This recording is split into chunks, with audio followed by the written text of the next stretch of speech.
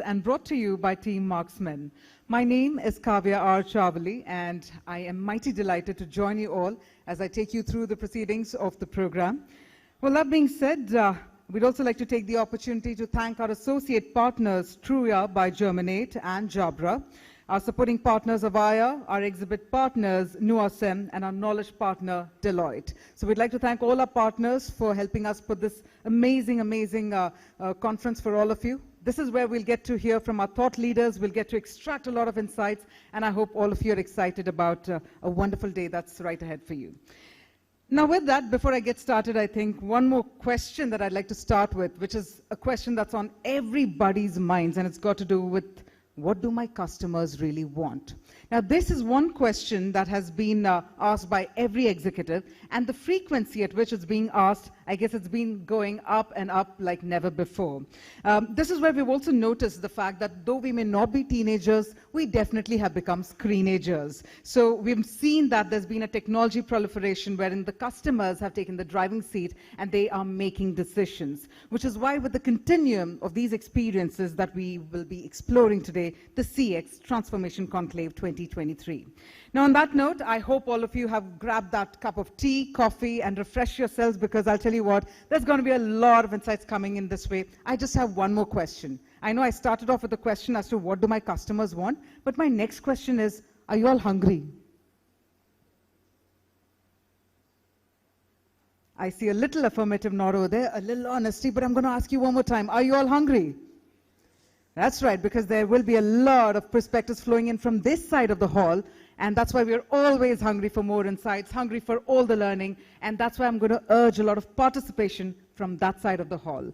So before we get started, what we're going to do is set the tone for the program, and the only way I can do that is by inviting on stage Karan Karai, Editor-in-Chief, Team Marksmen Network, to deliver the opening address. So ladies and gentlemen, can we have an enthusiastic round of applause? Please help me welcome on stage Karan Karai.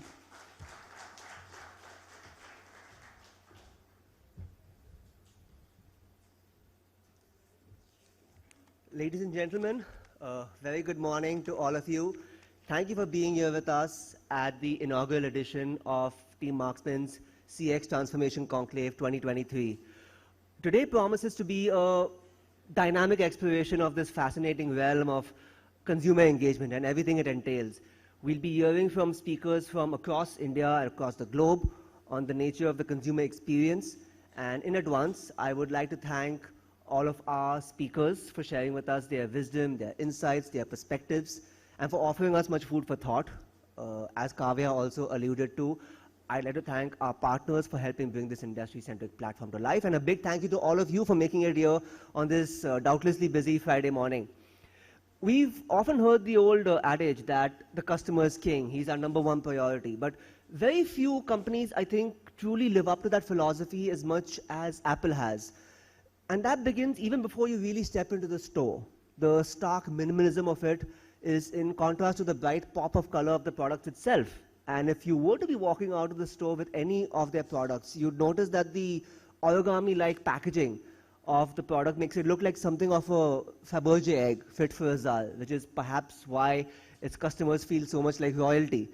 And it just keeps on picking up from there, because if you peel away that thin veneer of almost there plastic, you pick up that box and it's got this little bit of vacuum sealed air that just escapes with a slightly audible hiss. It's all very oddly enjoyable, which then leads you to the grand reveal itself, when you lift the product and you hold it aloft for all to behold like it's some kind of a trophy. It's a very simple process, but it's oddly enjoyable. It's deeply intuitive, which is perhaps why we see millions of unboxing videos all across the internet for their products. And it is this sense, this ethos of customer centricity that we hope to channel into all our deliberations, all our discussions today. We'll be hearing from visionaries, from industry leaders, from experts from across the globe, and of course closer to home, on the nature of consumer engagement. But this innovation, this sense of inspiration transcends boundaries, transcends cultures. It hits at the very heart, the essence of human nature. So I hope that we can channel this sense of joy into all the consumer experiences that we make in the weeks, the months, and the years to come, and we break out of the rigmarole that we usually see. So that is the kind of spirit that I'm hoping from all of you, and I hope that the discussions today are riveting and deeply enjoyable for everybody, and that it leaves much food for thought for everyone. Thank you for being here with us, and let's begin proceedings.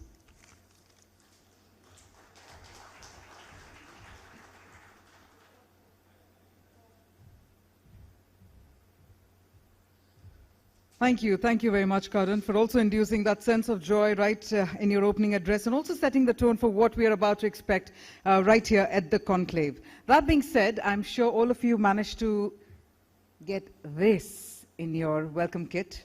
I hope all of you managed to grab this passport. That's right, there is a welcome kit. And in that bag, there is something called as a passport. So what I want all of you to do is during the breaks, we do have our partner booths, the exhibits right over here, and they're all eager to share across their latest initiatives and solutions. I'd like to urge all of you to connect with them, understand them more, but most importantly, also go ahead and get this passport stamped. The reason is, when you get this passport stamped, towards the end of the program, we'll also have a nice grand lucky draw, and we're about to pick 5 lucky winners. I also have my passport, so I'll also join you in the lucky draw bit. Why not? Let me also get lucky. So I'm going to urge all of you to ensure that during the breaks, you can go ahead and get the passport stamped. We'll keep this absolutely engaging and absolutely interactive, so let's do that and more. With that, let's also get to our first session really quick. Now, we do understand that when we look at this increasingly competitive landscape of business, we notice that customer experience has managed to emerge as a very powerful differentiator. Now, this is the one that actually enables the creation of long-lasting customer relationships, at the same time also increase customer lifetime value. So what we have now is an opening keynote address that will be delivered by Brad Cleveland, author leading the customer experience. And this is where we'll get to deep dive into the critical role of customer experience from a C-suite perspective, and also get to explore how it has become an essential tool for driving business outcomes and in the process creating long-term business growth. So we have Brad Cleveland, and as Karan had also mentioned, where we're talking about innovation, this is the time we're also going to harness a bit of technology to get Brad to deliver his keynote address, and we're going to do that in the form of a video message. So let's grab all those insights and let's take a look at what Brad Cleveland has to say. Hey everyone, thank you so much for having me here at the Mumbai edition of the CX Transformation Conclave 2023. I'm grateful to Teams Marksmen for reaching out to have me lend my perspective to this landmark event. And there's going to be some incredibly valuable sharing today, and you each have your own stories to tell that add value to this conversation. Here's my take on what it means to put a customer's needs and wants at the center of your strategy. And let me rewind for a moment and share a story from my early career. So I began learning about customer experience the hard way before I even heard the term. And I don't think the term existed back then. One of my first jobs was working for a company that provided business communication systems, telephone and computer systems. I was the youngest and lowest ranking employee. And my job was to run cable. So I spent a lot of time underneath the floors of corporations and hospitals and other buildings. I spent much of my day crawling through these tight spaces in the dark with a light on my head. I squeezed past utility pipes and through spider webs. It was dusty, hard work. There was that expression, one started their career on the ground floor. I started below the ground floor. I just wanted to get back up to the ground floor. In those early days, my supervisor watched me work closely. If you install a cable the wrong way, it could fail months or years later. So we wanted to make sure we did things right. I learned that what we do today can impact customers well into the future. Well, there came a day I was allowed to work above ground, installing equipment in offices. And on those days, I wore a collared shirt and I was coached to smile. And one day I got scolded, and I mean really in trouble, by my supervisor for leaving fingerprints on a computer monitor.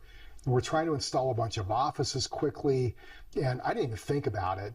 And he said, look, they're excited about this new system, and the first thing they're going to see are your fingerprints. And I felt about this high.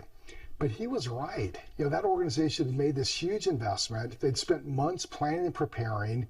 And before that, teams around the world had contributed to the design of this what at the time was a very cutting-edge system, and yet something as small as smudges could impact the customer's perception and experience.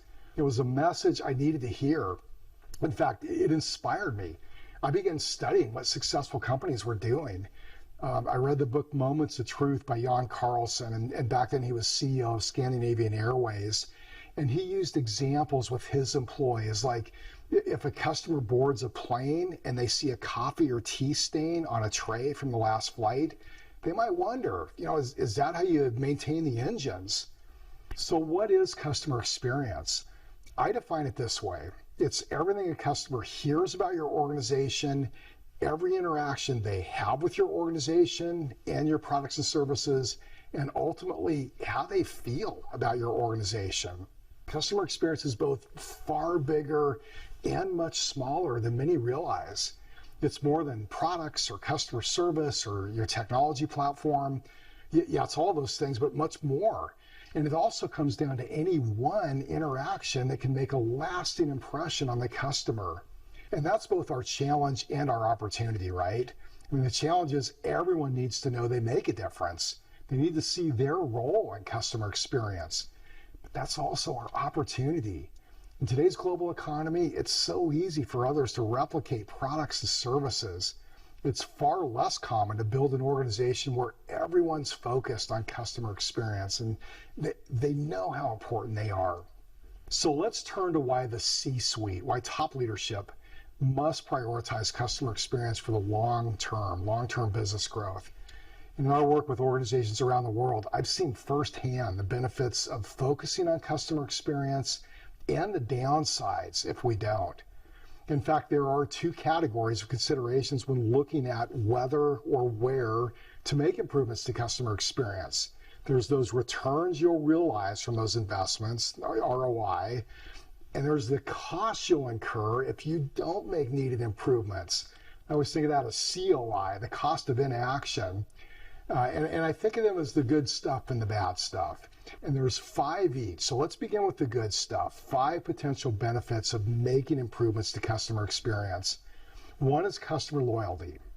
Loyal customers stay longer, they spend more over time, and they cost far less than the expense of winning new customers. Brand promotion, also called word of mouth. The better the customer experience, the more likely you are to create customers who are brand advocates. They're out there promoting your products and services through referrals and positive reviews. Operational improvements. Improvements often positively impact operations, inventory, shipping, customer service, and technical support, others you can think of. These processes become more scalable, more cost-effective. There's product and service innovation. Better products and services lead to more revenue, they tend to cost less to support, and they boost trust in your brand. And then there's a big one, employee engagement. Improvements to customer experience almost always boost employee engagement, leading to a better work culture and far better productivity. And we all want to be part of a winning team. What about the second category, the bad stuff? These are the costs of inaction, and you'll notice they're the inverse of the benefits. And 1 is customer defection. All the investment to earn the trust and business of customers walks right out the door. Brand damage. Customers who speak poorly about your products and services drive business away, and they create negative perceptions that are really hard to overcome. Recurring problems, product glitches and faulty services, even if small, cost enormous time and money as you fix the same thing over and over. Compliance, safety, and legal costs. In most every industry, there have been heartbreaking cases where defective products or insufficient services actually caused harm. And even if unlikely, consider the potential for fines, lawsuits, and brand damage. Finally, many organizations are unaware of the extent to which poor customer experience contributes to employee dissatisfaction. Your best employees will leave. They'll go seek other opportunities. Others might stay, but just not provide the contribution your organization and customers need. Let me make 2 recommendations, and I think of them as power tips. 1 is to develop a toolkit of these 5 returns and 5 costs, and then consider at least 1 return on improvement and 1 cost of inaction for any significant decision. To help with this, my team and I developed a guide that covers example calculations. It's free and part of the resources section on my website. And so you can go grab a copy if that would be helpful. And then, of course, talk to your financial team. They might be well ahead of the game on quantifying these kinds of impacts. Here's the second power tip. Have each person in each role consider and put in writing how they could positively impact each of the returns in those 5 areas. Then have them write out how someone perhaps not doing a great job could potentially create costs in each of those 5 areas, the bad stuff. It's so eye-opening to see just how much of a connection there is, good or bad, between specific job roles and customer experience. You know, this doesn't have to be, it can't be this vague concept. We've all had incredible experiences as customers. We've all probably had plenty of bad ones too, but those notable, incredible ones that stand out really make a difference. When my daughter Grace was 13, she bought a camera. She'd saved for many months and ended up buying a package from a large, well-known retail store. She began using it with a lot of excitement, and some pictures were fine, but I noticed many others were blurry or faded, and I assumed she just needed to get to know the equipment better. But over time, her enthusiasm began to wane, and the camera stayed on the shelf more and more. Well, one weekend we had some out-of-town family visit, including cousin Kate. Kate's a professional photographer, and I asked her to take a look at the camera. And after spending some time with her, she said there's something wrong. I mean, maybe it's a chipset or a lens fitting. Something's defective. So we took it back to the store, and Grace explained what happened. And with the manager's okay, they agreed to an immediate replacement. Then the real magic happened. An employee named Devin helped Grace unpack the new camera.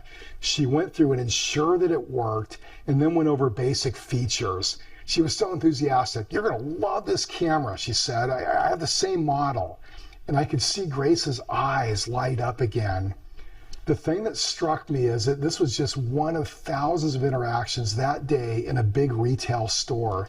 Yet it could have a lifelong impact on a young person who was giving up on an interest. Customer experience makes a difference.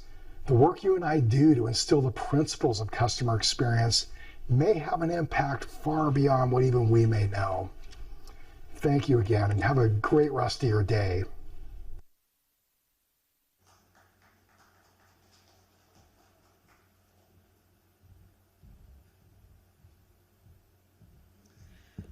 All right, ladies and gentlemen, on that note, I'd actually like to thank Brad as well for taking his time off to share some very interesting nuggets of insights, especially around the pointer that you never know, because 1 in 1,000 interactions can actually create a lifetime impact. And with that, we'll take those insights forward, and let's move ahead towards our next segment of the program. Before we do so, I'd also like to encourage all of you to also chime in with your thoughts, and you can do that using the hashtag TMCX Transformation. I repeat, hashtag TMCX Transformation. All that you get to witness over here, all that you get to hear in terms of the insights, if you wish to share, please do so using the hashtag TMCX Transformation. You can do that on Instagram, Twitter, which is X right now, but LinkedIn as well. All the social media platforms, do let us know what's on your mind. On that note, let's also get cracking and dive right into our next session for the day. Now, this is the session that focuses on AI's pivotal role as the foundation for delivering exceptional customer experience.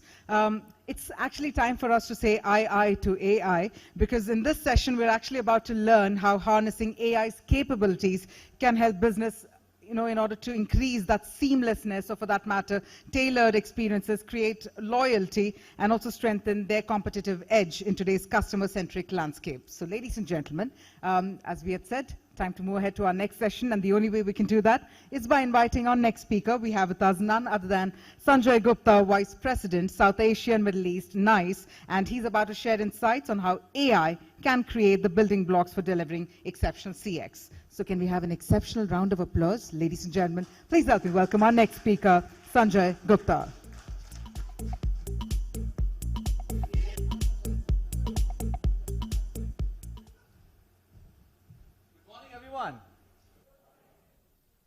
The tea was cold or coffee was not that hot? Good morning again. I know this is what happens when you see the first presenter on video, but here I am in person. Glad to be here. My name is Sanjay. I work for NICE. I cover South Asia and West Asia, or as call it, Middle East. Good to be here, and especially in this part of the city, because not very often you end up doing events in this side of the town, in a beautiful property, so good to have you here. How many people in this group use ChatGPT? Just by show of hands. Wow. How many of you use it other than crafting your social media post and other queries? Okay, that's good, that's good. All right. The next question I'm going to ask you is, how many people actually know about NICE? Has anyone heard this name, NICE? Few? Great. You actually did my job much easier. The hardest thing for us really is to reintroduce NICE to people.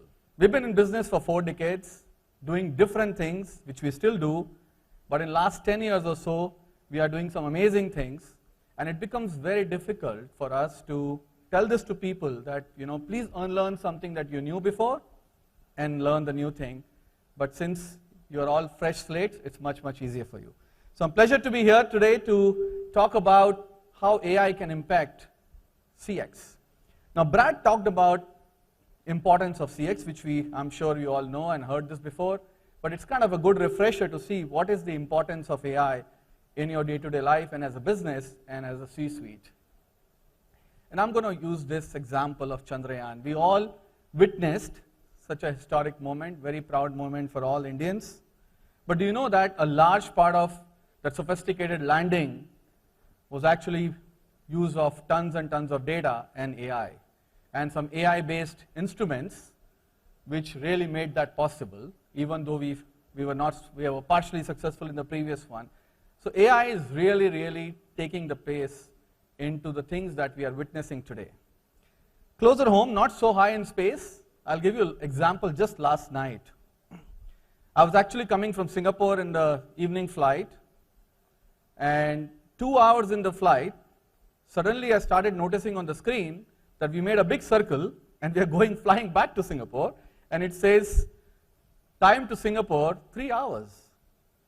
And no one really noticed, and it caught my attention, and I asked my person sitting next to me, I said, are we going back?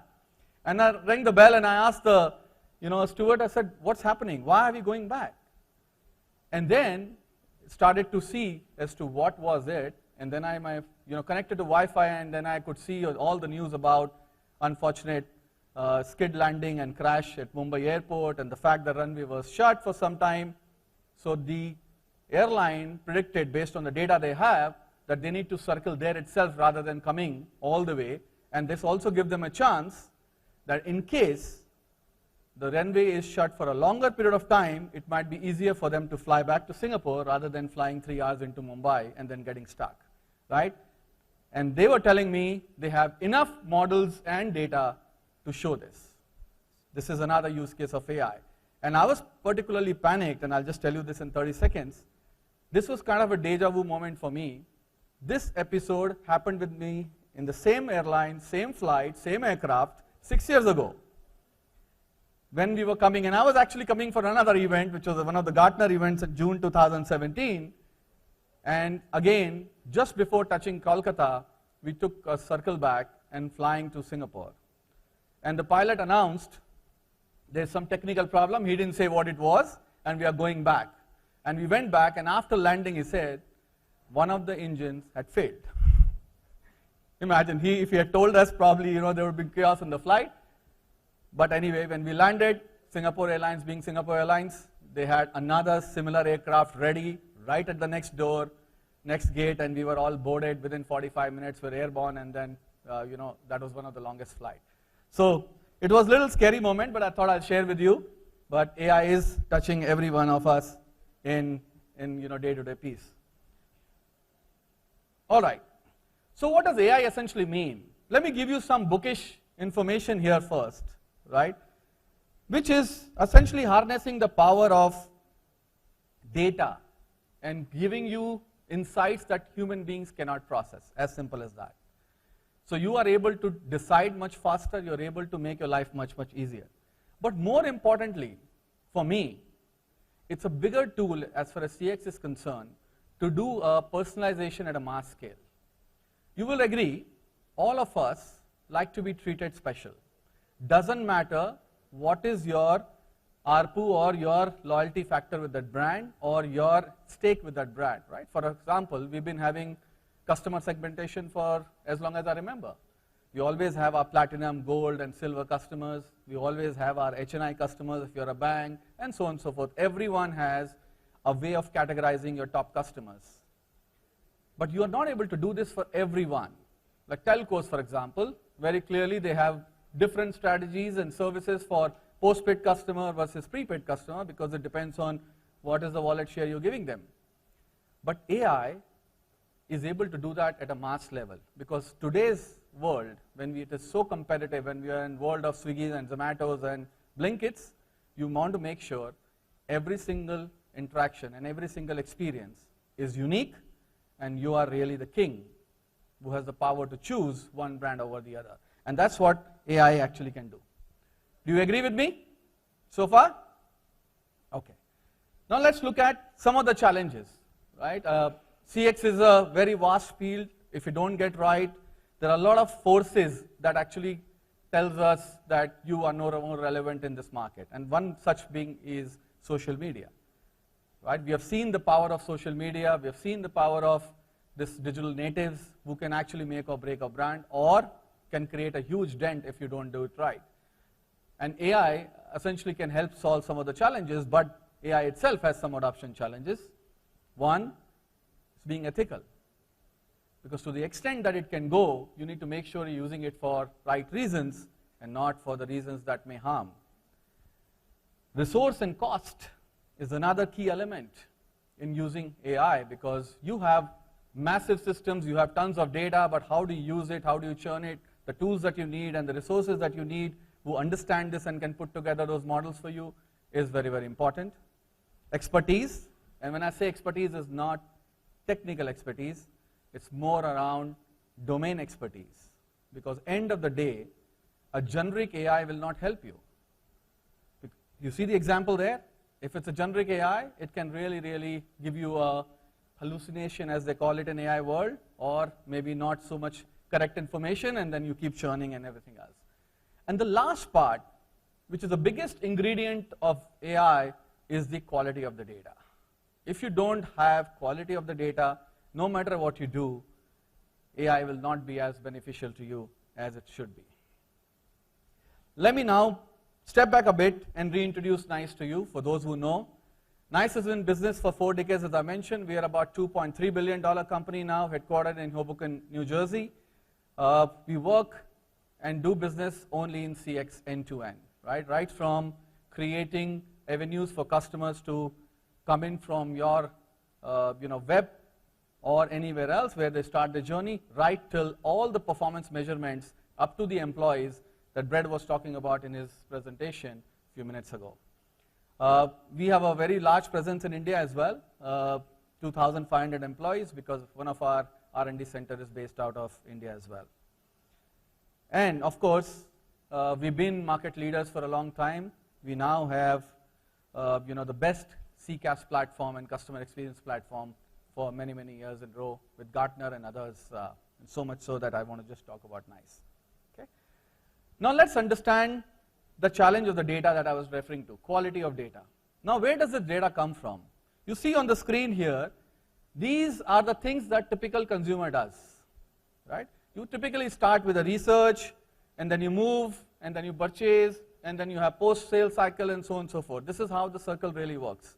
And every stage, you're creating some data, right? Every stage. Every purchase cycle or every consumer cycle will essentially have this.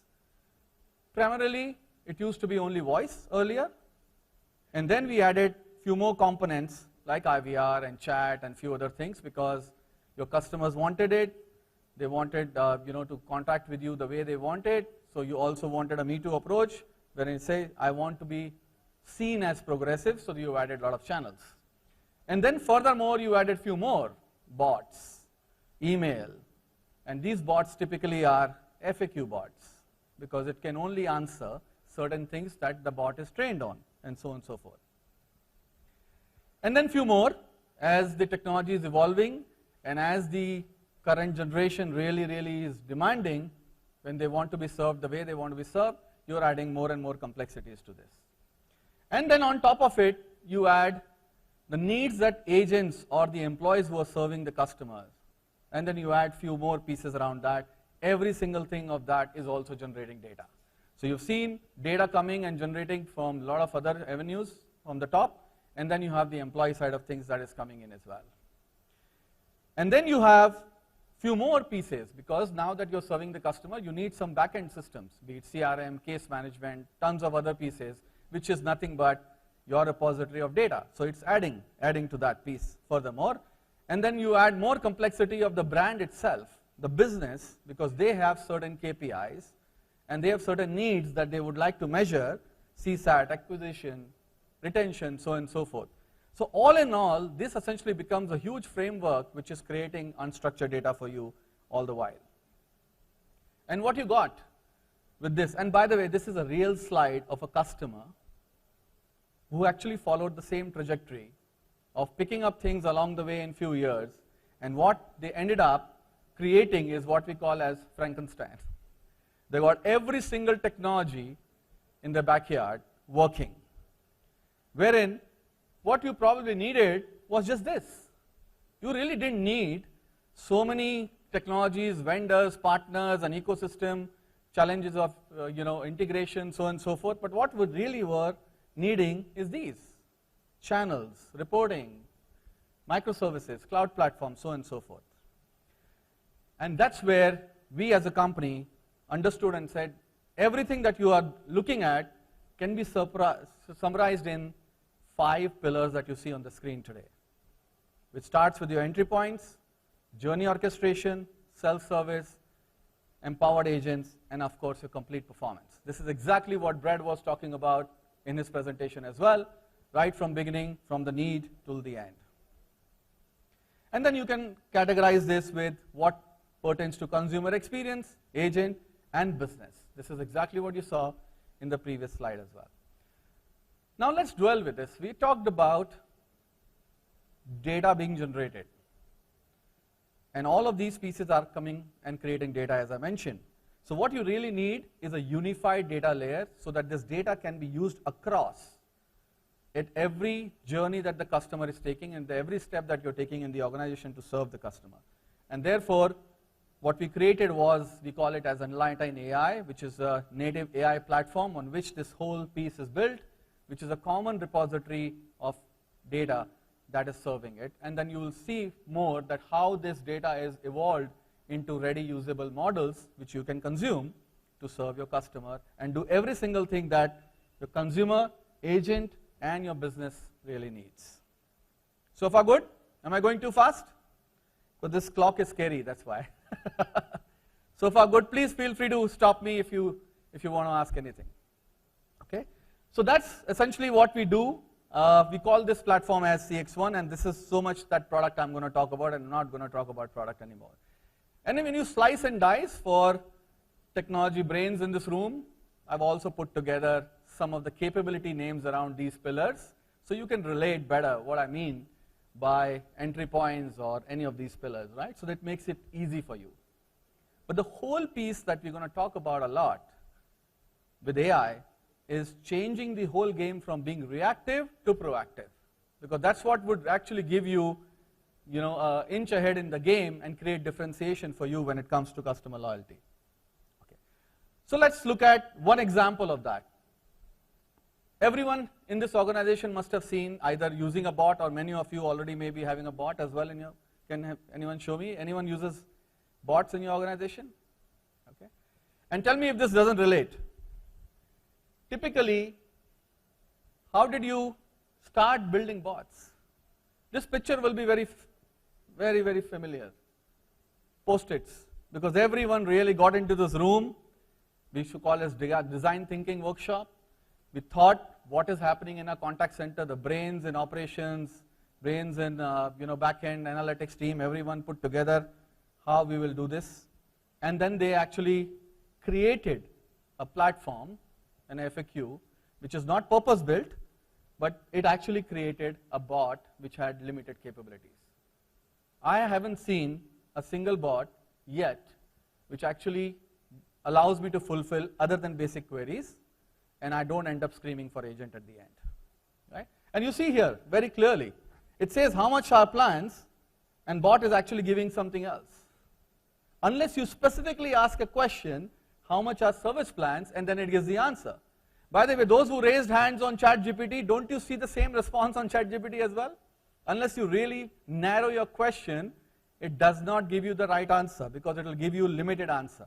And that's exactly what it is.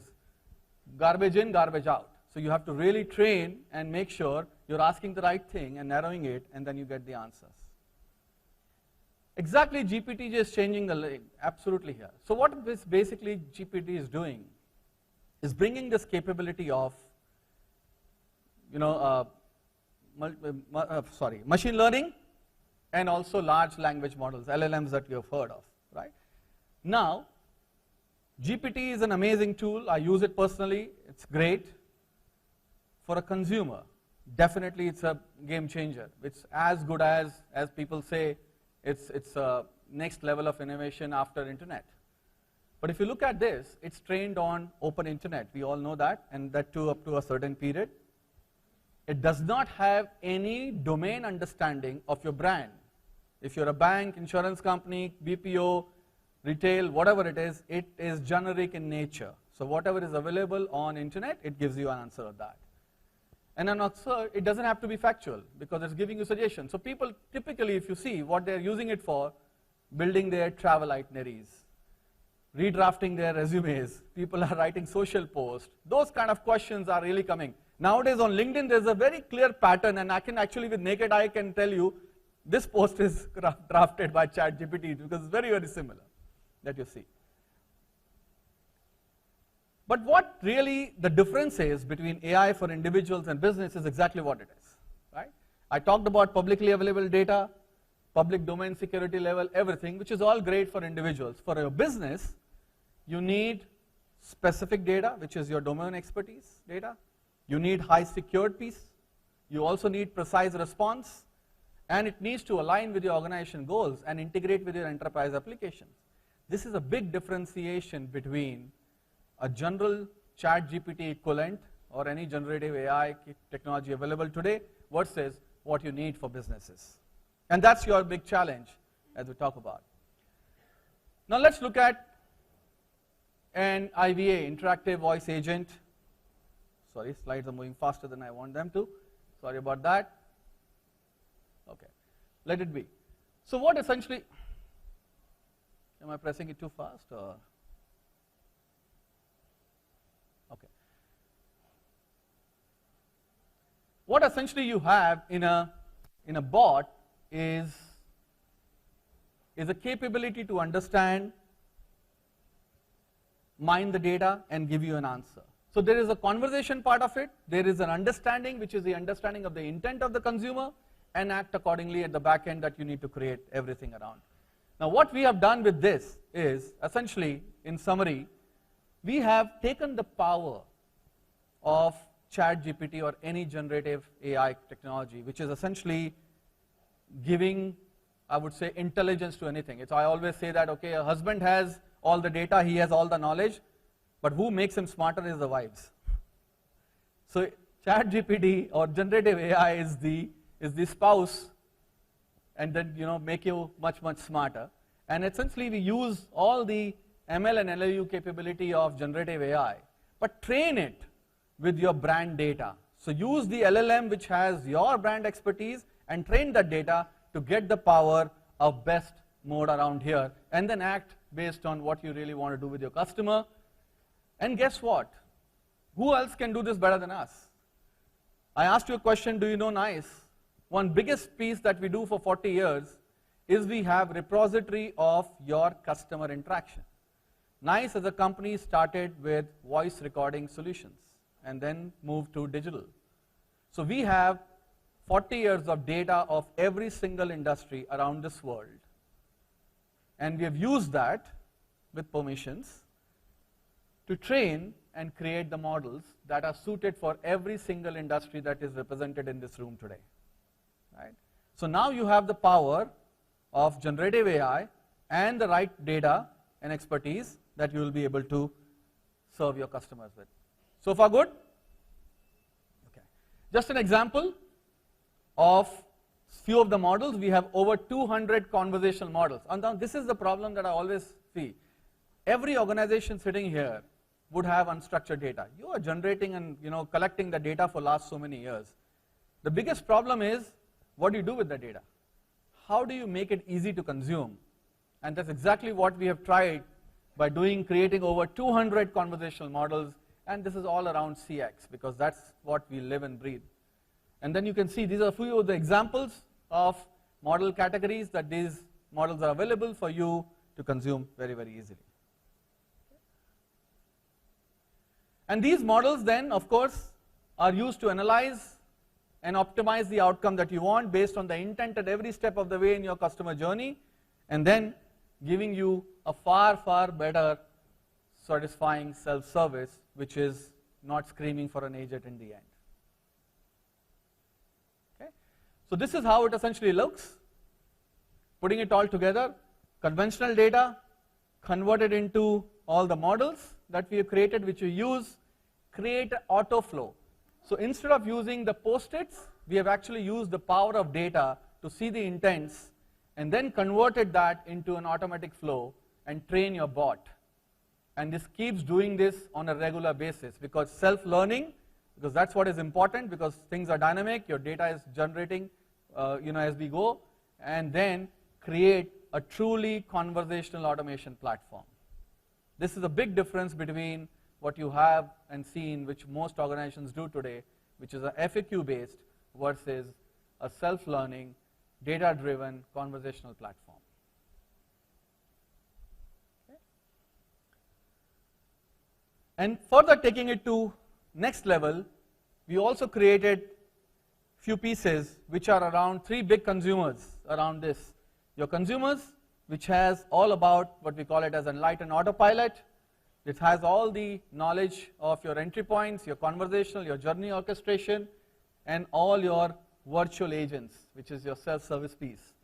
And then you have, for businesses, the entire knowledge, which means that the LLMs that you have or the knowledge management that you have, that knowledge is used to not just train your self-service channels, which could be through your app or through your website, but also you are projecting that knowledge onto the point when customer starts the journey.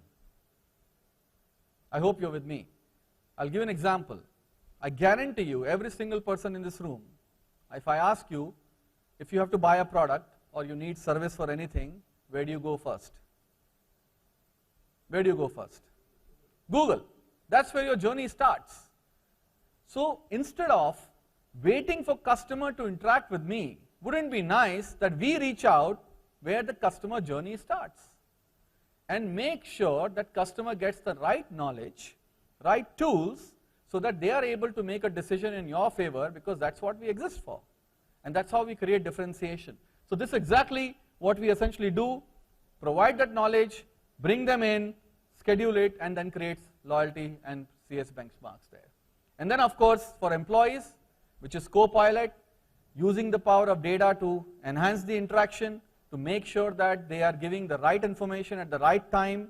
And once they have done the self-service, you will realize that employees, those who are serving the customer, the level also goes up. It's no more the routine, mundane things that they are doing. They're actually doing more consultative work, more complex work. And then there are tools around that, like real-time guidance, automation, which can actually save them time and also give them moment of truth in real time, so that they are able to retain a customer in case there is an irate customer on the other side, or do anything else that they need, or super delight the customer. Okay? Let me give you a very quick example of autopilot, and I'm conscious of time, so I will move very quickly here and show you right with an example actually. Bear with me.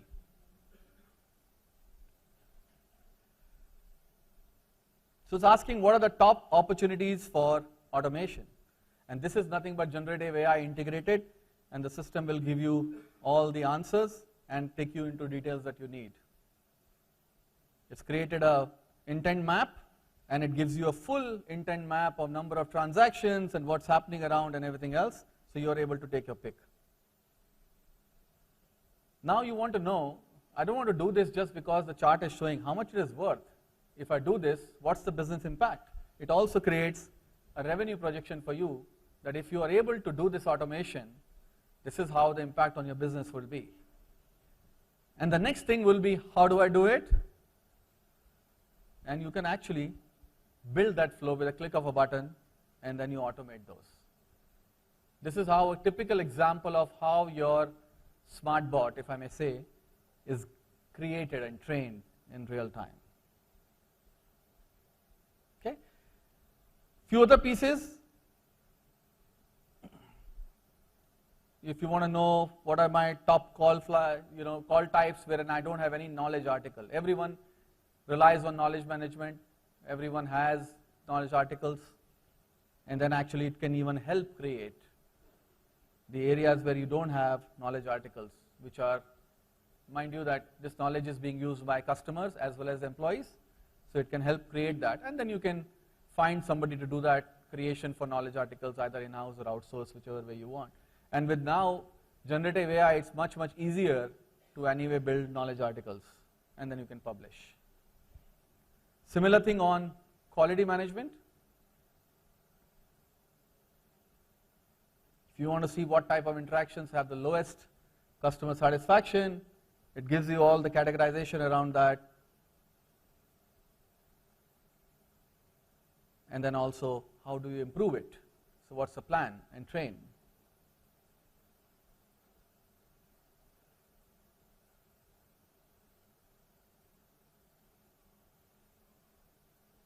There you go. And then you can publish to your employees who can use this to serve your customers. So in summary, back again, and that's all with the screen from me today. I hope it was trying to give you something in the glimpse of what you're looking at doing today. Everyone is experimenting with AI right now in your organization. As long as we put the right mechanism in place, put the right guardrails, you will definitely be able to succeed in this journey, and we are happy to help you if you need. Thank you very much. Hope you enjoyed the session. Thank you.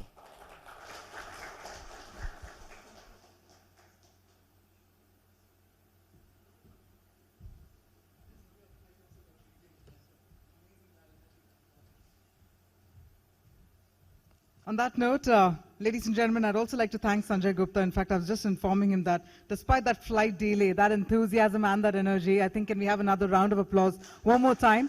And I'd like to please invite on stage Sharad Gupta, co-founder Team Marksmen Network, to please come on stage and also present the speaker certificate, as we thank them for their valuable presence and the valuable thoughts that they are sharing with us throughout the conclave.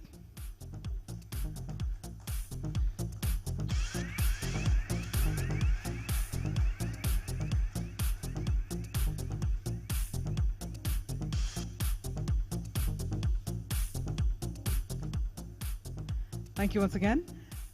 We managed to gather some really interesting use cases as well, and some very interesting data points from this presentation. Let's take this forward, and let's now move ahead towards our next segment of the conclave. And this is where we're about to host a fireside chat. And as you can notice, we're about to give a quick makeover to the stage as we set the stage for this discussion coming up. Now, this particular session will actually focus on how data-driven strategies are actually transforming customer experience through actionable insights. So together, we'll actually get to explore the importance of data-driven insights in shaping customer experience strategies, and also manage to gain a fuller understanding of how organizations can effectively collect, analyze, and also interpret customer data in order to gain valuable insights and, most importantly, drive personalized interactions. We see the personalization happen more and more in an era like today. So let's gather all these insights through this interesting format coming in the form of a fireside chat. I think we decided to aptly call it a fireside chat. It's a feisty topic that's right up in our minds, so let's go ahead. We'll also be going ahead and inviting our speakers on the stage to take the session forward. Meanwhile, while we do so, Let me again urge all of you to keep your thoughts coming as well using the hashtag TMCX Transformation. While we get to hear insights from our speakers, I'm going to urge all of you to participate as well. And as and when time permits, we can also open the floor for questions. Depends on the moderator and the session. But let's keep that interaction coming from our members of the audience. Now, that being said, as we all know that companies face many hurdles in the journey of experience transformation, including data governance, or for that matter, technological complexity. In order to compete and win in this era, companies need to make customer experience and employee experience strategic priorities and also get to unite the organization in order to fully execute them, which is why our next session is exactly about that. Okay, so with that, let's go ahead and quickly invite our speakers. The one person who will be spearheading the conversation, as they say on ChatGPT as well, you need to put in the right thoughts in order to get the right answers. Similarly, it's befitting to ask the right questions to get the right answers, and the only way we can do that is by inviting our fabulous session moderator we have with us, none other than Guneet Vijan, who's the director, Deloitte India. So I'd like to firstly invite Guneet to please come on stage. And joining Guneet, may I please invite Parag Lokhande, EVP Head Analytics and Strategy, Kotak Securities, and Sunil Mathur, EVP Head Analytics and Marketing, HDFC Bank. Can we have a feisty round of applause? Come on, let's keep bringing in that energy back in the air. Thank you, gentlemen, for joining us this morning. And with that, I'm going to request you to take your seats. I'm going to quickly hand it over to Guneet.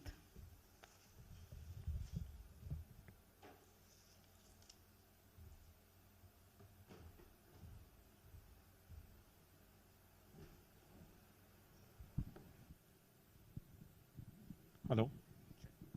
Hi, can you hear me? Okay, great. Good morning, folks. Thank you so much for joining us today. I thought a great session by Sanjay. I think we'll straight away dive into our topic today. So I think it's a very interesting topic because what you're looking at is, and the keyword if you look at the topic is actionable intelligence, right? Data is something that we all deal with every day, right? From using Excel to a data lake, right? But are you really able to actually extract actionable intelligence? That's where the challenge really comes in, right? So we have our two esteemed speakers who are sort of going to work with us to understand how do we look at data and how do we sort of take this discussion forward, right? So I'll probably start off with my first question is to really understand what could be certain examples of how data-driven strategies have significantly improved your CX journey, right? How do you look at machine learning, AI, now generative AI, sort of helping you look at building those strategies, and how does data really come into picture, right? So maybe Parag, I'll start with you, and we'll move into Sunil and go forward. Yeah. Hi, good morning, everyone. Am I audible? Yeah, I think so. So I think, see, the most important thing, and I think as Sanjay said, we all understand that customer is now the center of every business, right? Everybody wants to give the best experience to the customer. Over the last 15-20 years, what has changed is the kind of data that we get for the customer. Now we know not only about, so back around 15 years back, we used to do segmentation. We used to do demographic related. We used to find out which age, which city, which location. Now we get much more information about which device he's using. How is he checking your emails? What are the sites or the various kind of journey that he's going through? What are the what are the various kinds of behavior and traits that the customer is showing? Whether he's reading an Economic Times, whether he's reading a Lokmat, whether he's booking through an airline or going through train. All this information that helps us to give the right kind of avenue to the customer so that he can avail your service in the best possible way. For CX, what becomes important is once you have this data, how do you use it? So whether it's personalization, whether it's reaching out to the customer, whether it's the service related that we saw. So I think what Sanjay showed was an excellent example of the chatbot about creating those articles. For all this, you need data. So unless until you don't have the data, you don't have the tagging of what are the kind of articles you already have on the site, or what are the kind of queries that the customer is asking for, what are the kind of customers that come in. So I was working with an NBFC which was primarily, have a business in tier 2, tier 3, tier 4 towns. If you have your chatbot in English, Queen's English, probably people will not be able to understand. Or in India, the language changes very differently. So how do you make it more contextual to people? How do you make it much more efficient so that people do not go to the call center? I think as you mentioned, people are looking for reaching out to the call center. Today bot is available 24/7. I can reach out and ask a query whenever I want. So what it is important is how do you use this data, how do you segment it, and how do you give a personalized recommendation, personalized service to the customer, which can help your business. Srini, do you want to comment on that? Thanks, Parag. I think you set, some of those basics, right? Saying that there is no dearth of data. Companies understand the data that they have an access to, but how do you really use the data? How do you leverage the data from a CX point of view? And obviously, to ensure that the customer has a meaningful engagement with your organization. So I'll probably straight jump on to a few examples. And Guneet, I think your question is a combination of how data is used and also what kind of AI/ML capabilities can one use on top. And I think Sanjay's presentation wonderfully covered that as well, because there is only something that you can do with basic data, but I think you need to transform that data into a use case. And I'm a firm believer that for everything that you start with, first define the use case. If you define the use case, you get down to what is the data that you require, right? And like I mentioned, there's plenty of data that we as a bank, we have multiple digital properties. I'm sure every organization today has access to multiple digital properties where customers come and interact. Parag mentioned some of those, right? And therefore you get a lot of data. For example, for us at the bank, our website is the largest branch. It gets more than 12 million visits a month. Humongous.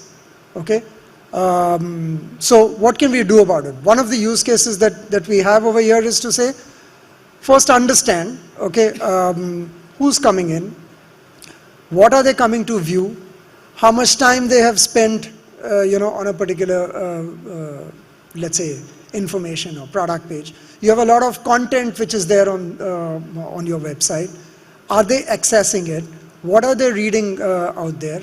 What's the path that they have taken to arrive at something where they have spent a lot of time, right? So some very important insights you can gain out of those, and then you pair them with simplistic AI models that work and say, all right, if this is the path the customer has taken, if this is what he has seen this time, this is probably what he's looking at.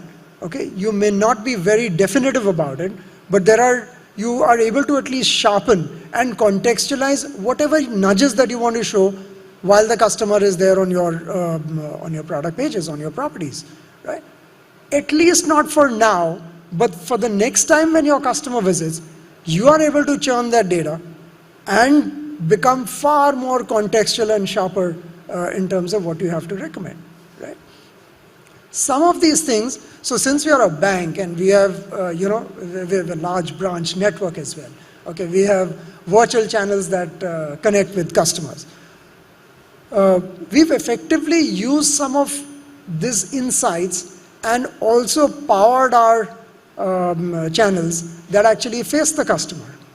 Because if you're talking about CX, and if you want to give experience which as a bank you believe that you know the customer, you've understood what he requires, you should present the experience to him across all channels and not just, let's say on the digital channels.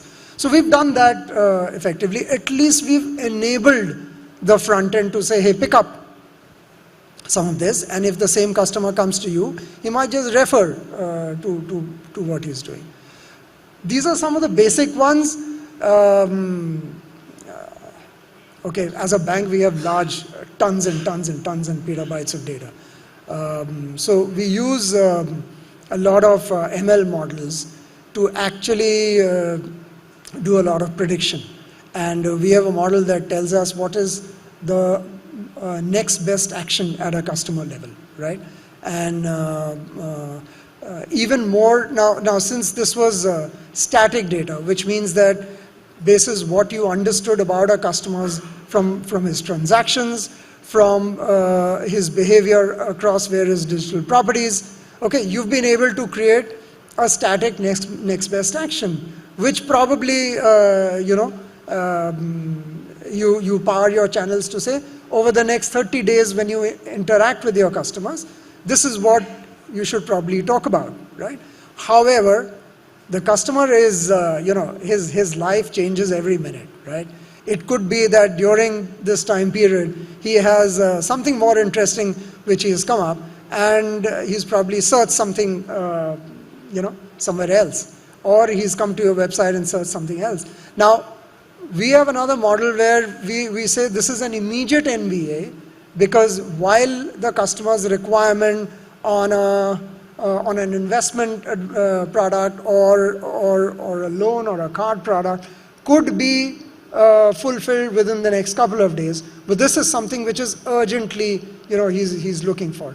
And these are insights and signals which your ML models help you to segregate from the normal requirement to, let's say, an immediate requirement, right? And actually, some of these, when our frontline guys are able to engage with customers on a, let's say, near real-time basis, let's say you have the INVA trigger that goes to the front line today morning, and by afternoon or evening, the agent is in contact with the customer. The customer also appreciates this experience to say that, okay, you understand what I'm doing with you, right? And there is something that you want to do about it, being proactive, and so some of the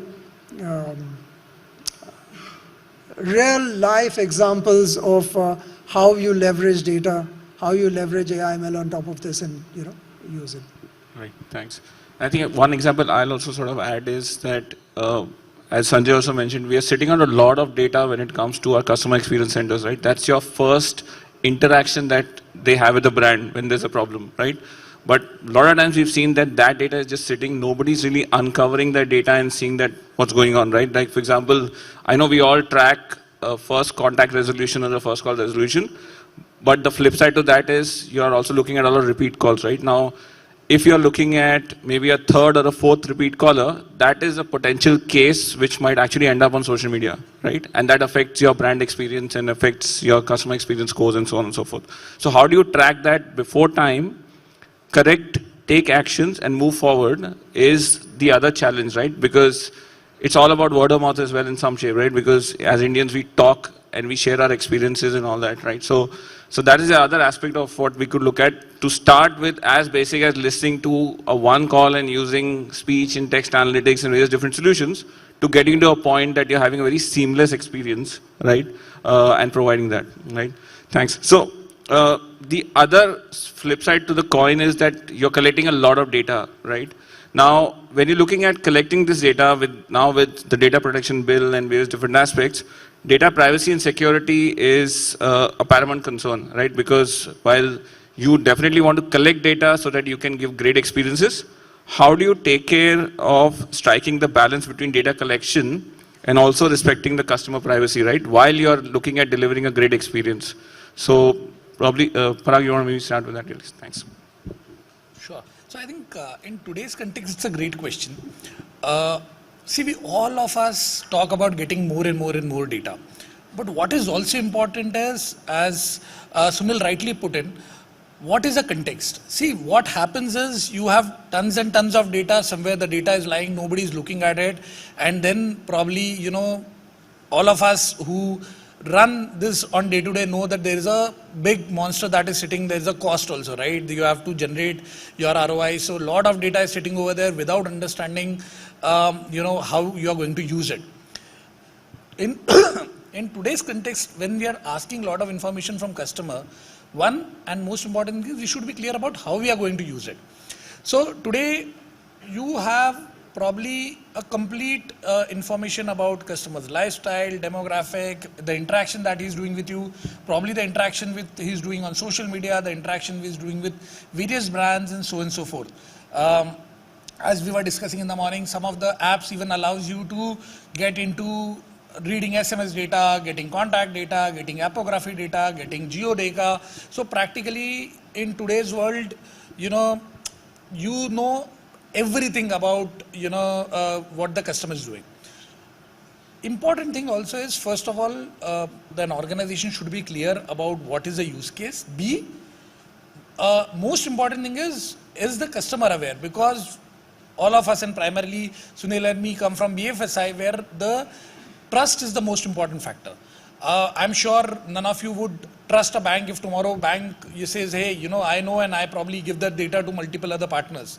So trust is most important. Third important element along with customer is the employees who are using it and the partners who are using it. So all the insights that we generate, our data scientists can work with an anonymous data. They can work on the segments where they don't need to know exact information. There can be binning information that is required. So in my previous one where I was working with an NBFC, we used to get a lot of information, but we used to ensure that there is a segments that are created, so nobody know actually what is the salary of the customer, what are the various kinds of areas in which the spending is happening, what are the other sources of income, so on and so forth.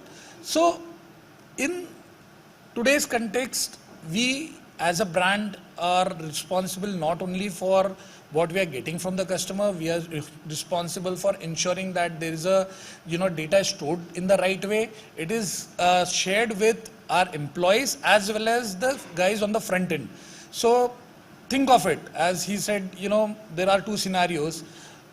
As an ML engine says that if there is an X amount of money, if there is an X amount of money which is there in an account, suppose somebody has a 10 lakh rupees in his amount, obviously the ML engine would move the recommendation from a personal loan to a FD.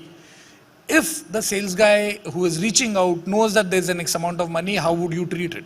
So what is also important in today's context is A, how do you get this information? B, how do you store it in the right way? C, how do you analyze that information? And D, how this dissemination of information is done across to your employees, to your partners, and to the bigger universe that is there. Sunil? I'll add to what Parag says. Firstly, I think given that we are in a regulated environment, highly regulated environment, okay, you typically tend to give this data privacy, data security extremely high importance. So that's one. However, I think from two,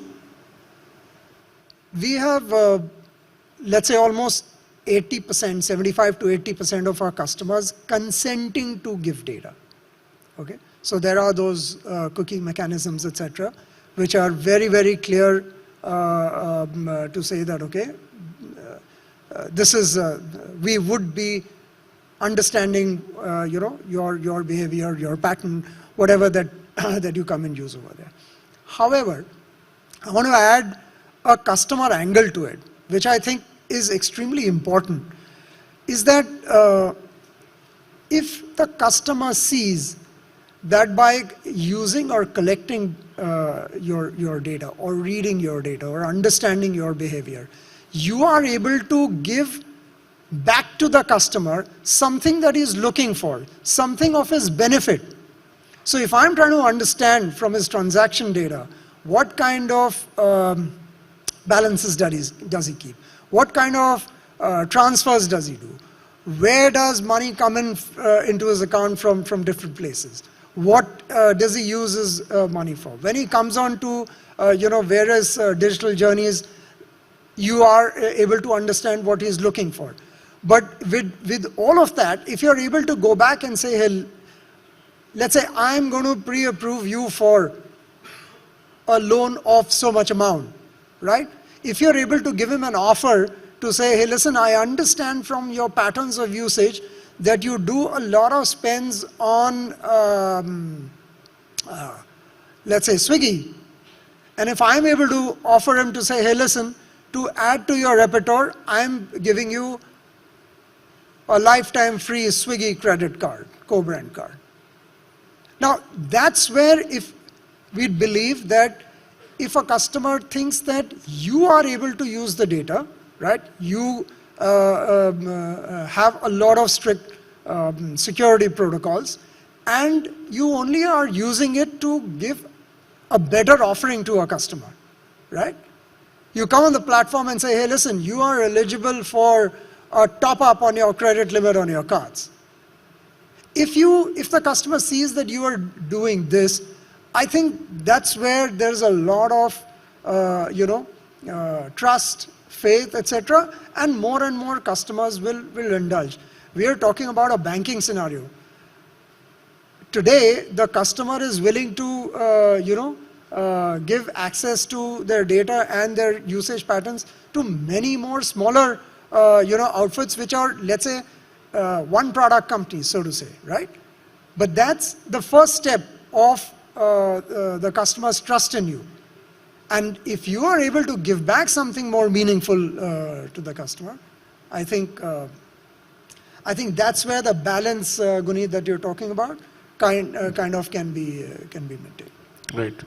I think if you, on a lighter side, if you own an Android phone, I think practically every app is going to take every permission, right? Even if they don't require. So I think the data is, that challenge sort of exists for us, right? The other thing, I think, there's a lot of data that you're getting, a lot of conversations that you're having now, right? One, there is direct customer conversations, then there is website information, then there is social media. How do you sort of look at picking up all these data points, creating a comprehensive view, and using that to have a meaningful engagement? I'm stressing on meaningful because there are engagements, but personalization is, I think we'll cover that later, but how do you make a meaningful engagement is something that, if you can discuss, and that'll be sort of something that we should look at. Sunil, you want to start?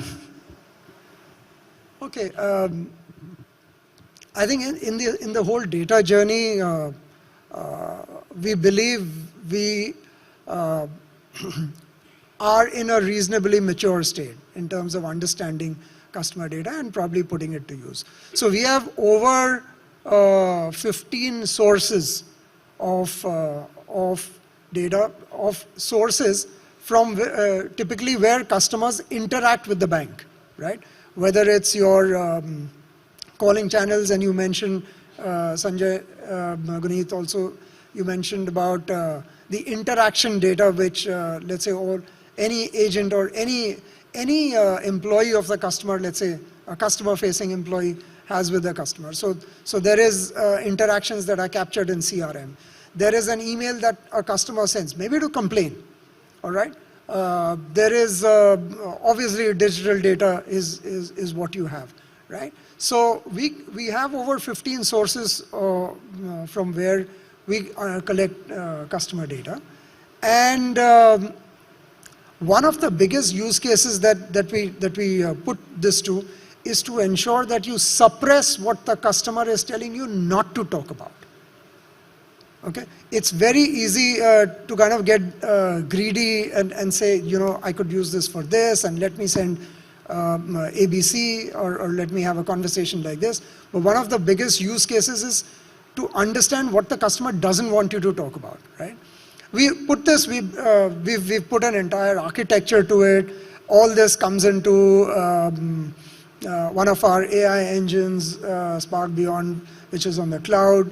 Okay, we churn a lot of this data, and then we make meaningful, conversations. Whether it's empowering digital interactions, it's empowering our frontline virtual, channels, etc. We, typically do that. Some of the use cases I did talk about in the earlier one. We could get down to many more, such use cases. But again, it's like Parag also mentioned in his earlier address that there is a lot of data which is also not required. So one of the important things in, it's very easily said ki yaar, bring everything. You don't require everything, okay? You put the use case first and then you decide what type of data you require, how many attributes do you require, right? What are your ML models will tell you what attributes actually have a weight, actually are giving you insightful signals which help you to have a meaningful conversation like that, Guneet. So it's a learning curve. You start off with bringing everything in, you understand, and then you kind of refine over a period of time. So we put an architecture to it, and now I think every day there is more learning to it in terms of what you can do with that. And just to add, I think what Sunil said, see, the world is changing very fast, right? Probably, there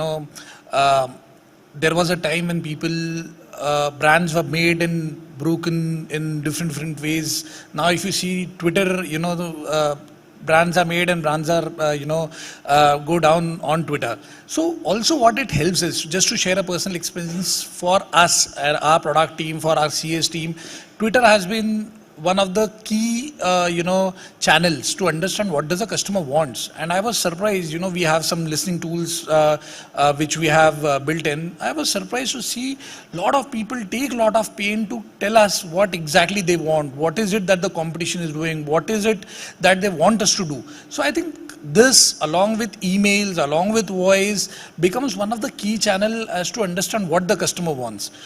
Today, I strongly believe that we are in a world where, you have to experiment. You have to try out new things. So this avenues gives you a lot of, lot of ways to reach out to customer, understand whether they're liking it or not. We come up with new feature. Within next 2-3 days, we start getting feedback from the customers on Twitter, where probably it's not intended for a company. They are just expressing their own opinions. They also share their opinion, what exactly they are looking at. So I think something like this really helps organization to innovate and work their way ahead. So I think when we're looking at all these data-driven strategies, I think we also have to look at the next phase, which is, while I think you'll get actionable intelligence, there's a lot of inwards within the organization also. You'll have to look at different various aspects, right? So how do you look at the inward aspects, like for example, the change management aspects around a culture shift or a personal shift, and ensure, because I think the hard part that we've all seen is that while you can implement these strategies, the hard part is to do action on the ground, right? And that's where the challenge really starts, because CX is not delivered just by the front end staff. It is also the internal, the machinery has to be sort of, set in place. So how do you sort of look at bringing about that change management to support your CX strategy? So I think, Sunit, as they say, experience is everybody's job. It's not only the CX or the customer service team's job. So your experience starts with your first interaction that you have with your sales guy, probably, or your website, or your various other properties that you have. Then you meet the sales guy. Then you go through the ops process, and all this are part of your experience that are there. I think one of the challenge that I have seen in organization is lot of companies, lot of data, lot of teams are working in silos. So one of the important aspects that we have started doing in our organization is, how do you get different teams together, set an objective, get a buy-in from top management. You'll get a pizza team. Maybe you'll have somebody from tech, somebody from analytics, somebody from marketing, somebody from product, somebody from CS. On building that, so that everybody has the information, everybody can start thinking from that perspective, everybody can bring in their own sets of challenges, and jointly they work towards solving this. So I think this is something which has really helped us delivering a lot of things. So I think as the previous speaker was talking about ChatGPT, we have built something internally. So now thanks to private GPTs, you can ensure that your data doesn't go outside. And you are also able to build in the nuances which are very much related to your brand, your company, your way of working. So I think once the organization starts working in, or the people starts working in, the different departments starts coming in, then you see the magic that happening. Sorry. Ditto. We call this concept, pods in our organization. Okay, and I'm telling you, I so much agree with you. It really works wonders. The fact that there are a diverse set of people who come together with a common objective. So it brings ownership, okay, because everybody is working towards, this one objective. And therefore, challenges like how typically any large organizations are structured. So there is an IT, and there is a CX, and there is a digital, and there is a data engineering, and there is a data science, right?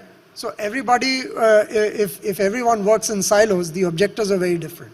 Okay, one of the most beautiful thing of the pod culture is that people come together with a common objective. And I think not only from an implementation of some of these strategies, we've seen a lot of success in the organization. Also, some of the way in which even businesses have been run, right? So very interestingly, for some of the big digital journeys, okay, we have some of these youngsters from across these teams who sit together and say, okay, I've launched a new service journey, or I've launched a new journey for a customer to take a loan, right? It is not by magic that the customer starts to adopt your new method of offering them, whatever product that you have, all right? These people come in and look at it only from a CX point of view, okay? They understand who's coming, what's the traffic coming in, how many people are wanting to log in, including defining to say what kind of communication works for the customer, for which type of customer, right? What makes him come into the journey and even experience it? Where are the typical drop-off points, right? What could be the possible reasons? And there you quickly, go and talk to a few customers. You'll get very valuable, information. Make that come back, make changes, make it more frictionless for him, all right? And if I can tell you some stats, for some of the asset journeys that we have, the contribution is over 40% to total bank's business. So this is how beautifully a concept like this, can work. So I think we've run out of time. But I think one last comment, I think we were discussing this earlier also, is while all this is great and you want to build your strategy, what are the aspects that you should be sort of cognizant of? And one of them definitely is cost, right? Because you want to do great things, but cost becomes a barrier, right? So maybe just one-liner comments from both of you, we run out of time, as to how do you look at, maybe cost and other factors which are hampering you to sort of get into these CX strategies.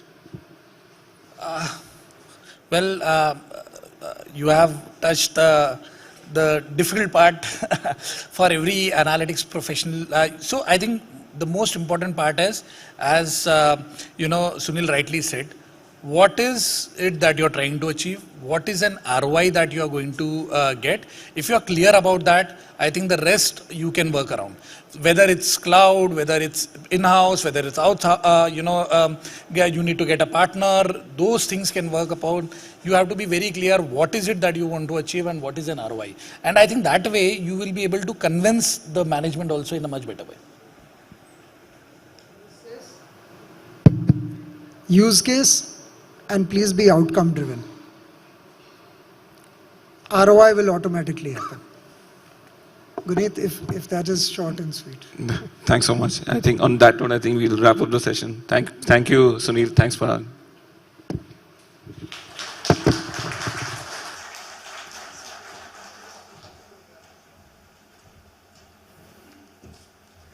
Thank you so much to all of our speakers. I'm going to request you to come together for a group photograph. And meanwhile, I'd also like to invite Sharad Gupta, the co-founder, Team Marksmen Network, to also please come on stage to present the speaker certificates, to thank all of our speakers for some interesting nuggets of insights that we've been gathering.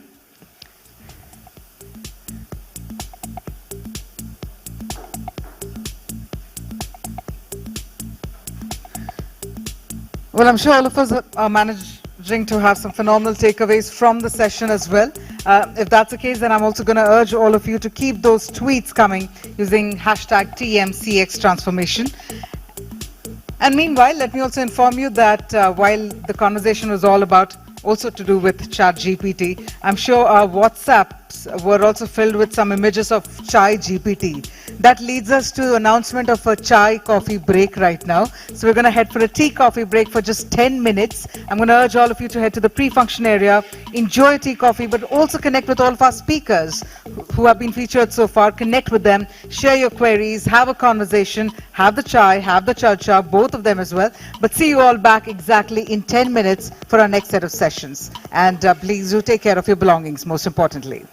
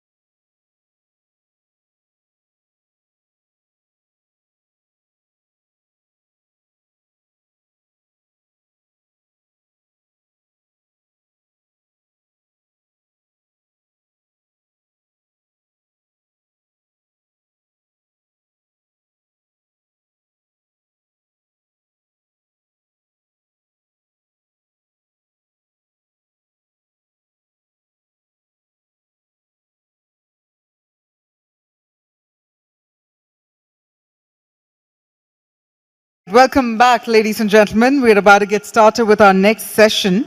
But while we do that, the only way we can move forward is if you all move forward and take your seats. So I'm going to urge our members of the audience, we're going to give you another opportunity to go ahead and network with our partners and also ensure that the passports that you receive, you'll get to stamp them as well during the lunch break. So as of now, I'm going to request you to please come forward. All of you, please take your seats. We're about to get started with our next session. And again, before that, another very special announcement coming your way. Now, as so many of you know about Team Marksmen, they're known for conceptualizing and executing industry-centric knowledge platforms. This is where professionals can collaborate and also get inspired. And that's why we're here to present the next step of this mission. So this is where we'll also be unveiling the third edition of In Focus. It's a business leadership and lifestyle print magazine that's focused on delivering insights for innovative business builders. Now, every copy of In Focus aims to be thought-provoking, eye-catching. It's packed with real insights across India, across industries, all of it in one place. I'm sure all of you, if you've taken a look at your kit bag, you'd have seen that there are passports, the red color passport, but there's also the In Focus magazine. So that being said, let's actually go ahead and take a look at the latest issue of In Focus magazine in the form of a short video. Let's have the video on the screen, please.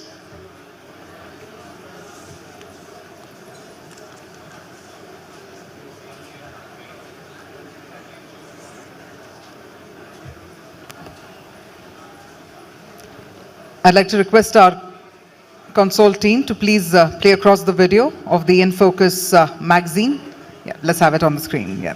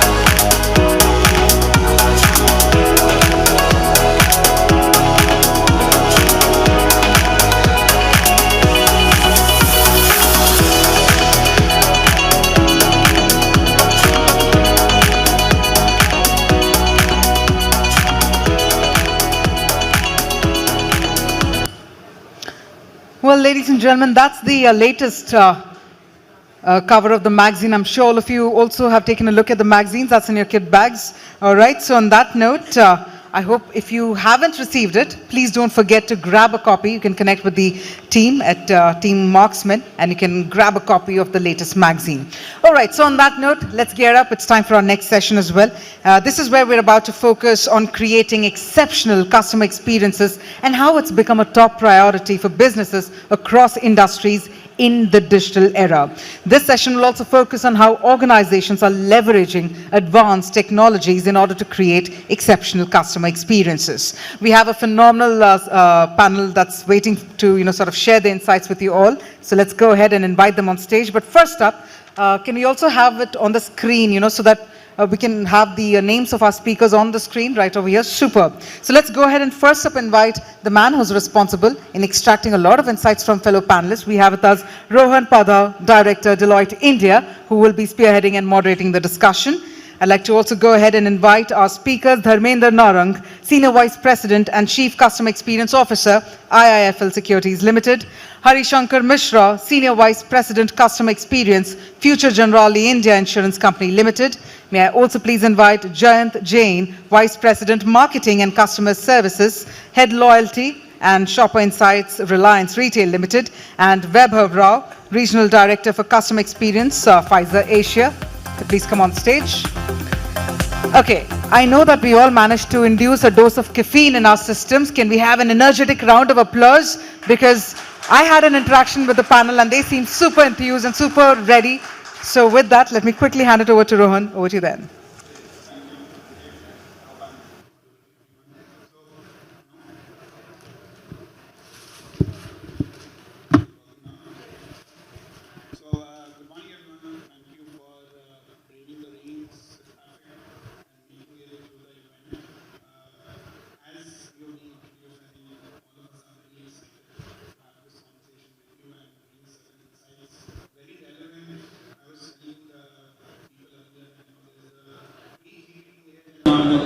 post-GPT age. So I think advanced technology coming in, I think a very relevant topic to discuss today.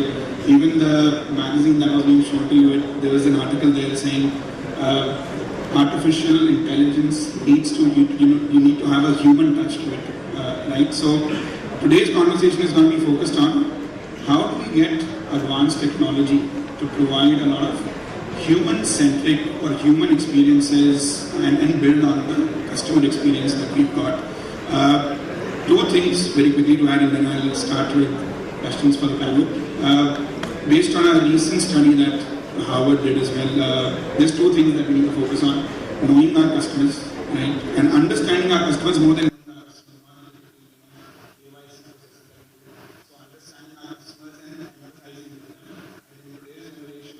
they want instant gratification, they're not very patient. One bad experience and you might lose a customer. So how do you do that? And the second thing is total experience. So it's not just limited to customers, it's how are you providing your employees with the right tools to help customers as well, right? I'm going to share a couple of quick numbers with you, just to bring a heft to the discussion. There's a study that we did where 60% of the organizations over the next 3 years are going to be extensively going to invest in self-service capabilities, right? So that's a focus area for organizations. From a customer perspective, customers also, there's about 73% customers who say AI is going to positively impact CX, right? So just to start the panel, I'm going to start with Sundar Pichai's statement. He just said that, AI is going to be as transformational as farming, as transformational as internet.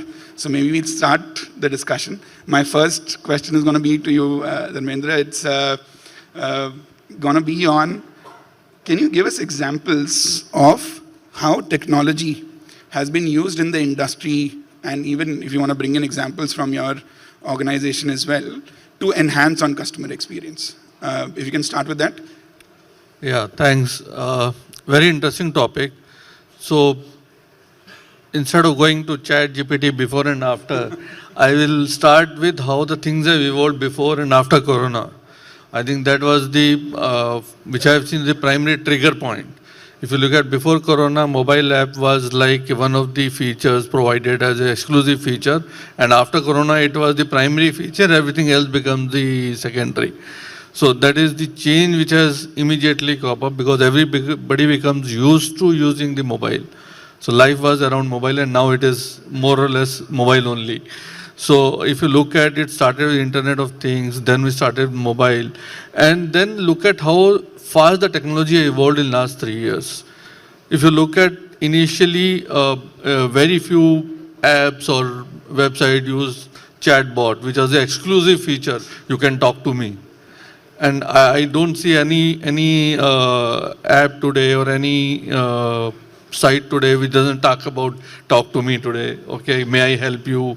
So everybody has the chatbot. So it becomes the table stakes. So within 2-3 years, which used to be exclusivity, becomes the table stake. That is how that fast the technology is changing. Now that becomes a table stake, and then how technology has evolved after that. See, earlier people used to do the next thing was the analytics. How the big data is being analyzed, how big data is being cut through, and how the basic, it comes down, then looking at a market, you start looking at individual. That is the core thing which start coming up was the hyper-personalization. How are you going to make it more and more personal to the particular individual rather than treating him as a subset of a whole market. So you start designing things. Okay, even if you go to any store, whether it's Amazon or Flipkart, as soon as you search one, immediately you start getting similar products. You start getting notification on same products. So that is where the intelligence come into picture, the AI, which start becoming the part and parcel of your everyday life. So that is how technology start involving using AI. So then again it becomes a table stake. Now it becomes coming to rather using chatbot. So it's I will still say there are a lot of issues in terms of security, But if you look at, it will become integral part how you're going to use AI. It will become an enabler. It will not be another product. So today, if I'm using a voice bot, there's a possibility it may or may not able to understand the customer. But if I enable it with generative AI, it will become much and much inherent, and the possibility the bot will give the answer will increase probably from 60 to 90%. So that is the effectiveness, as already pointed out, that how generative AI will become part and parcel of life rather than another product. So that is how it is getting evolved. So it evolved with now how hyper-personalization get impacted using generative AI will be the thing to look at. And next, probably we will touch after our discussion that how future is going to be. I think future, this is the journey which we are going through, will be the most destructive journey. The things, technology is going to keep changing and keep evolving. And probably then chatbot or voice bot will be replaced by metaverse. So the things are going to be totally different from 10 years now. So we have to be on our toes that how we can increase and keep the experience consistent. We shouldn't lose out the focus on the customer itself. We are focusing on technology, but we forget the customer. You keep implementing technology without looking at empathy piece of it, that whether we are able to service or we are just using technology for the sake of it. So how effectively we are using technology will be more important than what technology we are using. That's my take. Perfect. Thank you. Thank you, Dharmendra, for those insights. Vaibhav, maybe if you want to build on that. Yeah, sure. So thank you. Thanks for the question. So coming from a pharma domain, typically pharma companies started where others actually implemented and forgotten about such technologies, right? So we are laggards, and no harm in admitting that. So what Pepsi and Mondelez does with the customers and how they use technology to do that is something that we are actually getting started. They've done it decades ago. So we started late, but there are reasons why it happened. It's a regulated industry. You need to be very sensitive in terms of how you use technology, how you use data to your advantage when you are reaching out to the customer. So that's a bit of history. And typically, pharma companies would invest a lot in molecular research, clinical trials, and then focusing to launch that product, working with the regulators in the country, and then use more of relationship-based selling using your sales reps and traditional channels. But that can only get you to a point, right? You can't build brand loyalties based on traditional ways of working, and that's what we've realized a few years ago, thanks to COVID.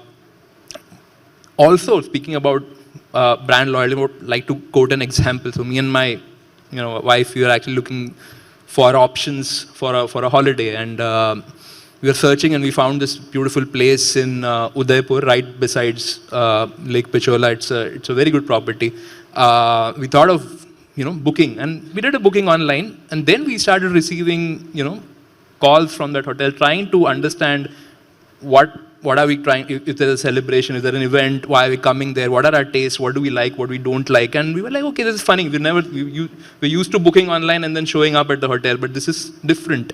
And we did answer some of the questions that they asked, and it kind of ended. And like 2 months after that, when we went there was a vintage car at the airport to welcome us. They didn't let us touch our luggage. They took it from there. Whatever we had given to them in terms of inputs, they had taken that really, really seriously. The room decor was kind of in that color, even the color of the room, of the sheets. There was a peacock in the balcony, and we didn't ask for that, but it was there. And even the food, right? The chef would actually come at breakfast, lunch, and dinner, would ask us and improvise. We stayed there for 4 days. We left with a very good experience. They gave us a ride, a private boat on Lake Pichola to go around, and so something like that. Very good experience. 2 years since then, we went again and booked. They actually remembered our experience. What did we like? What did we not like? They took their CSAT very, very, very seriously. And they gave us even a better experience, right? So, brand loyalty. I mean, now we are like sold to that brand. Third time when we wanted to go, they said, you know what, we are booked. We can't be servicing you. would it be okay if you showed up next month and we'll try to give you a very superlative experience? We actually moved our holiday dates. We wouldn't do that. But so if you are building seriously good brand loyalty, you can get away with murder. That's what I'm trying to get at. So we've realized that. Now coming back to the industry, who's our customer? It's a doctor from a pharma perspective who's actually writing our prescriptions. It's the patient who's actually consuming that medicine and looking for a better quality of life. And of course, the distributor and the wholesaler who's actually taking these therapies or these medicines to the customer. So what do they need? And if you just keep doing relationship-based selling, we're not building brand loyalties, right? And we're not winning the customer for life. So a doctor is basically looking for easy access of information at the right time, at the right place, so that he's able to do his job better and basically give the best-in-class treatment to his patients so they are able to have a better quality of life. Patients are looking for best-in-class therapies, have good quality of life, access and affordability becomes a very predominant topic here. What can we do to solve for this is something which you build your experiences, because you're helping them be more successful in their lives, and that's where brand loyalties are built and not based on pushing your brands indiscriminately. So that was a change, a shift in paradigm in terms of thinking. How do we approach? Did we have enough information about our customer? Let's start with the doctors. Yes, we did. Did we act upon it? No. Were the information based in silos in terms of what our sales reps were actually telling us versus what we were doing digitally on social media or closed door communities? Yes, they were in silos. So now as an industry, we're starting putting those pieces together. We're building an integrated data ecosystem first. What has that given us is more insights about our customers. It's not segmenting them based on the potential, right, the revenue potential. It's also segmenting them based on their behaviors. What do they like consuming at what point in time and what type, right? If I send a message on WhatsApp to a customer, would he consume that data at like 8 p.m. in the night and looking at videos or clicking on a GIF?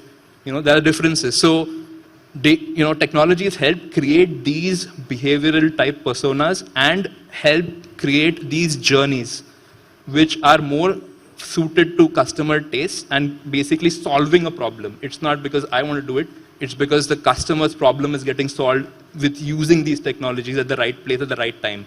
So we're seeing a shift in terms of customers' CSATs and NPSs, which we're getting because we're giving, as an industry, we're giving them the right information at the right time to be used for the right purpose. So I think this is the shift. We're getting there. Ultimately, the end game is, or the nirvana is, to build stronger brand loyalties by solving the problem of the customer and not indiscriminately pushing your brand. So that's where, as an industry, I think we're moving in pharma. We're late, but I think we're getting there. Great. Very relevant insights. Thank you so much for that. And just rules of engagement. Even though I'm pointing questions at certain panelists, please, if you have any insights you want to share, please feel free to as well. So moving on from that, I think along with customer experience, linking it to your operational excellence as well, linking it to how your back office, middle office also engages with your front office, I think is very relevant. So my next point of discussion was for you, Hari, if you can add certain insights on or give examples of where you've seen the lever move, where the customer is also getting great experience, along with that, the subsequent processes, etc., are also getting positively impacted. So if you can just add on that. Thanks, Rohan, and good hearing to you, Dharmendra and Vaibhav. So I hope everyone had a strong coffee. It is still afternoon, and I'm not going to pretend that I have something which is really out of the way, which you do not know. These things that we are talking are very commonsensical. We are sitting on a CX panel, which as talking at coffee is going to be more like common sense experience, not only customer experience. We should be all obsessed for the customer, but if we can get the commonsensical things right, then it's good enough for the customer. Often that itself goes wrong. So I work for an insurance firm, which is in the general insurance space, and young 190-year-old company. So Here in the general insurance space, for the technologies to have impact or for the customer experience to go right, it is mostly two segments which will happen. One is the B2, B2C, that is your agents, your intermediaries, your dealers, your brokers who will bring the product and the services to the customer. So your first customer becomes this provider whom you have to engage with various technological interventions. And second, you may have some direct large corporates, the business to businesses like the group health employee benefits or fleets of cars or so you'd insure. And of course, then when you are getting the B2, B2C customer, he may not always at all times come for servicing through his agent, but he may also come directly. So you have to build your entire stack or the ways that you are serving around that. So first of all, looking at this intermediaries, what we do is we have something which I think most insurance companies would have, is a good virtual office for the agents. And as a result, the agent can see all his combined statements, commission, business at one place, and he does not need to step into our offices, though we have 150 or so offices, to do the business. He can do it virtually. And as a result, 90% of our policies are done digitally. So that's one point of experience to the customer. Then logically taking it to the next step, while we have built our app, we have built our website, we need to be in the spaces that the customers are. So it will be, and it is a challenge to get the customers to download your apps. He is already flooded with so many apps.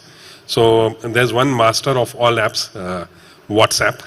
And if you can be there to serve him, so we send the policies, whoever is on a WhatsApp number to reach there. I think again, many brands, insurance and non-insurance are doing that, and that makes an inroad. So by that, naturally the customer is sort of whitelisting you because you are making the first reach out as a transaction and not to do any marketing also. So next time onwards, you can logically and seamlessly reach out on service opportunities, and also when you have some new great products or some new things to talk about. Now coming to the servicing and the claim space, then again we are leveraging various technological interventions, like one is leveraging video, so that when the customer is buying the policy and if he had a break in the insurance and he needs to show if there was any damage or not, he can self-inspect, take images and upload on the link or the app. And similarly at the time of the claim, if the claim is really not very high value, you can do a self-inspection, and then through the instant video streaming and settlement, the claim can be settled for that values, and a good 30% of our claims do get settled that way. So again, that is a seamlessness to that extent, and what we are trying to build is again further, if by the databases of the images of damages which are there, if they can get automatically compared through AI, and then the engineer who has to assess and compare, that also is not required, and that can be done. Or at least prima facie it can be seen that are these clean cases, are these things which are naturally flowing through, or there is no suspicion over there. So the time and effort done on assessing those is lower. So to move the needle that you are talking about, the benefits to the business, one is certainly that you are doing the digital policies, and that's easy to the customer. Then also it helps us in some sides of innovation. So AI, everyone is leveraging some of the interesting things, and I'm not saying that we may be the only unique people. So when we launch a product, we gave the option to our agents to customize a message to send to the customer with our brand celebrities who are endorsing that product, and saying that to buy this product you can reach out to me, Hari, at this number, or to Vaibhav at this number, and which was a great pride for the agent that he can send a customized WhatsApp video message over there. So that's a benefit, and as a result we see our net promoter score numbers at a high. I'm not going to say a number because it's more about what you do with the feedback and the way that you use the system. So yeah, these are exciting times to be, and I'm sure that there are many tech partners who are sponsoring this event, and we are leveraging those who are good and building along with the in-house technology to be where the customers are and to deliver at the places that they are expecting. Great, great. Thank you, Hari. Thank you so much for that. Just building on some of the themes that were mentioned across all three panelists as of now, and coming to you. Personalization for customers seems to be a theme. which is cutting across most of the discussion right now. Could you add to that on how personalization is making a difference and what are the enablers for it as well? Let me start with an anecdote. All of us, a lot of us, watch cricket. Right? And I was sitting with somebody when an India-Pakistan match was happening. And India was down, I think, 4 wickets for 66 or something. This was one of the matches which was then rained out. And he gets a message from one of the e-commerce websites. The last time there was an India-Pakistan, they gave some date. You bought sweets from so-and-so, okay, and India won. Okay? So he gets a very personalized message. And he says, wow, India is down 66. So this message reminds him that he should buy sweets from so-and-so so that India will win. This gentleman actually ordered sweets. Okay? And thankfully, though India was pretty down, the match was cancelled and we didn't lose. So he says, Dekha, mithai kharid li to bach gaye. Now, obviously, India didn't win or lose because of that, but that's how personalization is happening today. The kind of data that people are collecting and storing and also using could be phenomenal. It's in many ways also intrusive, but it's also used well, it could be fantastically effective. Now, when did we start using technology? A long time back. So a lot of the technology that companies started using was in terms of improving processes, improving the back end. Okay? But if you, and we did research with lakhs of people, we talk large numbers normally. So we found out what is it that the customer really wants. What is the experience that they perceive or they want, and therefore we should strive towards. Really speaking, anything and everything that we do in terms of improving our logistics, our delivery systems, our back end, so that we don't make errors, we don't deliver the wrong things, we don't make mistakes, we charge them the right amount, or we replace product, then we do it there. All of these are essentials. But the customer doesn't really perceive these anymore. Everybody is supposed to do that. Those are now the basic rules for business. If you don't do it, then you are out. But you do this, that's a mandatory requirement. Those are hygiene conditions. So what is it that the customer perceives today? What makes them happier? What makes the experience memorable? So basically, things like this, something that nobody expected, that you go out of your way to do. Or if they need, see, customers typically when you're buying services or products, most customers, especially in India, we are loss averse. Okay?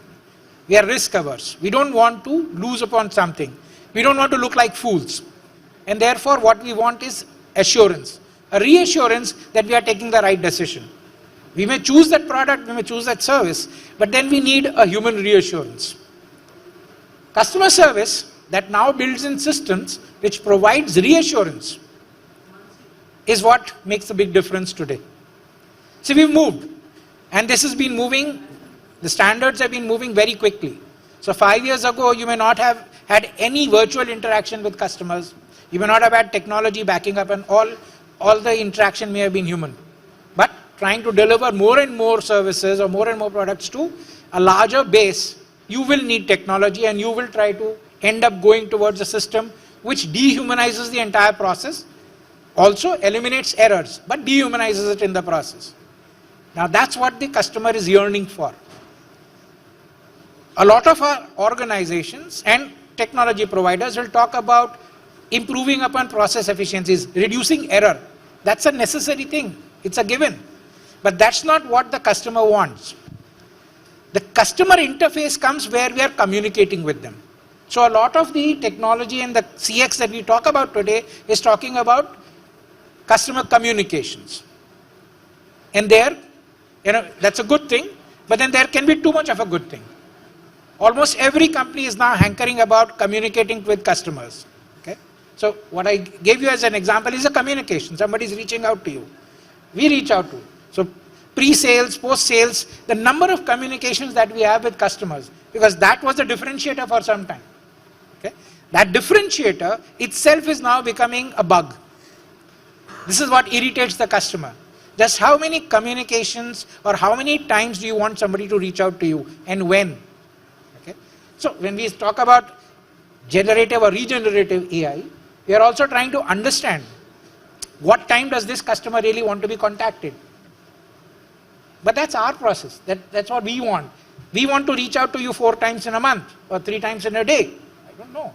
Does the customer really want that? We have still not reached to a situation where we can understand the customer's mind that well.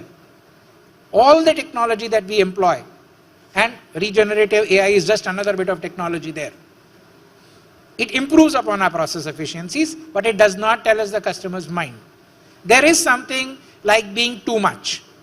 And all of the technology that we today are, because it's not just one company who's doing it.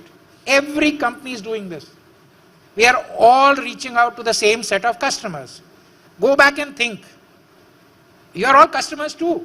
You are all professionals from this industry doing the same thing, but you are all customers first. How many communications a day do you receive? In the office that I am, particular telephone services don't really work. We jam them. Okay? But even on those, I get all these messages. Somehow they tend to beat the that system. I get all the messages which are automated and are trying to sell me something. If you receive on an average of 30 messages a day and about 200 emails a day, what exactly are you doing? We as marketers, we as communicators have to understand that we've overloaded and overdone everything with our customers. It's the same customer receiving this. You all are customers. Identify how much communication you receive. Yes, you want to be reached, but with relevant messages at a specific period of time. Our algorithms that we are employing in regenerative or generative AI are basically just re-enhancing the same thing. Whether we consume news, it's then you consume a particular kind of news, you appreciate that, you press like on one thing, you'll only get those things. Okay? We are eliminating choice. The customer wants choice. We are going wrong. Please understand. This is not what the customer wants. This is what we as marketers find easier to deliver. This is what we think is more effective in generating better returns. But in the slightly longer run, and today longer run means 2 years, 3 years, doesn't mean 20 years at all. We are losing out. This is a big mistake being made. As much or minute in, minute out. Let's restrict. Just because we can do it, we don't have to do it all the time. And that as an industry, we must now do self-restriction. Too much is being done with the customer. Let's understand them. Let's deliver what they really need. Try talking on your phones or forget in the vicinity of your phone about a particular thing. Say, I want to go to New Zealand. And you'd be surprised. You didn't talk to anybody, you didn't do anything. Technology is picking it up. Whether it's Siri or X or Y, I don't know who picks it up. But they pick it up. Could be. We are being intrusive. We are bombarding our customers. We are completely denuding all value. We are investing so much in these systems. Managers today have to invest in something because that becomes their KRA. You invest in something, then you have to try and show that you've delivered on that, right? Now, that's where let's start cutting down even in terms of investment.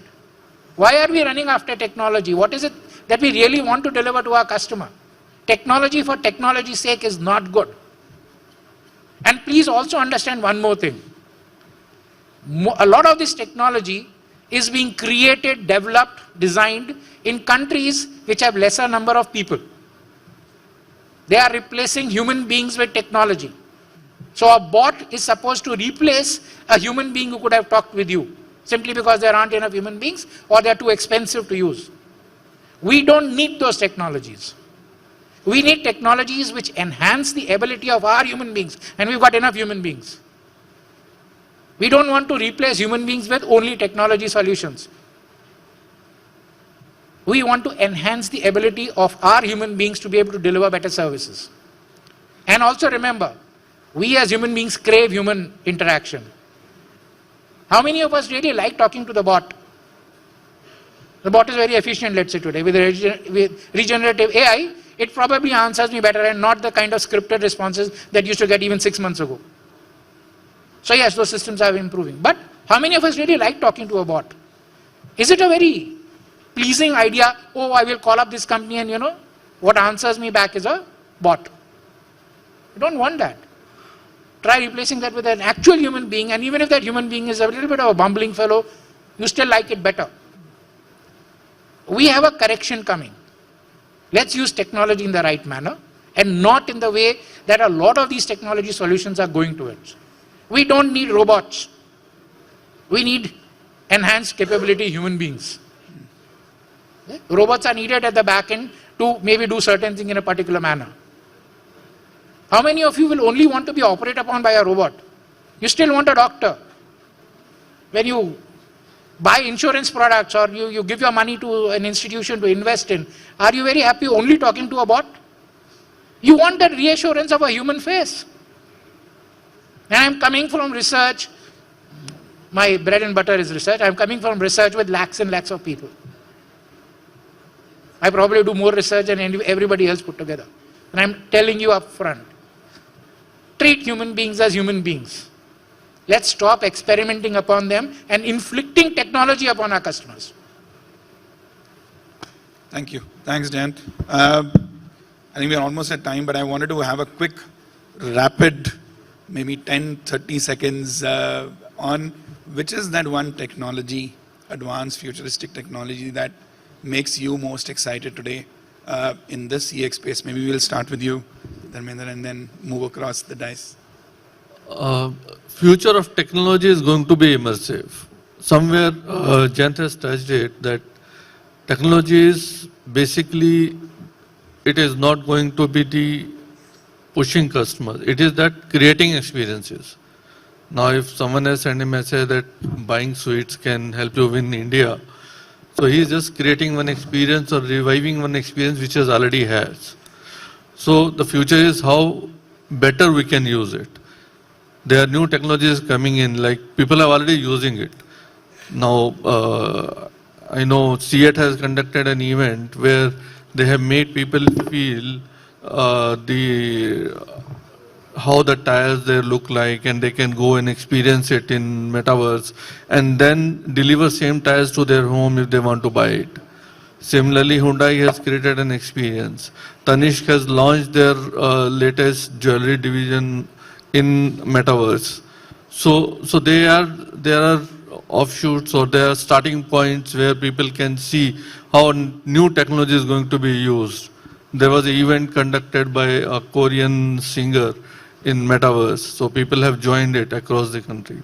So we can look at the people are creating experiences where they can connect with. So the future is going to be, see, the physical touch point to create an experience is important. Now physical touch point can be replaced with something like metaverse that everybody is thinking about. People are buying places or lands within metaverse.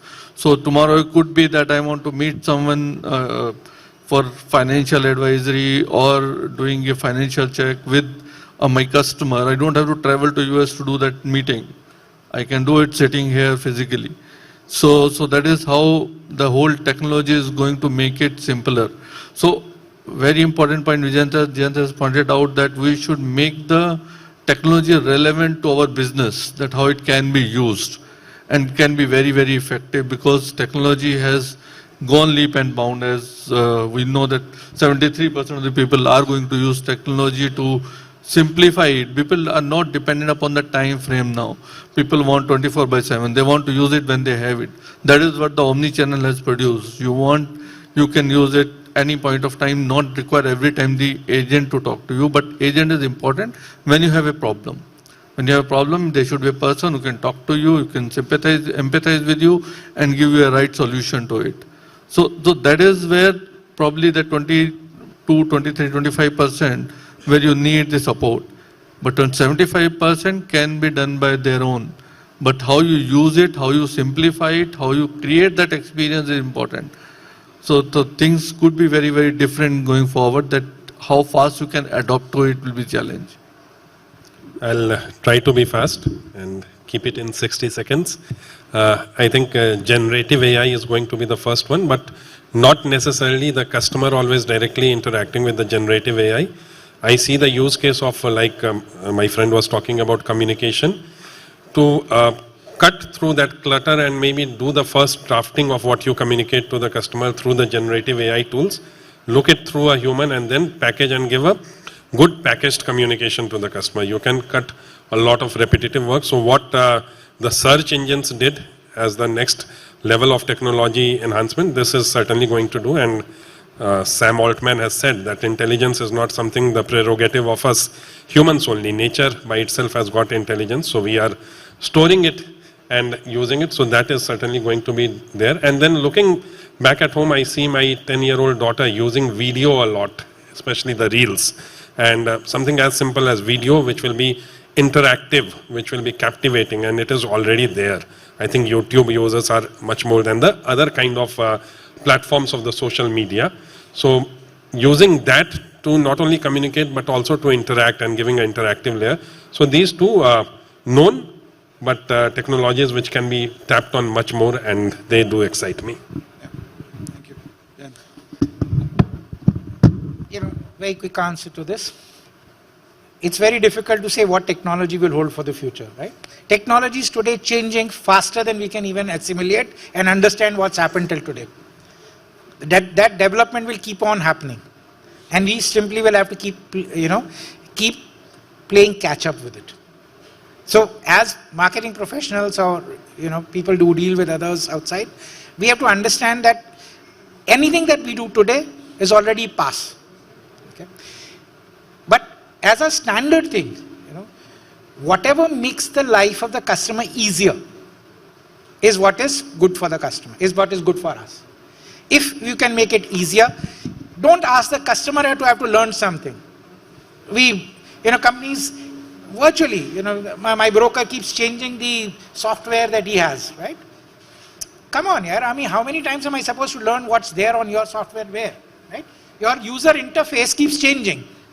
Okay, that's KRA for the tech guy in that company, not for me as a customer.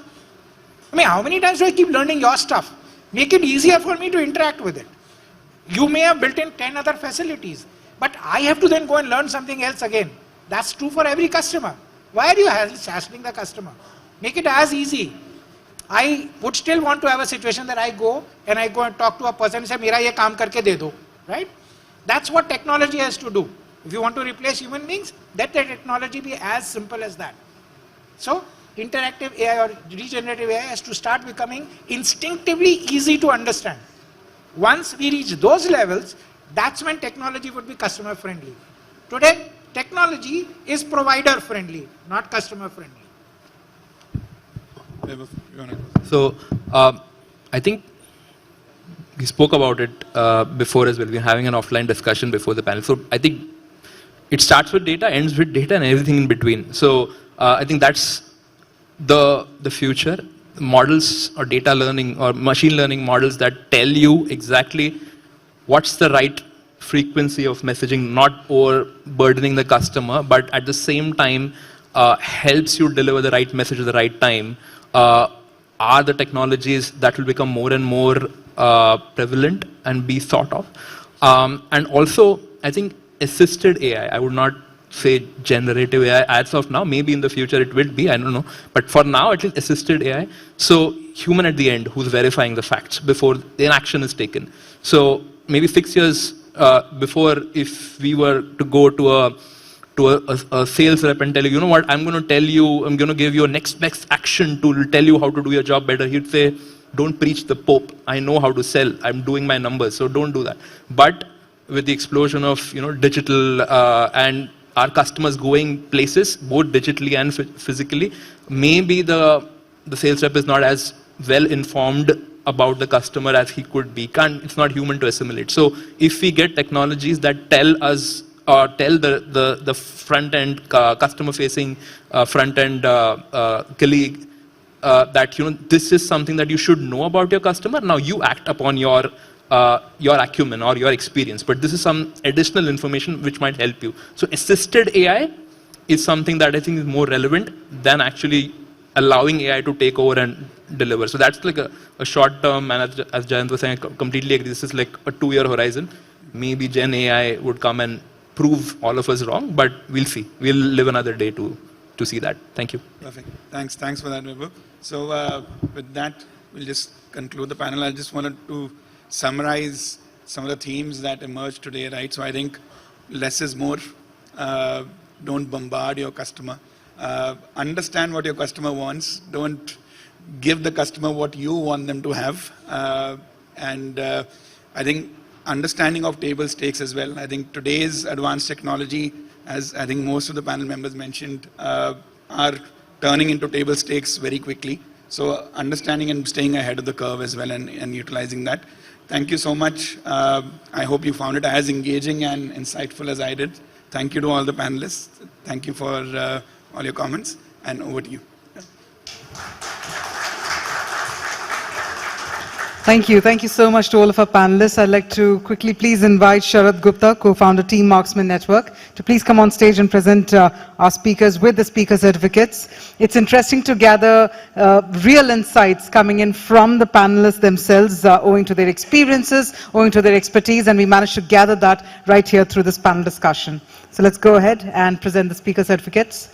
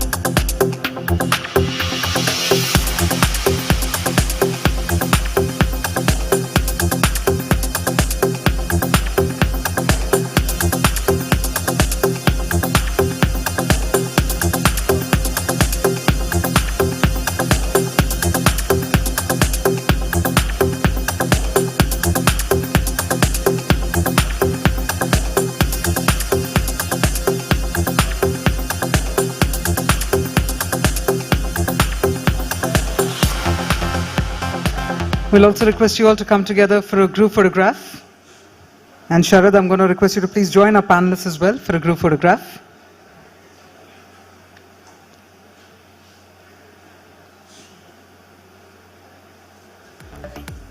Thank you so much again, sir. Thank you very much for joining us. Ladies and gentlemen, on that note, we're about to get started with our next session as well. And I'm just going to quickly take a check if we will be clearing the stage or we are directly about to get started. All right, so let's clear the stage as well because we're about to invite our next speaker.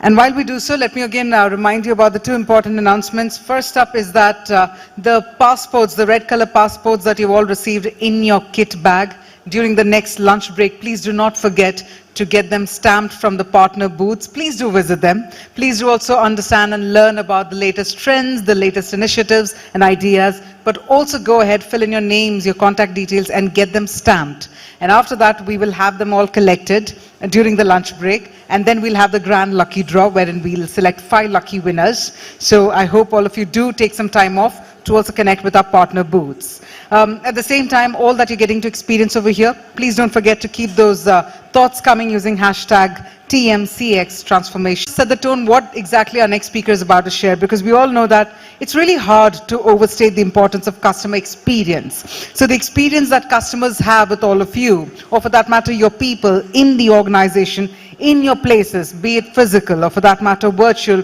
or even over the phone, that conversation in fact is the single most important item to focus in today's experience economy. So if I have to simply put it in a particular way, if we do not focus on the customer experience and the experience that they're about to have with you, sooner or later it will start getting commoditized, which is why the importance of CX to business success has increased over recent years. So what we're about to do now is gather a lot more insights around transforming customer experience, and we're going to do that by inviting our next speaker. Before I do so, all the ones who are still having conversations right across the hall, I'm going to request you please come forward, take your seats, because up next we will be having none other than Umang Shah, who's a senior consultant pre-sales Avaya, and he will be sharing insights on transforming customer experience. This is more pertinent than ever, and I think it's only befitting that we gather his thoughts. So I'm going to quickly invite our next speaker, Mr. Umang Shah, senior consultant pre-sales Avaya. Ladies and gentlemen, transforming customer experience, can we have a transformational round of applause? That will allow us to set the tone, set the stage. With that, Umang, over to you. Hi. Am I audible? Yes. A check at the back. Yes. Okay. Thank you. Thank you for that introduction which you gave. Experiences. Yeah. That's what we create as Avaya in this world. Experiences that matter. And what I'm going to introduce you is how can we partner with you all in creating those experiences. Just to give you a brief on who we are the leaders in customer experience and employee experience domains which are there. We deliver more than 6 million contact center seats. Even if you call up a bank or a telco, it's most likely that you will be talking to an agent who is placed on an Avaya system at the back end, or the technologies which you use, right? We have more than 93 million UC seats. It's not only on the customer experience side, but also on employee experience side. What we have realized in the near terms is your customer experience and the employee experience is getting blurred. Have you ever heard that we'll have to get back to you? Is because the front end is not aware of what the status of your ticket is at the back end. What if the front end can communicate with your back end, which is on the employee experience side, and give you that information immediately? That's the first call resolution, and that's the experience which you create. That's where these two lines are blurring around. We are the only company which provides you technologies in all three spaces, which is on-prem, which people have now started moving to cloud, but still on-premise stuff. When you scale on larger scales is what you require on the on-premise side. Hybrid, which is use a combination of on-premise and cloud, and a purely cloud platform. Again, the only company which provides you licenses based on both perpetual as well as subscription. So based on your industry or the company which you all represent, you could go with a CapEx or an OpEx deployments based on how the company is able to take it. We have been able to achieve this with our 4,000 plus patents which we have, and we have been trusted by 90% of the US Fortune 100 companies. Oh, sorry. Few of our customers base, which are spread across multiple industries which are there, finance, be it 94% of the top banks run on Avaya. On the government side, I'm speaking about the scales which we are talking about over here. On the government side, emergencies, the dial 100 numbers run on Avaya. For both in India, in UP as well as in Maharashtra, are running on the Avaya platform. What do we deliver? Every minute, we power positive and productive interactions which drive customer loyalty, team collaboration, and business success. How do we do this? This includes in every minute of a day, we have 3.75 million agents who are talking with a customer across the world. We have 700K chat interactions on the agent side per minute. That's the volume which we deliver with reliability and stability which is there. We heard a lot about challenges and all that in the panel discussions on the CX innovation side. Let me put in a few of them which we think are the challenges. An existing customer who is already using something faces two dilemmas. With the technology changing and with the customer expectations, it's not only technology, but customers' expectations have changed. All organizations have moved towards that, trying to adopt with new technologies and bringing in new technologies to meet that expectations. Like we spoke about generative AI, agent assist, chat box, voice box. But have we really reached that stage right now to meet those expectations?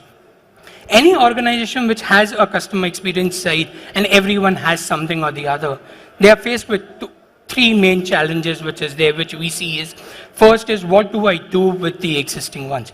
Do I change over? That change is not easy, is because it has impact on your business. You need to do the retrainings and everything to the agents, and that impacts your business, which has cost. The other option which they have is stay as it is. But does that also help? No, because your competitors are adopting new technologies, they are moving ahead. And if you stay on that, your compliance is now, if I look at a bank and if he continues to stay on the technology which is there, his compliances, regulatory requirements will not be met. So that's the challenge which they face. 85% said that shortage and training requirements when you change is the most critical challenge which they face. The other challenge is not one solution fits all organizations. Like if I take a classic case, a bank has volumes. If I take a public sector bank, it will have scalability issues. It has to cater to scalability. While a startup or an e-commerce company, let's take Flipkart or Amazon, during their big million days, they need flexibility. That is, on those days, I should be able to shoot up my resources, should be able to cater to that increased call volumes. So if we say that one solution fits all the customers, that's not correct. It has its own implications. Each experience which you create has to be specific to that industry and caters to that customer needs which are there, right? So what is our approach over here? You have heard a lot. Move everything to cloud. That's what we are hearing right now, right? But is it that easy to do? Because you have done a lot of integrations, you have all the integrations on-premise which are there. It's not easy to move ahead. Why you want to break something which is running? Like in case of your voice process which are running, and you have an experience score of more than 7, do you really want to break that and move to a cloud? Why not complement it, right? It's not always easier to move to cloud. Rolling out services on the cloud takes time. A classic case, I was working with one of the private sector banks. They wanted to do customer segmentations, but the APIs which they were using right now did not give them the segment of that customer. They had to develop that. They wanted to understand that if this customer calls him, I want to give him only services menu on the IVR which he has. Like if he is only a credit card holder, I want to give him a menu only related to credit card, which is right, because you are giving good experience to him, plus you are saving the time which he spends on the IVR with going through the various menus, which are not required. But your APIs needs to be ready for that. So when we say only cloud, it's not the way. What we suggest is do minimum interruptions which are there and improve your ROI. Keep what is running, what your employees or what your customers love, keep that as it is. Don't waste your resources in moving and changing that. But at the same time, you embrace cloud, but embrace cloud for the newer technologies, like your voice bots or your analytics or getting insights. Use those, embrace that, do a mixture of reuse something, retain it, add it into it. That's what we believe. And that's how we are delivering. You evolve. As someone in the earlier panel also told, you don't do disruption into stuff. You evolve your journeys. Moving to a cloud is not a destination. It's a journey which you have to build.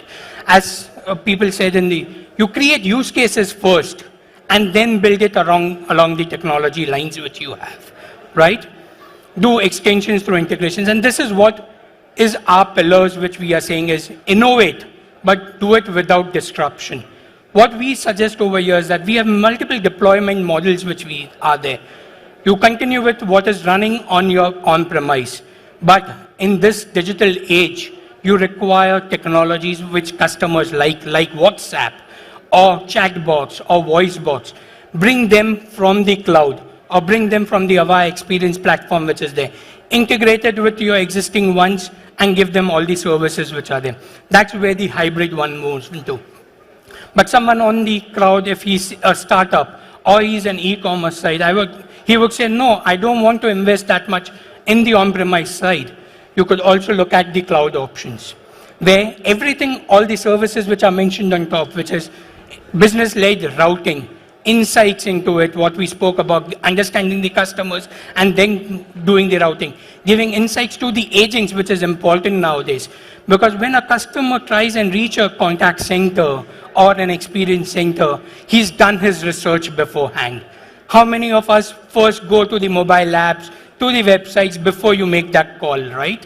He's done that research before communicating, be it on a call or be it on a chat side. You have done that research. And if the agent is not able to provide you more information than what he has researched, that experience goes for a toss.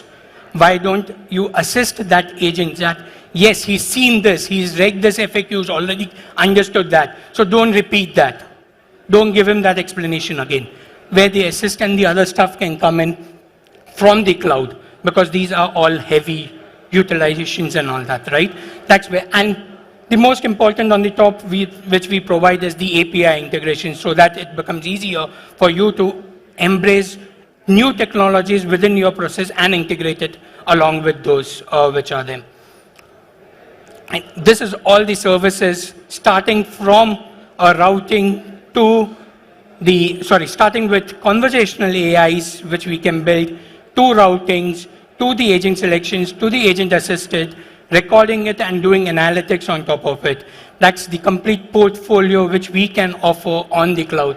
One thing which I would like to highlight over here is one of the unique stuff which we do is AI noise cancellations.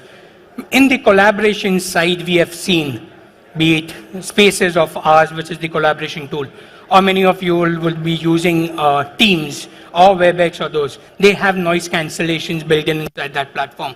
But if your customer calls up into your contact center, you could also offer that noise cancellation. If he is in a train or he is in a crowded area, I can cut the noise which is coming from the surround of that customer towards the agent side and vice versa, where work from home is becoming critical, right? Where we are encouraging that with a mixture which is coming in, we can do noise cancellation on our platform directly. That's what I wanted to highlight. What are the next steps? What we say is, as people said that, and as I also said, is not one experience or one solution fix all organizations. We would love to speak with you, understand your aspirations and the challenges which you are facing.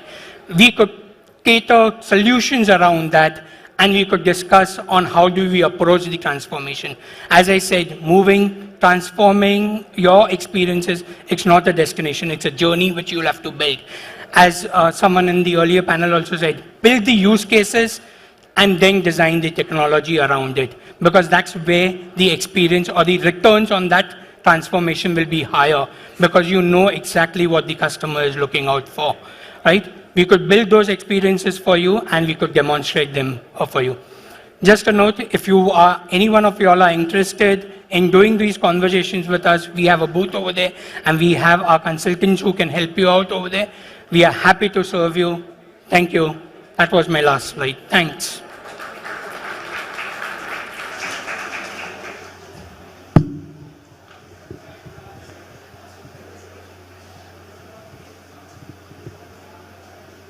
Thank you very much, Umang. I'd like to once again invite Sharad Gupta to please come on stage and also present a token of gratitude to our speaker, Mr. Umang Shah. During the break, I'm also going to urge all of you to connect with Mr. Umang and his team. I'm going to urge all of you to also connect with the partner booths during the break, because I know right now for us to hear the session, we already realize there's another group discussion going on there. So I'm going to request you all to please take your seats. There's ample time during the lunch break as well, wherein you can all have a conversation with the partner booths. So that, and you know, if I take a look, this is like a customer base. This set of customers have a requirement, that set of customers have a very different requirement, and we're talking about personalization, so we'll see what best we can do. Meanwhile, ladies and gentlemen, we're about to move ahead to our next session. Just a quick note to all the ones who are still standing outside, standing right at the back of the hall. Can I please request you to take your seats? Partners, partner booths, we can probably take the conversation forward during the lunch break so that everybody can be all set, all tuned to the presentations taking place here. Let me quickly move ahead owing to the paucity of time. It's also time for us to invite our next speaker. And this is where we're about to understand as to why businesses need to shed outdated legacy systems in order to deliver remarkable experiences to customers. We have with us none other than Uday Bhosle, who's the head of CRM and Escalations Management, Eureka Forbes. So if I could please invite our next speaker, Mr. Uday Bhosle, to please come on stage as well. I believe he's being mic'd up. So we're going to invite Mr. Uday Bhosle on stage. And this is where we're all about to find out more about driving sustainable business growth as part of transformational journey. And one more time, ladies and gentlemen, everyone at the back of the hall, a quick request. We can probably tone that volume a little down so that everyone can participate in the discussion here. You'll have ample opportunity during the lunch break as well to connect and know more about the partners and their offerings. So I'm going to request everyone to please let's tone it a little down. Thank you so much for your cooperation. With that, I'd like to also invite Mr. Uday Bhosle, who's the head of CRM and Escalations Management, Eureka Forbes. Thank you very much, sir, for joining us. Over to you.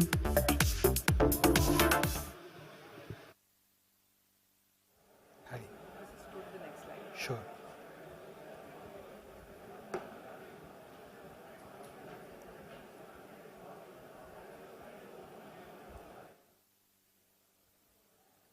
Yeah, hi guys, good afternoon. My name is Uday Bhosle. I am a part of Eureka Forbes. I head the CRM and Escalations Management at Eureka Forbes. So I'm sure you might, most of you have used Eureka Forbes product, either a water purifier, a vacuum cleaner at your homes. I'm Akesh. I have been witnessing a sudden change from technology perspective at Eureka Forbes in the past 2 years. In fact, post-pandemic, it gave us an opportunity to update our systems from technology perspective and move over to a new leaf altogether. Because of course the volumes were pretty less during the pandemic and post-pandemic as well. And we did a couple of changes on our systems to improve our overall customer experience. Right from moving to a new CRM, improving our NPS, improving our app, and connectivity of customers, engagement of customers through non-traditional channels like WhatsApp, consumer app, etc. The first big thing which I think we started implementing last year was movement to a new CRM on Microsoft Dynamics 365. A very good tool, a big investment, which helped us give us a comprehensive preview of the customer while we speak with the customer, the call center, while we address the customer during our actual service calls at the customer's houses, right? With Eureka Forbes, the service is not virtual. I mean, of course, you can log a complaint virtually, but actual service happens on the ground. The rubber meets the road, right? So you go, you log a complaint, then a service technician is supposed to visit your house, get the device down, do some changes, change the filters, rectify the motors, and those are very delicate parts, right, which can give repeat failures, right? So it involves repeat complaints and how do we manage those escalations. So managing this entire customer complaints journey earlier, 3 years back, not more, we had those paper cards, right? So a paper card, every time a technician would visit the paper card, he will write it down, okay, visited on so and so date, did a mandatory service, change the filter, free filter, FOC, everything was manually on paper, on a card. First thing we did post-pandemic is moved everything digital. So we have a technician app a technician reports to a business partner for a particular area. The business partner would have access to a CRM and a business partner app. So typically what happens now is the customer logs a complaint. He calls the call center. In the last 1 year, over 60% of our calls we have transformed to WhatsApp and consumer app. So we have, of course, saved lots of customer seats, a customer call center seats there, saved on cost. And while we interact with the customers, when our technicians visit the customers, we promote our consumer app, our WhatsApp. It's simple. The customer has to just say a WhatsApp number, type complaint. He gets an option to select his slot, book a complaint, and it's done. Once the complaint is logged, the ST visits. The complaint is moved to a business partner. He assigns it to the ST who's available, and the ST visits the customer as per customer's preferred time. The same experience like a Ola, Uber, which we are giving to AquaGuard customers now. Now the customer visits the customer location, resolves the issue, and the customer's issue is resolved not only 24 hours, in 1 hour. So we have something called as Project Gatiman, where the customer's preferred time, customer logs a complaint saying, I want a service between 4 to 5 p.m. today. Same time in that 1 hour, the technician visits and solves. We have moved this Gatiman TAT to around 65%. We have started measuring it. The overall service TAT, which was around 60%, with this initiatives, we are around 85% for all our complaints, 80% of installations within 24 hours. So all this happened because we invested in technology. Something which we are piloting right now is called auto call allocation. So in case you log a complaint, and there's quite possible ST is not available, is tied up, the system will find out through technician app where his location is, how many calls he has, and the system will automatically allocate the complaint to the technician who is available in your area so that he can visit and ensure that TAT is managed, the customer's complaint is doused in the right time. And I think all this blows down to the measures which we have taken by implementing the new consumer app, implementing the new technician business partner app, as well as the new CRM. So I think this entire journey on improvement of customer experience happened because of a technology initiative which we have done in the past 1 year. From the contact center front, we have also now started safeguarding PII data. So now when the business partner or technician calls the customers, he cannot see the customer's number. He just have a click to call functionality. The call connects via double connection, and the customer can see that he is getting a call from Eureka Forbes. He informs the technician to come at so and so time, and the call is connected. Customer's data is safeguarded. Same at the call center. When we receive calls, we don't see customer's phone number or contact details. We just see an incoming call, which the customer account pops up, right? So I think all these applications which we have done in the past few months have helped us improve our overall customer experience, right? We have also improved, of course, you can invent technology, but ultimately on ground, you have to improve the service. And for that, you need to have discipline and monitoring of the on-field technicians. So, right, so we have the consumer app, the technician app, where the technician app's iCard is digitized. He can go to your house, he can showcase that he is from Eureka Forbes, he has a certified picture of his and iCard on his app, which allows you to give him entry to your house, your kitchen, right? So all these things are from technology front we have done, but on the ground execution was very important, which I think our operations team has been doing for quite a long time. Over time, we have improved our service quality resolution for 24 hours by 85-90%.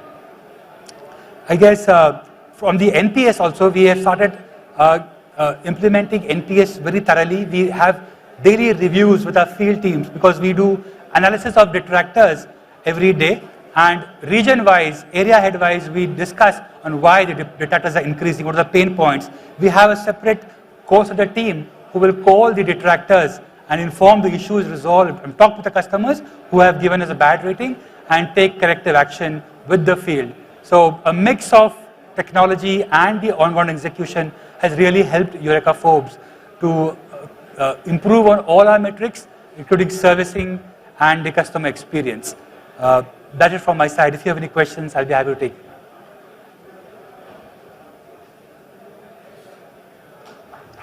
Thank you, guys. Thank you. Sure. Yeah. Well, thank you. Thank you very much, Mr. Uday Bhosle. I'd like to once again invite Sharad Gupta to please come forward. If I can request Sharad to also please present a token of gratitude to our speaker, Mr. Uday Bhosle. And that being said, I think the only tech right now I'm yearning for is noise cancellation for the rightful reasons. But partner booths, this is a quick announcement for the partner booths. Can we please pause a little on the conversation right at the back of the hall? That's going to be a humble request to the partner booths. We can connect during the lunch break. I'm going to request you to please pause on the activity for a little while so that we can hear from the partners themselves and from the speakers. So just a small request. With that, thank you, Mr. Uday Bhosle. Thank you, Sharad. And on that note, let's go ahead. It's time to also invite our next speaker. And all right, let me also take a look who we have next. Ladies and gentlemen, we in fact have a special industry presentation, and this is by Peter Jayasilan, Vice President and Managing Director, South Asia, and Head Asia Pacific Public Sector Business Unit, Jabra. So I'd like to please invite none other than Peter Jayasilan to please come on stage. And this is where we're going to have a special industry presentation. Thank you so much, sir, for joining us. And over to you then. All right. Thank you. Good afternoon, everybody. I hope I'm clear. I hope I'm going to create enough noise so that people at the back will come and sit, yeah? All right. Let me spend the next 20 minutes. A quick way of introduction. My name is Peter. I head Jabra for South Asia, and I also run the APAC for public sector. I'm from Jabra, which is a part of the GN group, a Danish group which has been there for the last 152 years. We are essentially into sound and video. So we are, in fact, our purpose statement is to make life sound and seen better. So we do hearing aids, we do gaming and consumer headsets, and I represent the third part, which essentially does the enterprise headsets, right? So a lot of this, we're talking about CX, and what we do plays a very, very important part in that whole experience. Yeah. So one of the things we always talk about customer experience, and we all know it has been there right from the time business started and in contact centers, right? So there's nothing new, and if you do any study, it will show right at the top, in the top 3 parameters, you'll find CX as important thing. But what is changing is what used to be a mere KPI that was measured is becoming a core part of the organization or a core value of the organization, because people realize that if your CX increases, then your customer lifetime value or your retention of customers is high. So it's always, we know that it is easier to retain a customer as opposed to get new customers, right? So we are essentially looking at 3 trends that we are seeing, and that's what I'm going to share. So the first one, while we talk about CX, if you see my topic, it was about TX, right? It's total experience. So clearly, agent experience and customer experience is interlinked, right? So if you have, it's no brainer, right? If you have a happy agent or an happy advisor, automatically you will find your CX going up. So 68%, the study from Salesforce talks about 68% of customers expect brands to be empathetic, right? But only 37% deliver it, which is very, very important. As much as automation you do, empathy has to come out from a person, and it's very, very important that if that agent is not a happy agent or a satisfied agent, you're never going to get what customer expects, which is the empathy. So here again is a Glassdoor survey which talks about engaged agents as to how more efficient they are and how long they will stay. We know in this industry, attrition is a big, big, big issue.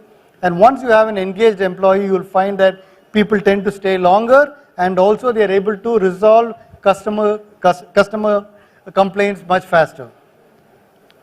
So typical, this is again not new to us, but some of the things that I wanted to talk about is typical challenges of an agent. Yeah, the first one, people talk about automation. It's true, automation brings down the number of calls, but what is happening is most people, especially the Gen X and the newer generations, are happy not to talk to people, right? So which is fine, but when they talk to people, it is a time when the computers, the system behind does not resolve their issue. So what is happening is when the call comes to a live agent, the call that comes is far more complex to handle, which creates more stress on the agent who's handling it, and the need for a better trained agent, and a need for an agent who's more happy, right?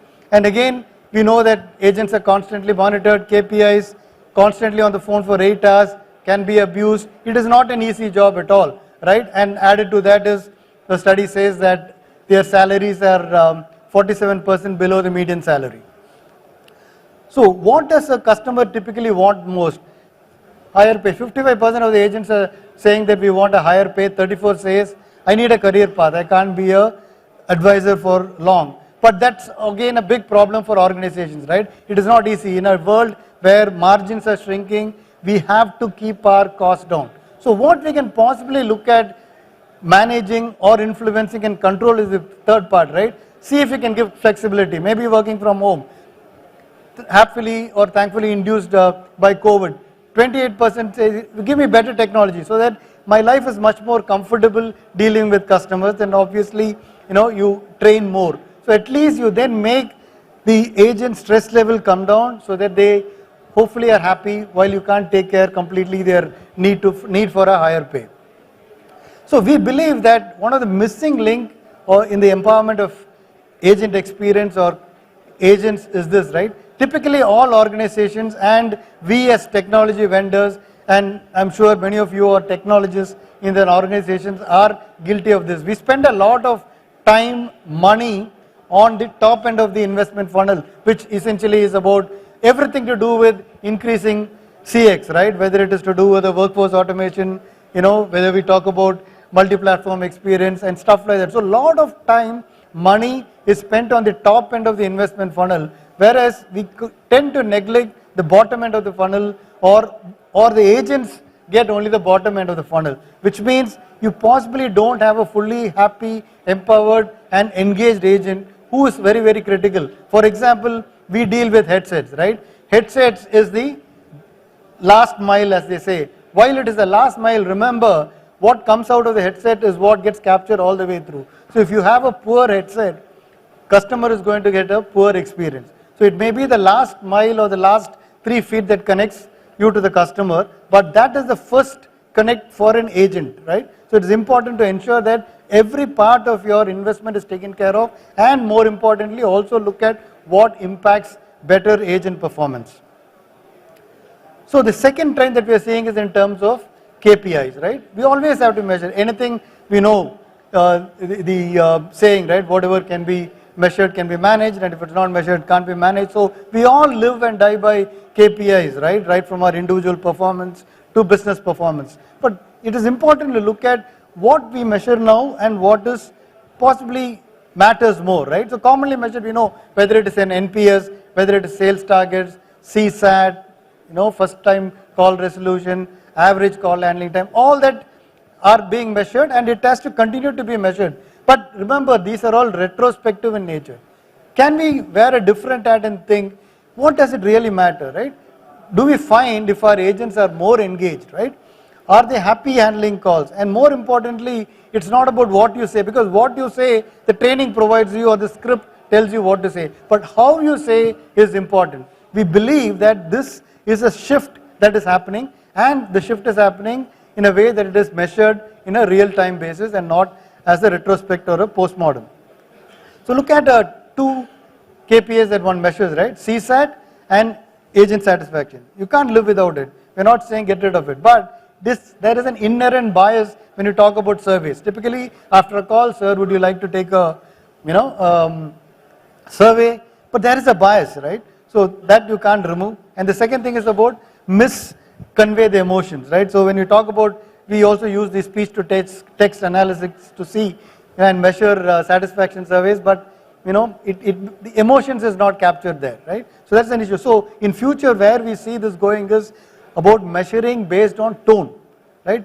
Like body language, when you talk about when we meet in person, in an audio environment, tone is very, very important and critical. And we believe that is a powerful predictor of both CX and AX. So that's something that one needs to look at and will look at. So this is the classical thing. So if you look at the pie chart right there, ideally when you meet, body language, right, which will tell you I'm not happy easily, right? But as an agent, somebody is sitting behind, you need to know how you feel, right, how you come across, and more importantly, how is the customer coming across. So tone becomes very important, and as the quote there says, right, associate tone is the #1 factor for a high quality call center. So we spoke about this, right, surveys with a surveys compared to a survey versus tone analysis, 100% response rate, right, whether somebody fills the form or not, or chooses to press 1, 2, 3, or on a 10-point scale, or how happy he was with the call, doesn't matter.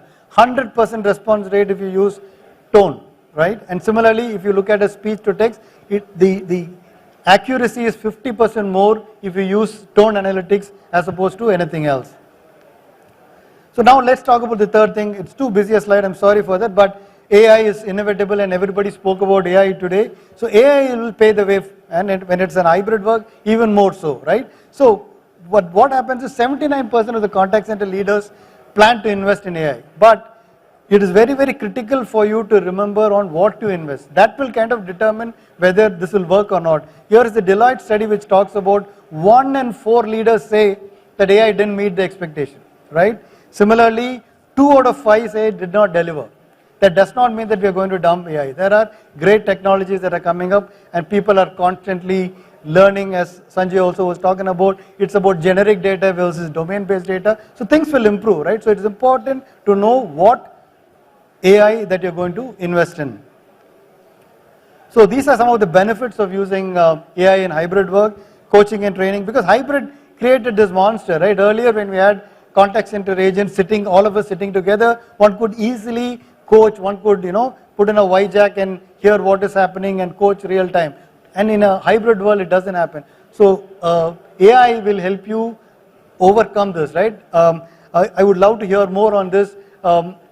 Hybrid is still the way it goes elsewhere in the world, right? Even in a contact center environment. Here, I think a lot of agents are being pushed back to come to office like employees in a normal office, but still there are a lot of hybrid work that is happening, and that one is not going to take that piece away. So if that is the case, I think AI becomes very, very important. So the agent, coaching and training, sentiment analysis, and then we talk about essentially boost in performance. Similarly, from a supervisor perspective, instead of having thousands of calls to go through, a tone analytics, for instance, will tell you exactly which one to look at, right? Already in a real-time environment, corrections happen. And here, you are actually able to intervene to the exact call and possibly coach better. So if these are the 3 trends that we are seeing, how do we as Jabra try and help our customers here? So what are the tools? So one of the things that you remember is COVID, while it pushed all of us to work from home, what happened from a contact center perspective is there was always in a headset, we had an office headset designed for office use, where typically 2 to 3 hours of calling one used to do. It became almost 100% sitting and working 8 hours, right? Whereas contact center agents always used to use a headset for 8 hours and 10 hours, right? Now what happened is because everybody moved down there from a jack which used to be connected to a phone, you had to connect it to a computer at home.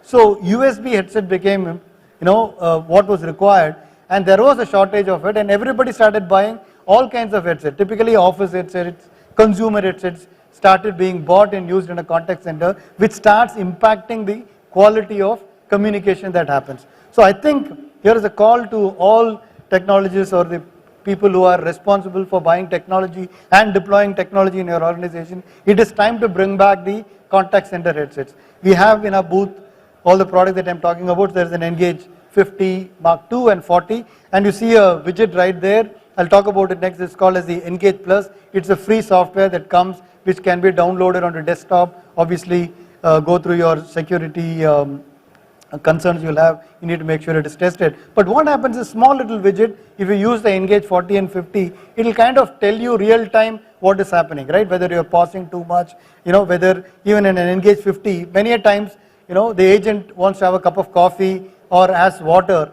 and moves the boom arm down and doesn't put it back. Simple thing. This can actually tell you, hey, listen, put your boom arm back.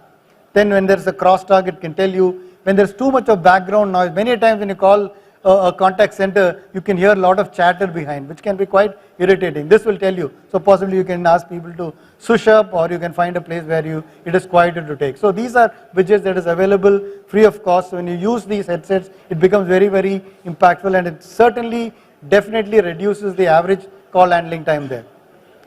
Here is a white paper that NICE published for us.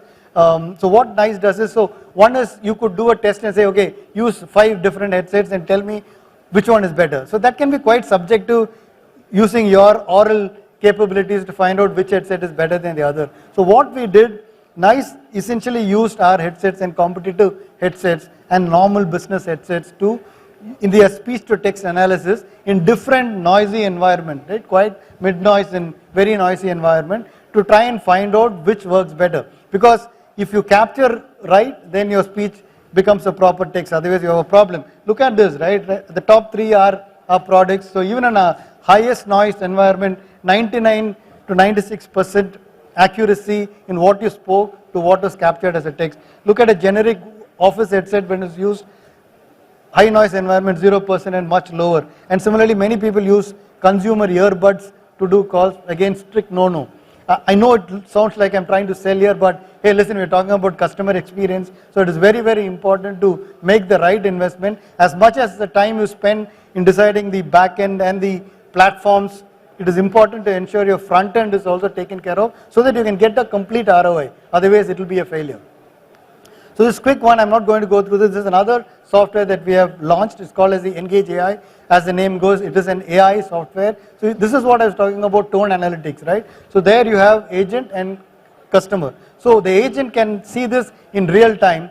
As he or she speaks and as the customer speaks, you'll know how they're feeling, right? Positive, not positive, right? And at some point in time, if the tone gets, you do not say I'm unhappy, but just the tone kind of will tell you he's getting to be unhappy, right? So the agent can then change the way he or she speaks and correct the situation, rather than allow that situation to explode and then have a situation where a customer experience is bad. So this will talk, if it is monotone, it's just one person talking continuously, whether the speaking rate is not proper, whether there are too many interruptions, too many pauses, all this can be captured, and the AI will kind of tell how the customer is feeling, and then you could take steps proactively in an online manner to make sure that there is no flare-ups that happen.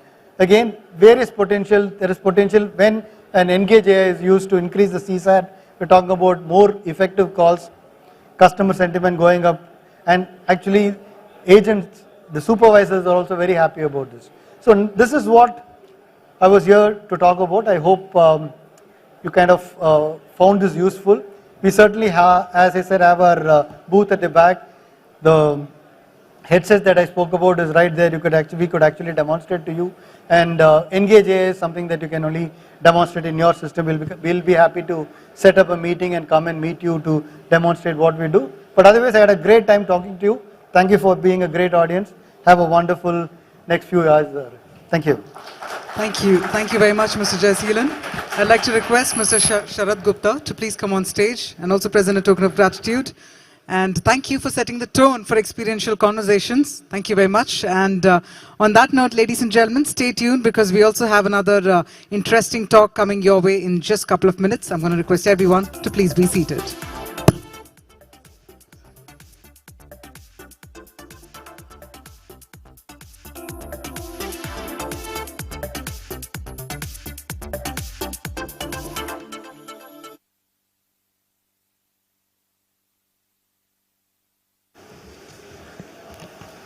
All right, ladies and gentlemen, with that, I know this is that time of the day where your thoughts are on food, but let's continue getting some food for thought. Because we all understand that when we talk about technology, it's a double-edged sword, you know, when it comes to customer relationships. Firms can use customer technology to gather useful information, but then on the other hand, firms must also amass technology not only according to its efficiency, but also in terms of the effectiveness. So they need to amass all that data, they need to gather all that is possible. So what we're about to do now now is explore leveraging digital adoption for a stronger customer relationship, and this especially at the Bajaj Allianz General Insurance. We have with us none other than Mr. K.V. Deepu, who is the Senior President with Bajaj Allianz General Insurance, to share how it really happens, how the entire process does take place at his organization. So if I could please invite Mr. K.V. Deepu, and ladies and gentlemen, it's been a while since we heard noise in terms of the applause. Can we have a round of applause? Please help me welcome our next speaker, Mr. K.V. Deepu.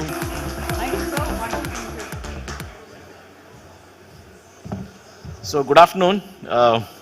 I realize, from the empty seats, and all the noise in the back, right, and your stomach's growling, that you would like me to keep it as brief as possible.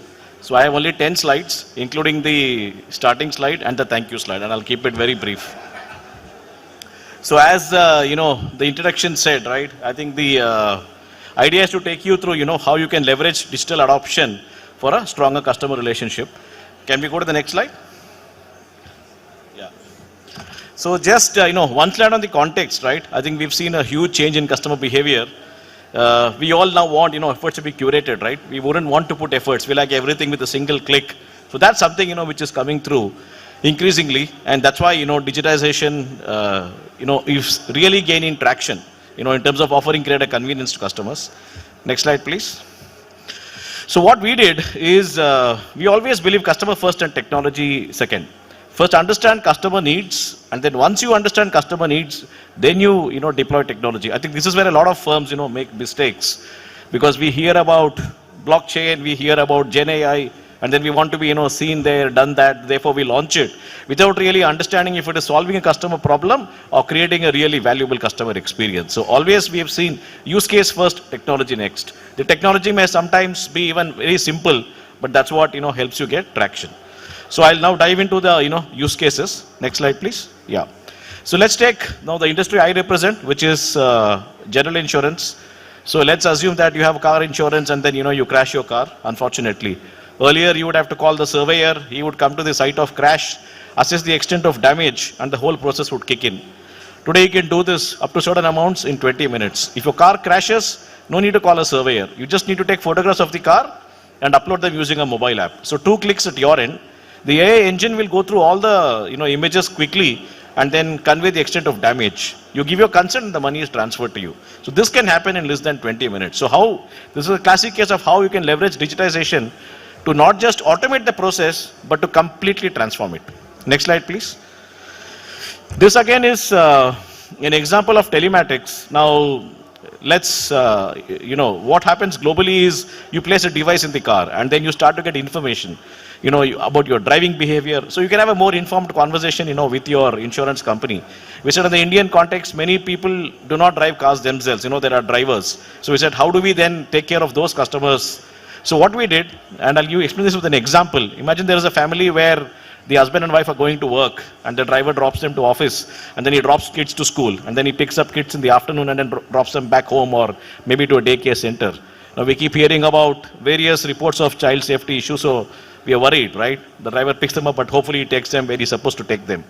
Now thanks to telematics, which is a device in the car, there's a feature called geofencing, which means digitally you can mark that these are the traditional routes that the driver is supposed to take, from the school to the daycare center or back home.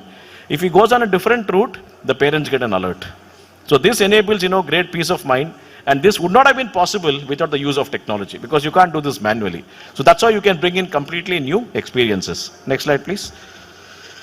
We all talk about digitization. I'm talking to you in English, we are all here wearing our suits, right? But what about rural customers, right? Do they also get to come to the party? And we have an example here which establishes precisely that. So we also offer crop insurance to farmers, and as you know, they live in rural parts of India where English is not the dominant language. So we came out with an app exclusively for them, right? We all have urban marketplaces, but we don't have marketplaces for people in rural India. So what we did here is we came out with an app, and via that app, we started to give notifications to farmers about the weather, about pricing fluctuations, about crop diagnostics, so on and so forth, and exclusive in Indian languages. They just lapped it up, and during COVID, this became a lifeline for them. And through sheer word of mouth, downloads went up. We had a score of 4.5 out of 5, on the Google Play Store. And this was a unanimous choice for the Global Innovation in Insurance Award. during the peak of the pandemic. Next slide, please. This again is a classic case of travel insurance, how we leverage technology and completely change the process.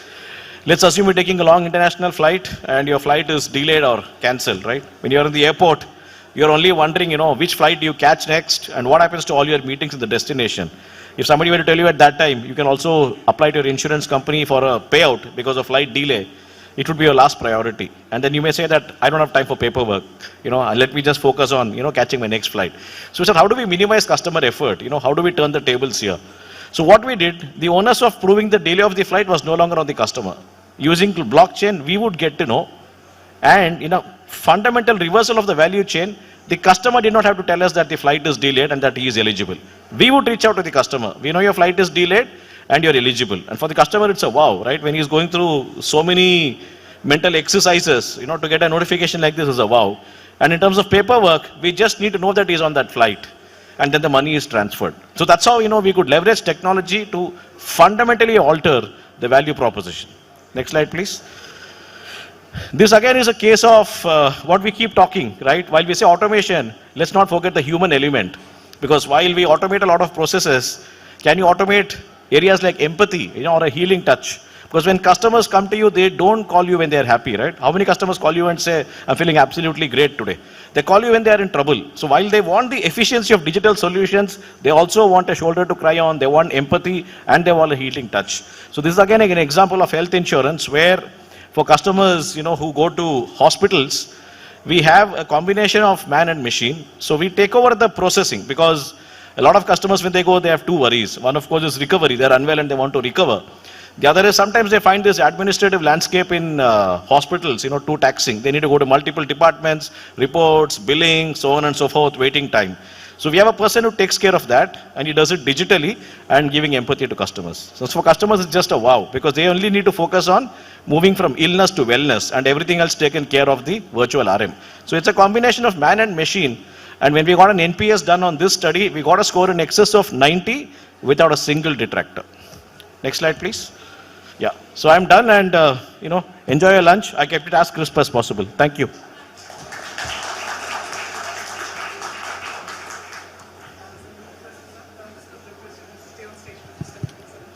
Thank you very much, sir. That was crisp indeed, but a very interesting point around use case first and tech next. That being said, I'm going to once again request Sharad Gupta to please come on stage and also present the speaker certificate to Mr. K.V. Dipu. Thank you. It's always insightful to hear from you, sir. And with that, ladies and gentlemen, I'm also going to urge all of you to please connect with our speakers to take forward any queries or to have your conversations, any discussion forward. Don't forget to do that. And once again, thank you very much for joining us, sir.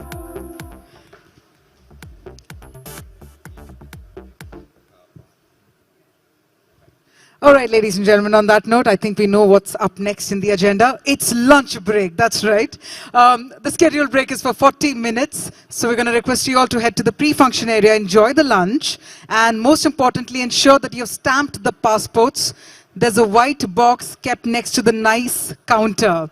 That's our partner booth. It's kept next to the nice counter. I want all of you to ensure you fill in your details, your contact details, get the passport stamped by all the partner booths, and drop those passports so that then we can have the lucky draw. So enjoy the lunch and see you all exactly by 2:30 p.m. for our next set of sessions. Thank you.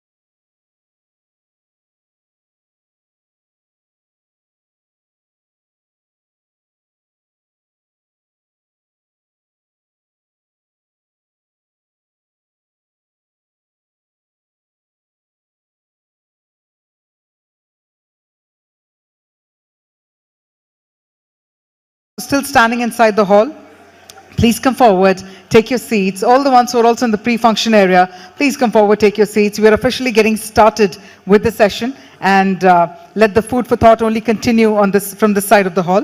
Shep Hyken, customer service and CX expert, sharing 5 important strategies. Let's take a look and let's hear it out in the form of the video. Let's have the video on the screen, please.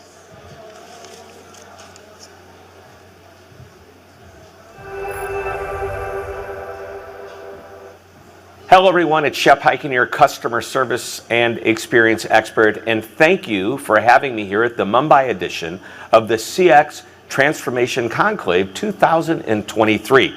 Now my gratitude goes out to Team Marksmen for reaching out to me to lend my customer experience perspectives to this landmark event and talk about what it takes to put a customer's needs and wants at the center of a business strategy. So with that in mind, I want to share with you 3 strategies and tactics that work for any business, regardless of the industry, from B2B, business to business, to B2C, business to consumer, and everything in between. So, if you're ready, let's jump right into it. The number one idea I want to talk about is something I talk about in virtually every one of my speeches, and that is creating a customer experience that is termed amazing. So what does it take to be amazing? It's not what you think. It's not about being over the top and blowing people away with the most incredible service that they might ever experience, although that might happen, and when it does, my golly, you got to embrace it and love it. But what it really means is to simply meet expectations consistently and predictably. And if you want to be a little bit better than that, that's all you need to do, is just be a little bit better than that. Just a little bit better than average, but the key is to be a little bit better than average all the time. And what that means is your customers say things like, I love doing business with them because they are always so helpful. They always get back to me quickly. I always get right in when I need support. Whenever there's a problem, I can always count on them. That word always, followed by something positive, is what you're trying to achieve. And when you do that consistently and predictably, customers love you and they deem you as one of the companies that they would consider amazing to do business with. And again, I want to emphasize, it's consistent, it's predictable, and it's simply meeting their expectations, or maybe doing something just a little bit better than they thought. And it could be something as simple as, you know what, call them by name. Use their name the right way, and people feel connected to you. Again, amazing isn't about being over the top, it's about being predictable and consistent with an experience that meets, if not exceeds, their expectations ever so slightly. Number 2, manage the moment. Now this is a concept that I've been talking about since the very beginning of my career in customer service and experience. This comes from an idea from Jan Carlson, the former president of Scandinavian Airlines. And he was brought in to take over an airline when it was losing millions of dollars. And he did it with an idea. He turned it around with the idea of managing the moment of truth, a simple concept. He went into every city that had a presence, gathered all of the people into an airplane hangar, and he talked about the moment of truth he defined as this. Anytime a customer comes into contact with any aspect of a business, they have an opportunity to form an impression. And his goal was to make that a positive impression. And he gave some examples of this. For example, a passenger, if they decide to fly on the airline. Now, this was before you picked up the phone, or this was before you went on computer and bought your ticket online. This is actually picking up the phone before the internet. What would happen is the customer picks up the phone, makes a reservation. On the day of departure, they check their bags, maybe at the curb. They walk inside to the ticket counter and check in. On the way to the gate, maybe a flight attendant smiles at them. Now, that's not a big main moment of truth, but it's an important moment of truth. Jan Carlson emphasized that every interaction, no matter how small, is an opportunity to create a positive impression. So a simple head nod or a wave from an employee walking by a passenger adds to the experience. That passenger gets to the gate, they get boarded on the plane, they're taken care of by flight attendants and greeted at the destination. This journey that the customer goes on, no pun intended, is the example that any company can do. Create a journey map. Look at all of the different interactions that you have with your customers and look at them and say, am I optimizing the experience? Is there any way I can make it easier, simpler, better, anything to make each and every one of those interactions important. By the way, I want to add one other thing that Jan Carlson said.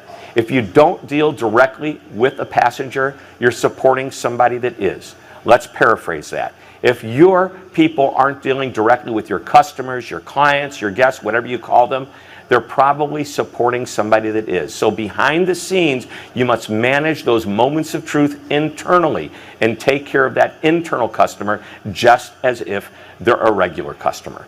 So that's number two. We have number one, creating amazement. Number two, managing the moment. And number three is knowledge. And there's two areas of knowledge. Number one is knowledge of your product, and number two is knowledge of your customer. Let's start with product first. If I call you with a question, a concern, a problem, a complaint, it is expected that you will have the information and know exactly what I need to get that problem, that answer, whatever it is I'm looking for. That's product knowledge. That's your expertise. Demonstrate it well, and you'll create credibility with me. Number two on that front is knowledge of the customer. So you have product knowledge, your expertise in what you do, and now you need to demonstrate an expertise or a knowledge of your customers. You know, with the good CRM, a customer relationship management software program, you can see what the customers have bought in the past. You can see their buying patterns. You can see what they've called about before, what issues they've had before. And looking at that information, you can create a personalized experience for them because they feel that you understand who they are. So knowledge, two sides of it, product knowledge and customer knowledge. Now, before I wrap up, I think I'm going to give you a bonus, and that is this. Not just to create a great customer experience, but think about creating a great employee experience as well. The EX, employee experience, needs to be in alignment with the CX. You can't expect that you will have a great customer experience if the people on the inside who are delivering that experience aren't treated the right way. So here is a simple idea. I call it the employee golden rule. And you may remember the golden rule from when you grew up, and you might have learned what you do unto others as you want done unto yourself. Well, the employee golden rule is a little bit of an offshoot of that. It's saying it this way: do unto your employees as you want done unto your customer. In other words, treat the people you work with the way you want the customers treated. You can't take people in the back, yell at them, scream at them, tell them they're doing a lousy job, and then send them out and say, now go out there and be nice to the customer. It's incongruent behavior. They must have a similar experience that you want your customers to have on the outside. I love to say this, and I'll say it again and again. What's happening on the inside of an organization is felt on the outside by customers. So what we've done is shared with you actually four ideas if you include that bonus idea. The concept of creating amazement, which isn't about being over the top and blowing people away, but simply meeting and ever so slightly, consistently and predictably meeting and exceeding those expectations. We talked about managing the moment, and I emphasized that you take the time to draw out the different journeys that your customers have with you. Different journey maps, perhaps for the first-time buyer, the repeat buyer, the journey the customer goes on when they have a problem and they need help or support. How about the digital journey, going into the website and trying to navigate and find their way around your website? What are you doing to manage each and every one of those moments, those interactions? Are you creating moments of misery? Are they moments of mediocrity? Or are they moments of magic? We talked about knowledge, product knowledge, and customer knowledge. It's expected you know what you're supposed to know about the products. When you start to know about your customer and interact with them at that level, it becomes a personalized experience. And finally, I gave you that bonus, which is to manage the employee experience. What's happening on the inside is felt on the outside by the customers. So there you have it, 3 simple ideas. Easy to do. You can start doing them almost immediately. I urge you to go back to your teams, share this information, and start creating that amazing customer experience for your customers, your clients, your guests, whatever you call them. Thank you so much for allowing me to talk to you at the summit. Maybe next year I'll be able to come back and do it in person. I would love to do that. I can't wait for that to happen. Thanks again for watching. This is Shep Hyken reminding you to always be amazing. All right, ladies and gentlemen, Shep Hyken reminding us all to be amazing. And with that, looks like we managed to gather those 5 important strategies. But before we move forward, because our next session is equally a pertinent one, I realized, in fact, it's all about influencer marketing and its impact on consumer behavior. I thought, let me try influencing the people here if they can come forward and take their seats. So I'm going to give it a try. But that being said, I hope all of you are able to listen to all the sessions that are coming in. If not, I can urge you all to please move forward. We have ample seats right here. And for those who are still over here, right at the back of the hall, if I can request you all to also please take your seats, everyone. That's right. If I could just request everyone take your seats. Our next session is as pertinent as it gets, because this is one binding concept that has been part of our lives ever since digital penetration has taken place. It's the way we are influenced with our decisions, whether it's purchase decisions or, from that matter, anything around it. So what we're going to do is focus now on influencer marketing and its impact on the consumer behavior. Ladies and gentlemen, we all know that influencer marketing not only shapes the consumer perceptions, but also ends up driving it and making it a powerful force in modern consumer behavior dynamics. So coming up next, our next speaker, in fact, is none other than Shubhranshu Singh, who's the Chief Marketing Officer, Commercial Vehicles Business Unit, Tata Motors. And it's time for us to understand how to stay ahead of the curve. So ladies and gentlemen, can we have a round of applause? Let's bring that energy back in the air. Please help me welcome on stage none other than Shubhranshu Singh.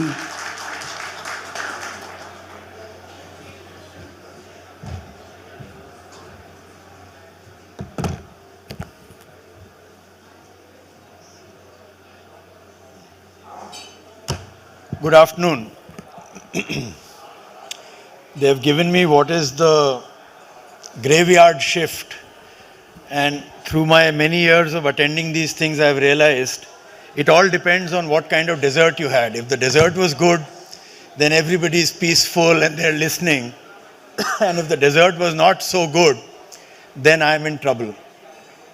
Anyways, I have about 20 minutes. What I propose to do is spend about, say, 5 odd minutes taking you through the construct of the CV business. Commercial vehicles is not very well understood. And then get to what kind of customer experience we're looking to drive and how that has been very deeply a change of behavior on part of the customer.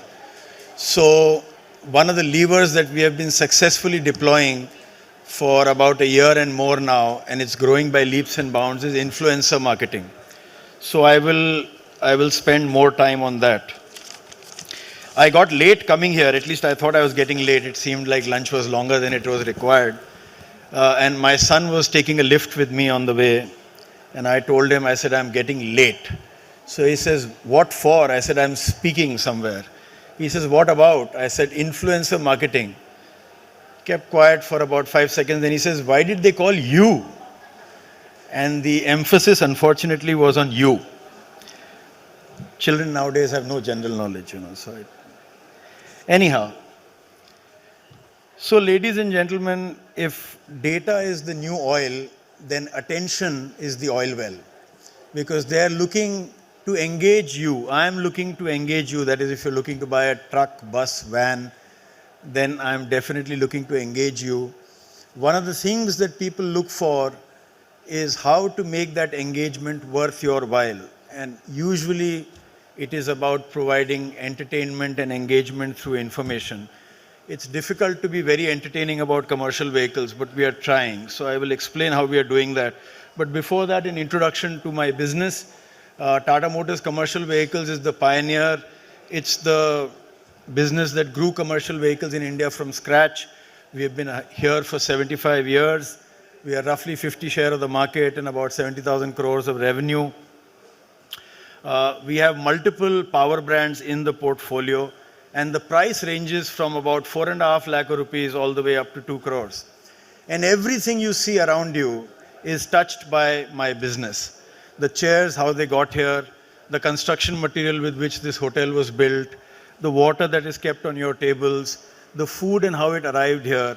And many of you would have got here through directly or indirectly a support of commercial vehicles.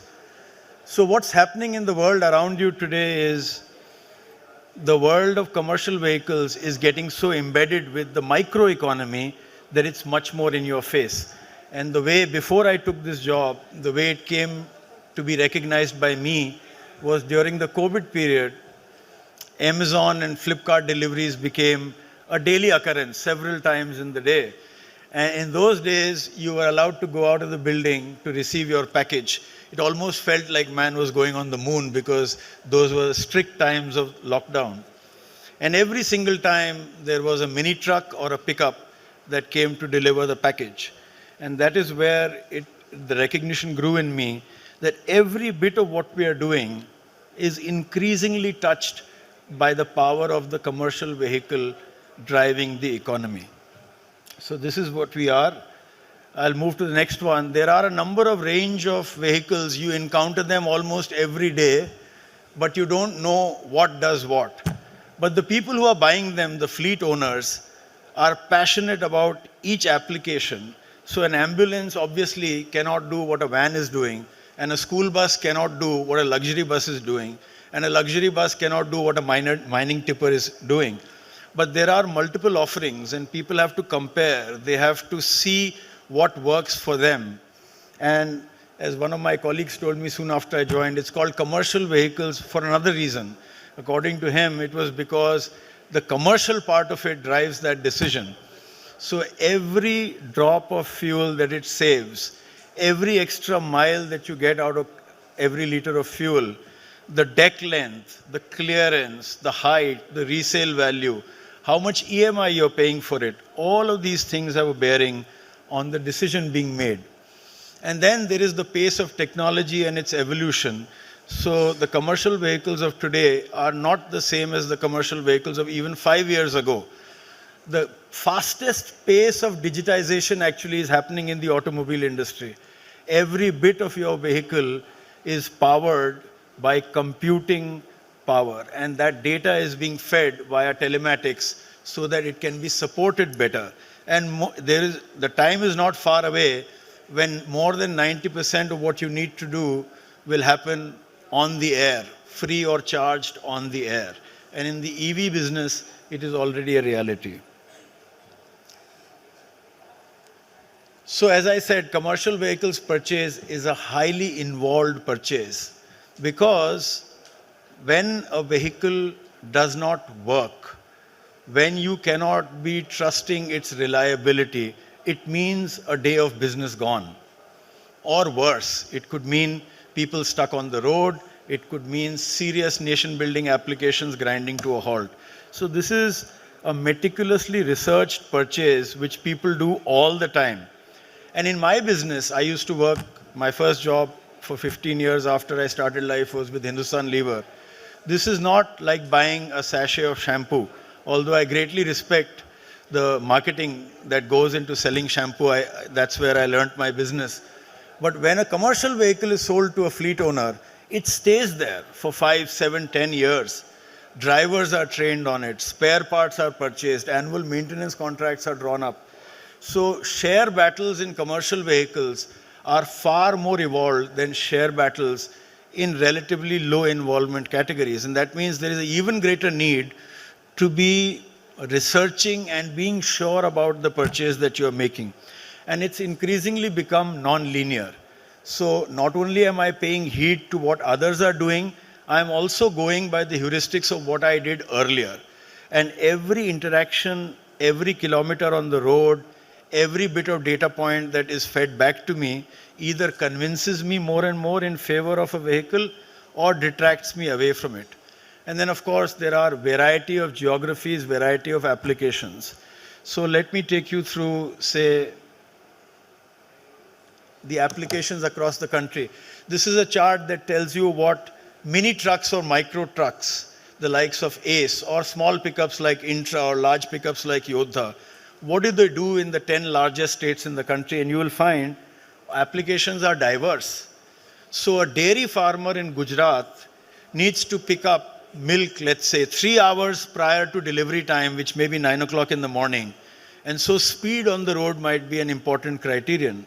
Likewise, fresh vegetables need to reach that mandi fresh for them to be able to get a higher value. And every hour that they lose means diminishing revenues for them. Likewise, the Amazon deliveries that I spoke about. These are all large box deliveries, so volume is important, not weight. But if you are selling construction aggregates or tiles or furniture, the vehicle needs to be able to carry weight. And so in the same vehicle, there is a diversity of applications which makes it very important not only to check with the OEM, such as with us, but also with other drivers to make sure you are recognizing the testimonials for what they are. And that's why influencers are the originators, the channels, and also the qualifiers of information. They're sorting information out. Because naturally every manufacturer will say, my vehicle is top class. So who do I turn to? As more and more information is being provided, where do I go? Let me just step back a second to show you the other one, which is, there are three legs to this journey. One is product capability. Naturally, if your product is best in class, I will make money only when your vehicle is running.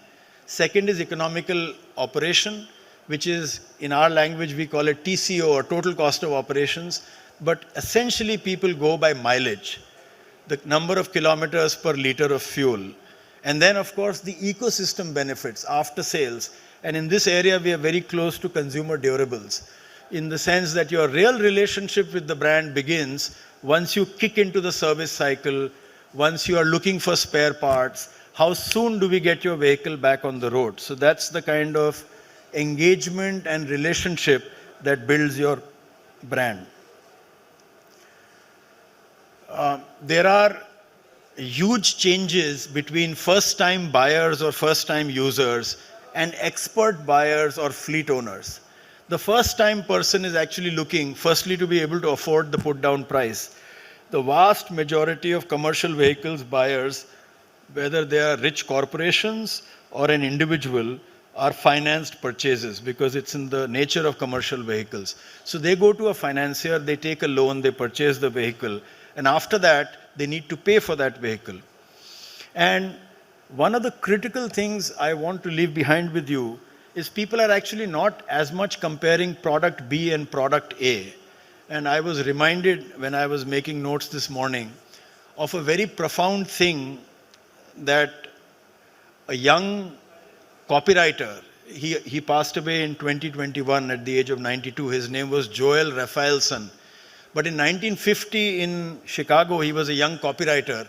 And he told David Ogilvy something which is perhaps one of the most profound and deeply insightful comments made in marketing. He said to David Ogilvy that I don't think a consumer prefers product B over product A because he thinks product B is better than product A. He prefers product B because he is more certain that it's pretty good. You follow? So comparison is of no consequence. I'm not going to buy 2 refrigerators. I'm not going to buy 2 trucks. I'm not going to buy 2 buses. I'm going to be sure about the one that I'm preferring through all means should be ratified as the safe choice, as the right choice. So the influencer should tell me that. My cousin who's driving another truck should tell me that. Or passengers who climb onto my bus should prefer it. That difference is what drives the endorsement and behavior.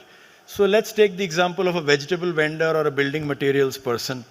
Large parts of captive users, as we call them, 10 vehicles, 15 vehicles, 20 vehicles, might be lifting material for D-Mart, might be doing bhujia delivery for Bikaner Wala. They are not in 1 or 2 vehicles. They are several dozen vehicles plying at the same time. At that time, the average becomes very important, as in what's the average performance of the fleet. Whereas a person who's putting down 50,000 rupees and struggling to pay EMI, for him, every mile of return on the vehicle matters. So they want to be doubly sure before they get into purchase. So they're looking for high human contact. They're looking for comparison videos. And the other person, who is a more previously experienced buyer, could probably just be checking or going through a large part of their due diligence online. And then immediately they come to a dealer, fix up with the financier, and are done with it. So there are diverse changes. I've already spent time on this, but we don't do only influencer marketing. We do a host of things, whether they are events and expos, whether they are in-person selling, whether it is outbound liaisoning with all the influencers. And the influencers are not only people who are making content. Our influencers are also mechanics or bodybuilders or financiers or other owners. So there are a variety of people who can have that influence. And of course, digital marketing content is universal now. Everybody is on their smartphones all the time. Now, the kind of influence we are trying to drive, I have again a qualifier.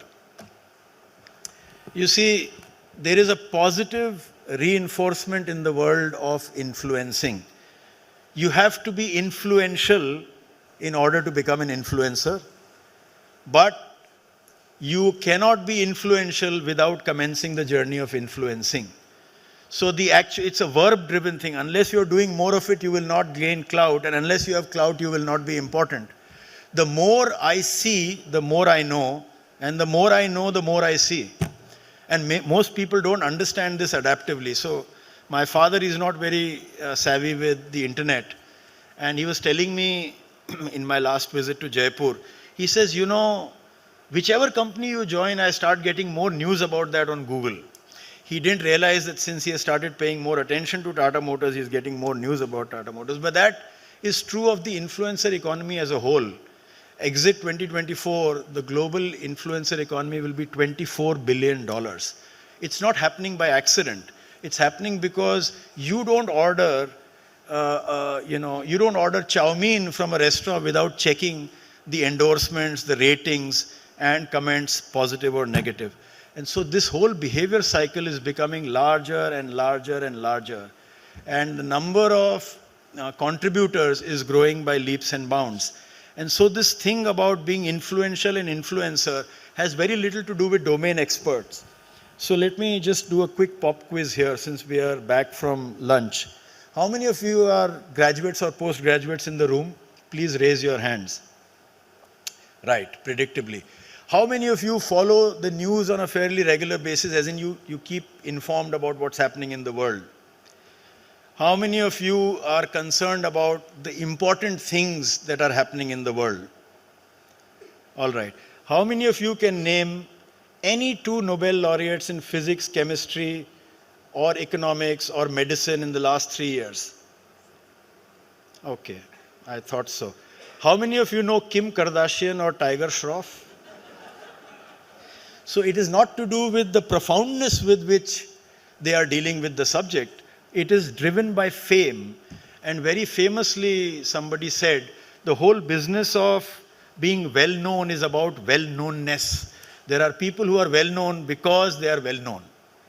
And so the other day I was at I won't name the star, but I was at the Indigo terminal, and suddenly people went running for a selfie with, I would say a music star of the yesteryears. He was probably at his prime about 8-10 years ago.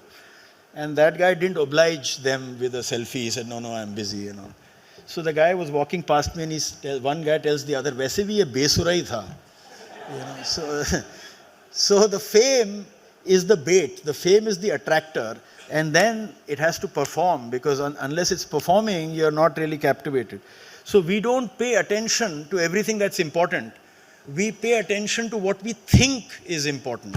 And that's why when you're in the business of buying a car, every ad that you see is an ad from a car manufacturer. When you're in the business of selling your house, every ad, every person you meet seems to be looking to buy an apartment. And so this is to do with our self-selection of content, and that's the zone we are in. Let me quickly go ahead. So I've already covered this, so I won't labor on the point, but a local mechanic is critical to this mix. Or suppose you're selling an EV, an electric vehicle, whether there is fast charging available is critical to that decision. Of course, the bedrock of the decision is that it's much cheaper as fuel. Electricity is much cheaper as fuel. But if you're not able to charge, what's the fun? By the way, we have plenty of charging with Tata Power across the country, so please don't carry that impression. But I'm saying the critical element may be one of many, but as manufacturers or brand owners, we are obliged to talk about many, many parts. So we are trying to do work with guru mechanics. We are trying to do work in building customer experiences at point of sale. We are trying to give them more engagement-worthy, specification-worthy content but in a way which is clickable, because there is a marriage of content and clickable commerce. We have an online sales platform which is seeing huge traction, even from heavy commercial vehicle owners. They just click through and book, because if I have 20 such trucks in the past, I am just looking to see what has changed, and then I will make that decision. So very significant volume is coming through such channels. Then comes the part about what is the content, how do we shape the content, and how do we pick strands. So I will probably show you 2 quick films. I see I have very little time left, but let me try and play this. Sorry, can you play it from the console? The video, please.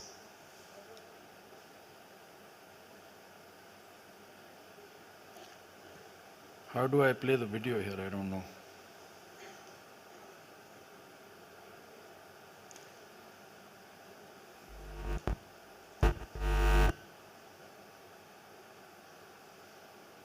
Okay, I've managed to do better than show the video. I thought I blew off the PowerPoint. No, it's not working. But anyhow, the videos are all on YouTube. These are the most recent films. So no audio, it's not showing audio.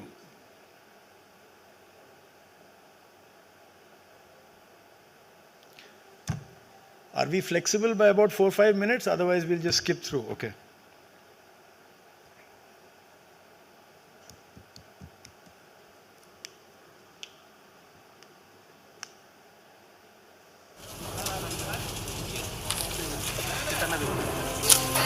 भाई time पे पहुंचेगा ना? हाँ सेठ, बस निकल ही रहे। सूरज से पहले उठता है, संघर्ष की राह पकड़ता है। ओ भाई, चला जा तू भी। उन्नति का सफर तो पहियों पर चलता है।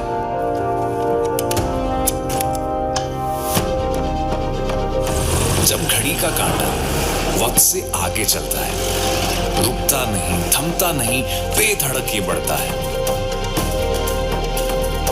एक बार चल पड़े तो बस हवा से बातें करता है।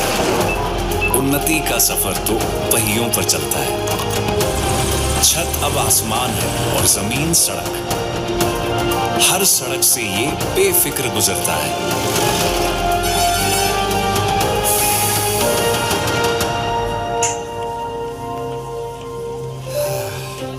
दम भरता बस कुछ देर, फिर निकल पड़ता है। मील दर मील, मोड़ दर मोड़ अपनी छाप छोड़ा करता है। उतार चढ़ाव, नदी पहाड़, रास्ता कई रंग बदलता है। और छोड़ के बीच का पुल ये बनता है। लंबी लंबी दूरियों को पास लाया करता है।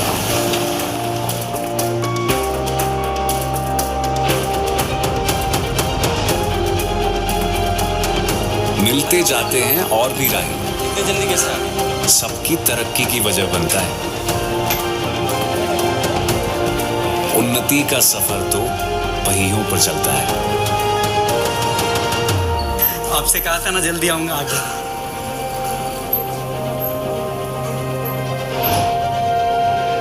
Presenting the new LPT range from Tata Motors. अब ड्राइवर प्रोडक्टिविटी होगी और भी ज्यादा। टाटा ट्रक्स, देश के trucks. So the point here is, cabin has many features. They are of no relevance to you or me, but a reclining seat over a 12-hour journey is a very big deal for a truck driver. Try going on the road in the afternoon and see what air conditioning means to these people. Or if there is another person and they're taking turns to drive, the ability to sleep during the journey is very important. It is a matter of critical safety that the driver should be well rested. So these are the ways in which we build out the content, and then literally hundreds of pieces on influencers explaining each facet and feature. So I'm already getting a message here, my time is up. Time's up. For the speaker it should say, otherwise it makes you feel like time's up on the planet or something, and it's this big in red. There are a variety of influencers that we use, and you see fame, celebrity, national influencer, regional influencer, micro influencer. There is a very profound thinker called Theresa Senft who propounded this concept of micro-celebrity.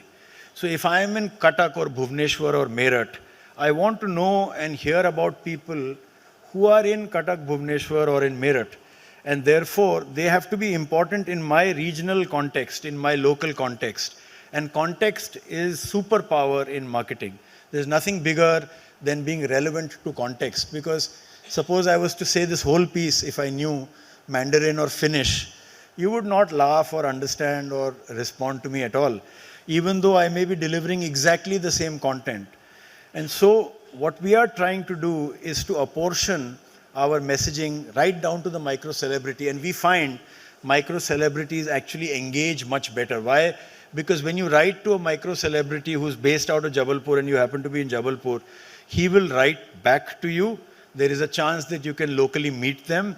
We may organize an event where he may be present. But if you are writing to a national celebrity who have millions of followers, chances are you're only buying reach. I'm not being critical, this is a matter of fact. So we are trying to apportion, it's like a cake. The various layers of influencers are all important, but we are trying to pick smartly. And how do we do that? We do that by taking them inside our factories, by taking them inside our service stations, by taking them at dealer locations, at the place where such applications and duty cycles are being conducted.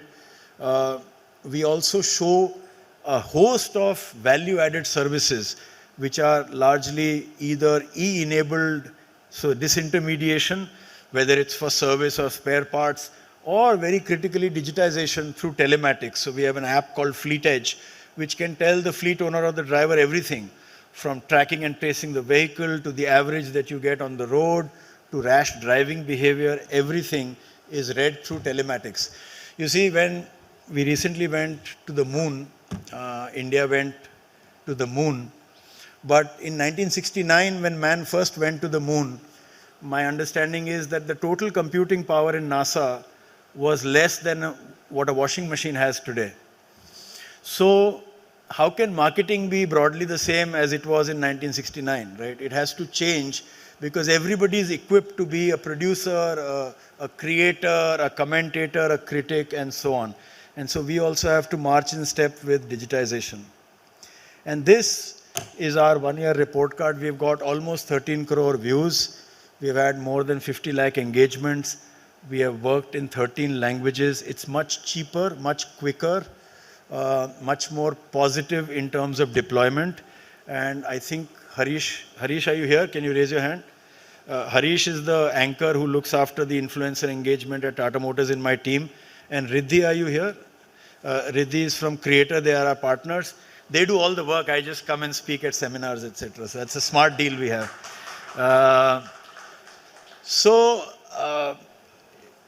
This is not an idea you can roll back. You cannot say that, this year I will do influencer, next year I will roll back on influencer, because whether or not you do it, the influencers are still doing it. Whether or not you are publicizing or paying for content, the content is always alive on the internet.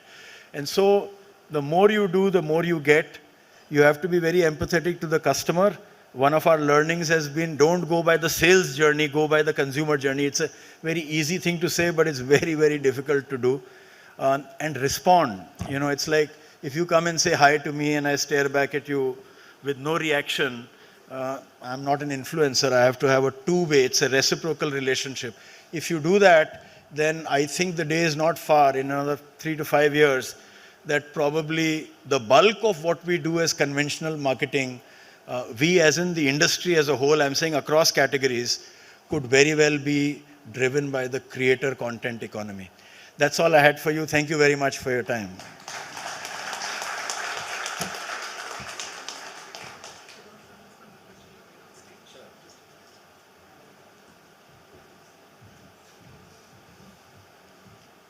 Thank you very much, Shubhranshu. In fact, I must admit, a post-launch session, we were all in our first gear, and thanks to you, we have all managed to get right there to fourth gear. Can we have a huge round of applause one more time? Because that was literally influencing with the insights, with the thoughts, all that takes place at Tata Motors. So thank you. I'm going to please invite on stage Akash Tiwari to please come forward. Akash Tiwari is the co-founder, Team Marksmen Network. And I'm going to request you, Akash, to please present a token of gratitude to our speaker, Shubhranshu Singh.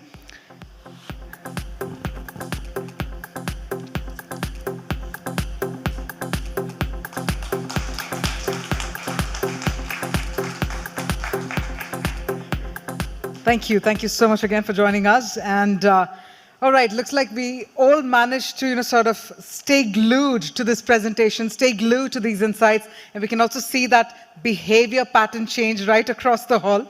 We're going to take that. Enthusiasm forward, and let's all get now prepared to dazzle ourselves by an experience alchemy. Now, you might wonder what's really about to happen. Let me tell you, this is where we will get to experience a fusion of tech and teams that could create customer experience magic. So weaving this magic for us is none other than Prashant Shetty, Chief Operating Officer, Truya by Germinate. So, ladies and gentlemen, let's have a magical round of applause. Please help me welcome our next speaker, Prashant Shetty.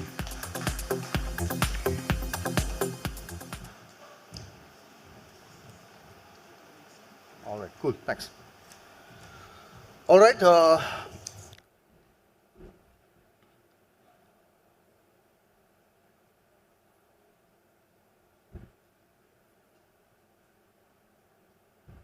Are we on?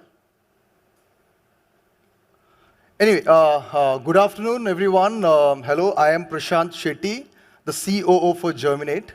I'm not very sure if Shubhranshu had the most challenging session or if I'm going to have, because I think the heaven is maybe also just maybe settling in right now. I'm not very sure. So, but I'm gonna try to keep this short, because anyway, I think I have only a 10-minute slot with you all. And I hope I will keep this interesting for you all.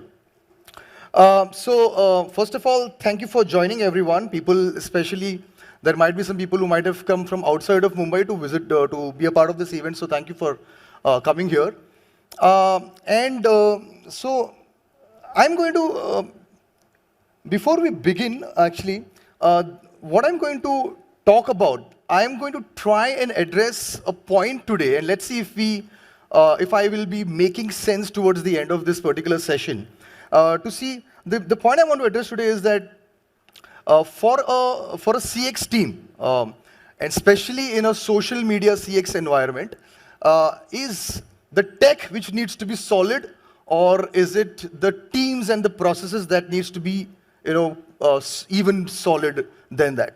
So I'm going to address this. We're going to spend some time doing that. And let's see if you all agree with me or not, okay? Okay, riddle with this, although this is not a very tough one, but if anybody can just point out what this is about, or where did you see the scenes? Correct, so yeah. So this is not very difficult, but I think, after the common man, in 2016 when this happened, after the common man, it was practically, I think, the banks that bore the brunt for demonetization. I mean, they were at the center of the chaos. They had to deal with a lot of angry, frustrated customers.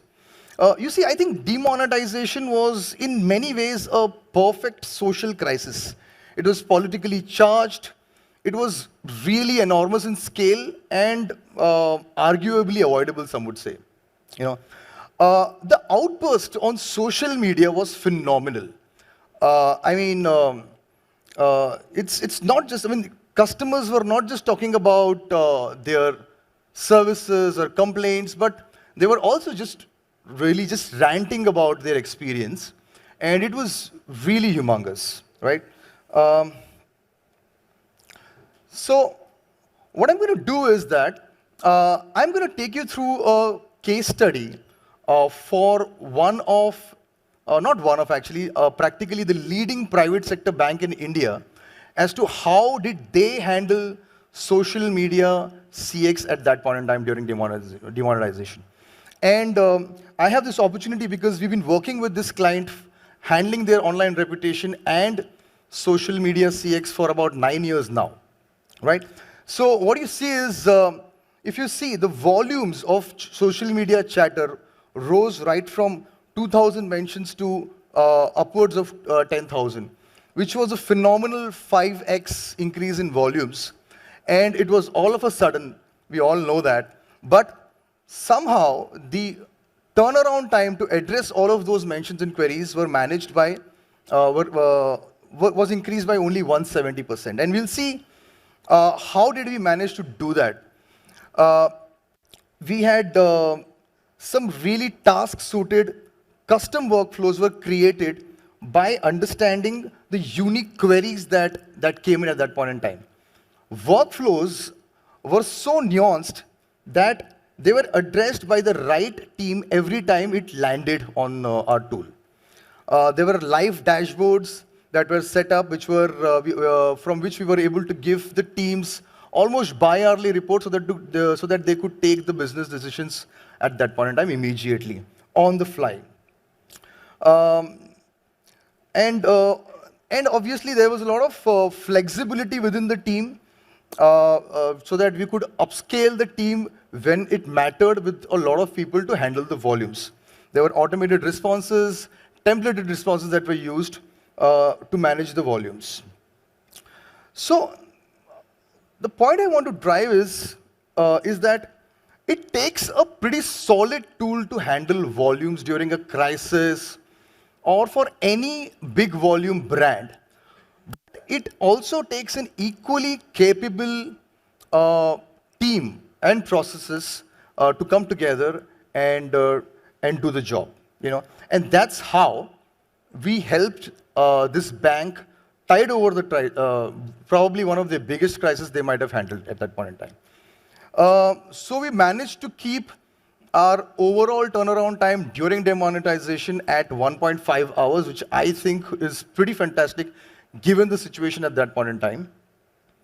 Now, because we've been in this domain, handling a lot of brands, being a tool, CX tool ourselves, and handling social media engagement as a service partner, managed service partner for about 15 years now, I wanted to actually put across just two more slides. One talking about if you happen to, or if you're looking out for a great CX tool, what are the things we feel, based on the experience, we should be looking out for. So I think the tool should definitely be built for speed. So there are certain features. I wouldn't be talking about our features. We have a booth out there. You can come and ask us all the questions about what our tool does, but I'm going to keep it pretty at the top level. It should be built for speed because you never know. And I mean, even usually you will need a lot of speed to maintain because social media needs to be fast, customer needs very fast responses, and you need that speed to handle. And the tool should be built to handle mentions and social media chatter with speed. It should be built to handle large volumes and spikes. It should not crash. It should be able to create very interesting and efficient workflows when it matters. Like in the case of this bank, we were able to create a lot of workflows where the queries were directly handled by certain agents with the particular skill set. Prevent negative posts from going viral, extremely, extremely important. And in fact, we have a feature that helps you do that, because at that point in time, you don't want viral messages multiplying, influencer messages multiplying, which are negative in nature. Form follows function. The reason I say this is because the tool should not be rigid about its features that we have to operate that way. In fact, we've learned over the last 15 years, built the tool in such a way that it follows the functions that needed to keep the process efficient. So I think that's very important. It's a very sort of a deep point there. Also, if you were let's say, evaluating agency partners to outsource your process, social media process, what are the things that you would want them to do? We feel that an agency who takes up your work should be very apt and should be capable of gaining domain knowledge quickly, because the agency might have worked with a lot of brands, but it could be a completely new domain it could be working into, and that expertise is important, and that's why there should be interest to kind of learn that domain pretty quickly. Proactiveness, with all the accounts that the agency works with, I think it's important that it understands and learns from that and takes it forward and provides all of the all proactive insights and ideas for a brand who's just onboarded. SOPs, yeah, it's pretty standard. I mean, the word itself says it's pretty standard, but at the end of the day, after learning from so many years, you have to make sure that the SOPs are right, up to date, and they are actually being used tied to the company organizational goals, tied to the employees' KPIs, so that it's effective for the process. Flexibility, obviously, we've seen that in a situation like a crisis like demonetization, or any spike. Let's say if it's an e-commerce brand and they have sales going on, or any days going on, and then there is, let's say, an e-commerce brand or an electronics brand, and during, let's say, summer, the AC queries are high, you need to ramp up. The agency needs to ramp up with the right amount of manpower. So these are some of the brands that we're working with, and we've been doing that for the last 15 years now. I want to just leave you all with this one word. So this, my whole presentation, I wanted to drive it towards this point that, which I already made, but let me repeat it once again, that it does not, I mean, a great tool is half the magic, but the magic is entirely created only if it marries with the right team, right processes. And that's a thought I want to leave you all with. Thank you so much for your time, guys.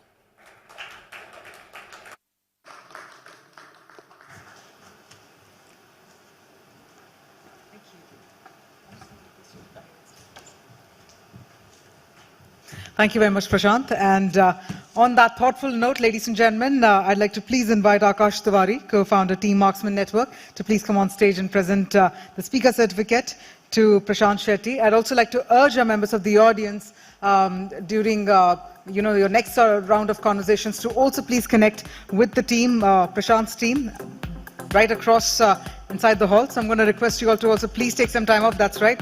They're giving a cheerful high five right there. Superb indeed. So I'm going to urge all of you to also connect with his dynamic team that's seated right inside the hall.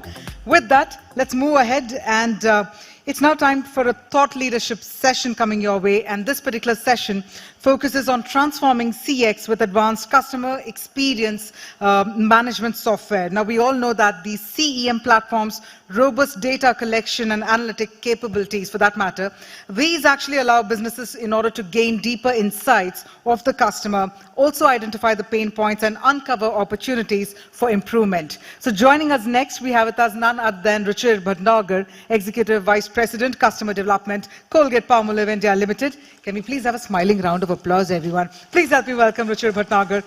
It's time for a thought leadership session. Hi.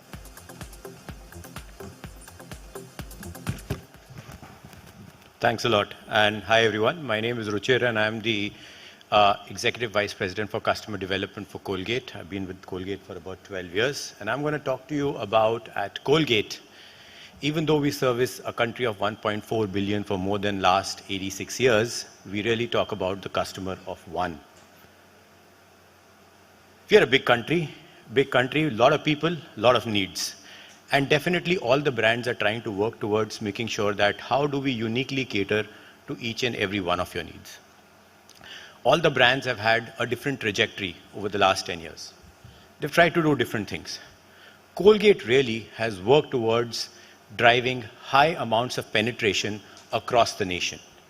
Our entire efforts in the last 2 decades has been around driving awareness on oral care and oral benefits and driving penetration of this category to the length and breadth of the country. And we've been quite successful at that. Today, Colgate enjoys a 99% oral care penetration across households.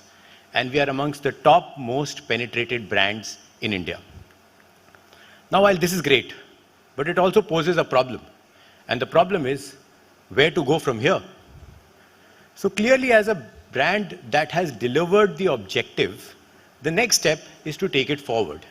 And our task as a market leader is really to see how do we take this brand and the category from a high importance category to a high involvement category.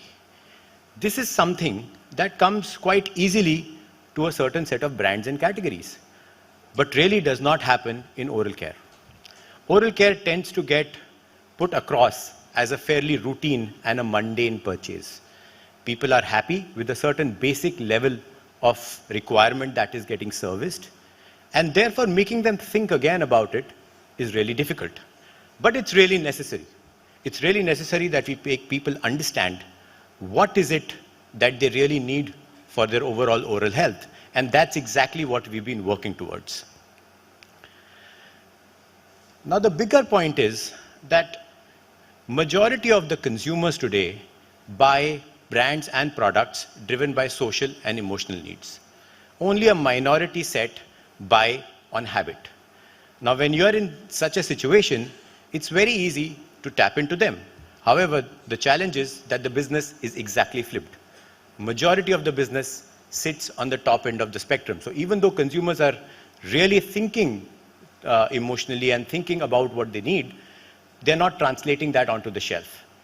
And then how do you do? Where do you go from here? How do you evolve that category forward and elevate it? Because certainly, apart from the set of my colleagues that work in the Colgate offices, people really don't fantasize about what toothpaste or toothbrush they use day in and day out. So to do that, we tapped into something very basic, which is the needs states model, which really talks about what are the needs that our brand is servicing and how do we tap into them. And we went behind the functional aspects of needs to the emotional aspects and what are the consumers seeking from their day-to-day purchases. What came out was a set of 7 need states. And really what you see on the other end of the screen are the need states where consumers sit. They want to make an impression. They want to stand out. They want to have an individuality of their own. They want to make sure that they have an overall preventive health. With the awareness around health, they want to make sure holistically they're leading a good life. However, the purchases sit on this end of the spectrum, which is a basic everyday oral care. And as long as I'm getting this, I'm not really thinking about that. So when you're in this problem, it's really difficult on how to shift the business from here to there. And that's exactly what we set out to do. Now, making that is very difficult. You need to talk to consumers differently. You need to talk to them in a language that is quite unique to each and every one of them. And that becomes a challenge with the traditional ways of marketing.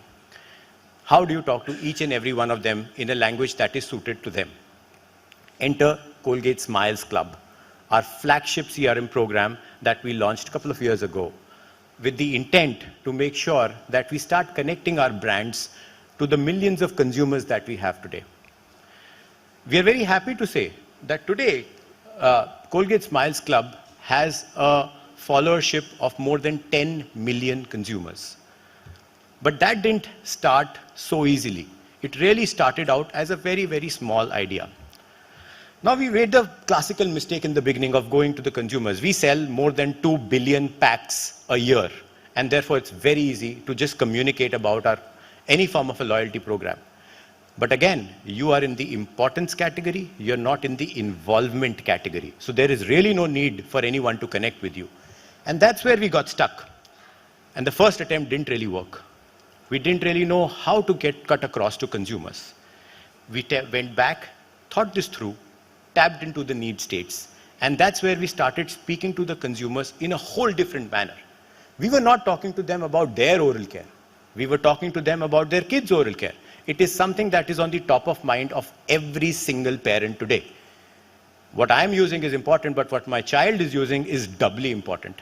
We started to talk to them about beauty, about the next Instagram post that they're about to put, and the fact that last time someone in their post commented, "You look awesome, the smile could be better."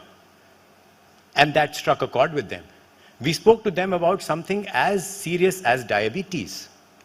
For the unfortunate ones who struggle with it, and their relatives, you would know that every single minute is spent thinking about how to get yourself better from that. And when you start talking to them in that language, they connect. They start talking to you, they start interacting with you. This cohort-specific targeting really got the ball rolling. And once we started raking in some numbers, we put it all across our mass platforms. The more than 2 billion packs that we go, there's a QR code on that, the advertising, the print, everywhere. We started going really ballistic with acquiring customers. As that started to happen, we got a whole lot of data. a lot of people who came to us, they started chatting with us. Now, the important thing was that we need to speak to them and continue to engage with them in a tonality that is relevant to them. And that's where Salesforce came in. And the idea was to churn this entire set of data and chatter to see where do these people come from, what are they acquiring, what are they thinking, what is the acquisition method, and then split them into multiple cohorts, beauty cohorts, family cohorts, tech-friendly cohorts, health-conscious people, and so on and so forth. And once you have the cohorts right, it becomes really easy to go ahead, talk to them, speak to them far more closely, and address their tension, provide them reasons and expertise solutions, and start finally recommending a product. That really got people engaged, and that's where Colgate Smiles Club started working for us. Here is an example that we are particularly proud of. One of the rising cohorts in the country today is the oral beauty segment, or the overall beauty segment. People are getting beauty conscious. Beauty is not a thing about an event anymore. It's something that they want to feel on an everyday basis. It's absolutely existent in the entire social media existence of our consumers. And oral beauty is a critical part of that. And we thought, why not tap into them with that idea? So we started talking to them about contextualized messaging. We started talking to them about, are you gearing up for your Friday night party? Or are you simply just getting ready to make your next Instagram post? The moment they start thinking about it, you start talking to them about beauty tips. You're not going to talk to them about oral care. You're really talking to them about beauty. Stuff that they're looking for. What do they want to do with their skin, for their lips, and stuff. And also take it to the next level and try and connect them with influencers. People that they really value, people who they really believe they can follow. As you keep getting them hooked on, the last bit is land your product there. And that's exactly what we did. Doing this one small action, we were really able to segregate our portfolio into segregated segments which were suited to every single person. And there you go, a consumer that would have erstwhile bought a basic overall dental protection toothpaste suddenly is now thinking a beauty toothpaste. A toothpaste that can make my teeth whiter in 7 days. Something that can make it whiter in 3 days. Why not? So there you go. You've entered that category where it's extremely important and highly involved. And that's how this entire category starts getting created. Using this, we've been able to create categories like oral beauty, preventive health, to 6 to 7 times of what they used to be not more than 4 years ago. Of course, the matrices all went up. The CTRs go up, the conversions rate are high, and the share of wallet is also increasing. Another similar example is something as basic as a toothbrush. We never really think about toothbrush as a device. We really think about this as a very routine thing that exists in our washrooms. But I'm not sure how many of you really know that a toothbrush today in India can range from 10 rupees all the way up to 8 to 10,000 rupees. And when you start upgrading people to that level of exponential upgrade, it will not happen just by telling them that this is a better quality brush. So therefore, you start talking to them in a language that they understand. You talk techs, you talk revs, you talk about what kind of penetration it can give and make sure that it can help your overall dental hygiene. You start talking about the motor that we are using. You really start talking stuff that really sells gadgets. You start hitting them with multiple medium, so make sure that when they're thinking of products like this, they're thinking of you. And then eventually convert them with offers and landing them onto either your D2C pages or to the platforms. And that really has kicked off a whole new segment in India, which is the devices segment. The ROIs are phenomenal. And now that we are speaking a specific language to a specific set of people, the returns are much better. Now, doing all of this for 10 million is not good enough. It's a huge country, we are there with everyone. So the next challenge was, how do we make sure that we utilize the benefits that this tool has? And that's where we utilized the idea of cohorting and making mirror lookalikes. Looking at your cohort, you create a complete end-to-end DNA of your cohort, and using your media affiliates, you find those cohorts. Many of them may be sitting right here. You find them, and then you start providing a similar sort of messaging to that entire cohort. This was the same messaging that was going to that one individual who was really interested in the next Instagram post, and that now is gone to almost all of them. Clearly, the CTRs go through, the cost per clicks are lower, and we have far better savings than just blasting them with either an ad or a single unified communication to a lot of people who would have not even paid attention. And that is where the numbers start to land for us. The potential for this is immense, and we have just started. We are definitely getting far higher business growths. We are tiering our entire portfolio and are able to engage and connect with the audience that we could never speak to in that manner through mass media. We are using all of this information that the consumers are telling us and taking them into our product innovation. Today, products are being worked upon which are in pipeline that are based on what consumers interact with us.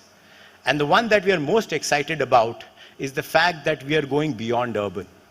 A large chunk of the Colgate Smiles Club comes from rural markets. They are really wanting to understand the benefits. They're really wanting to see how can their children's teeth be better. How can they lead better lives? With that, we can significantly bring a behavioral shift in the entire population of the country. And that's something that we're working towards. So the potential is immense. The important thing is to make sure that everybody has a future full of smiles. Thank you so much.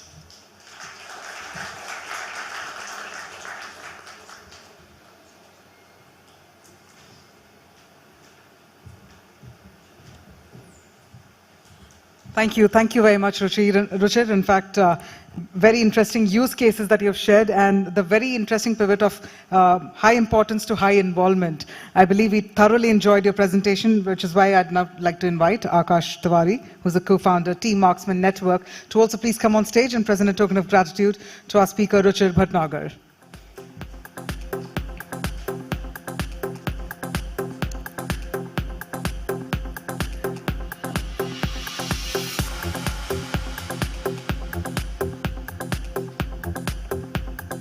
Thank you once again for joining us.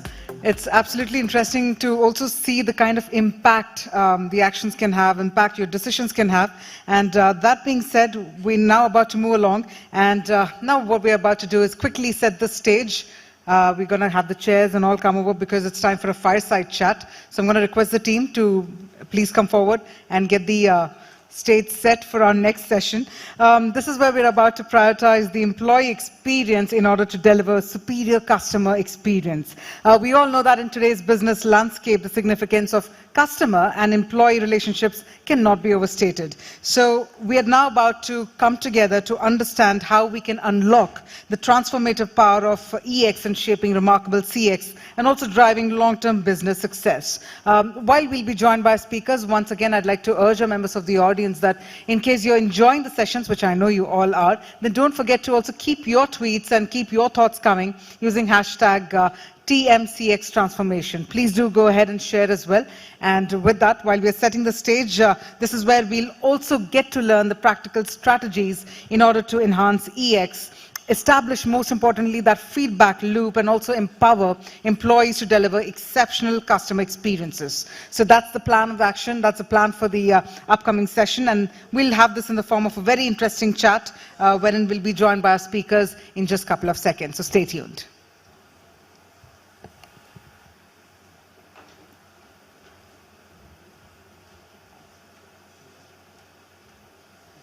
All right, so looks like we're set. All right, so well, on that note, then let's go ahead and invite our speakers. Moderating the session for us, we have with us Vivek De Cruz, partner Deloitte India.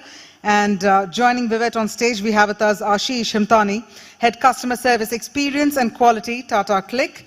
I'd also like to invite Sanjay Tiwari, head operations customer experience and reinsurance strategy with HDFC Life. So let's have our three speakers here.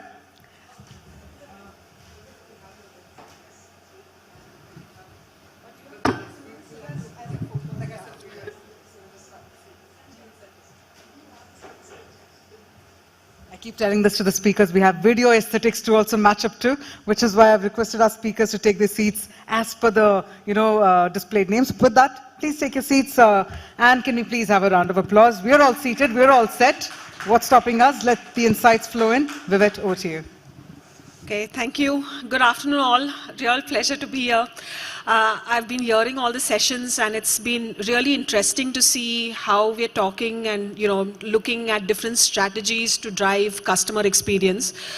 But at the same time, I think it's exceptionally important to understand the foundation of this internally, right? I think employees are a very, very important element when we think about customer experience. I've been reading a lot about, how employees drive customer experience, a lot of statistics. If an employee is well engaged, it leads to a 10% improvement in customer rating, 20% improvement in revenue. But the question that you always sort of think of is, what is it that really do you mean by employee experience, right? What is it that drives employee experience? And I think the timing was really right. I was one of those lucky passengers flying in yesterday to Bombay, where we had the crash happening on the Mumbai runway. And my flight was diverted. We had a 4-hour wait time. And the airlines, with just 4 or 5 crew people, it was really amazing to see how they so patiently and with a consistent smile handled the 200 passengers pouncing on them, saying, when is the flight taking off? Where is the water? Where is the food, right?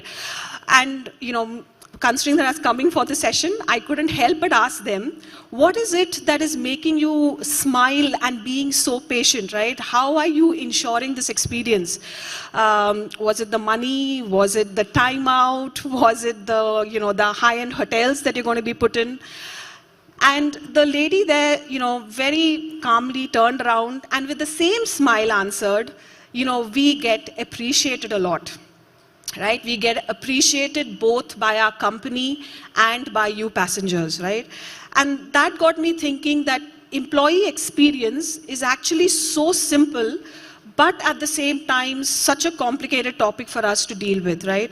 And today I'm really excited to have with me Ashish and Sanjay, who come with huge amount of industry experience and to share how they are driving it, right? They are right in the thick of the action, and therefore, what are they doing at their organizations?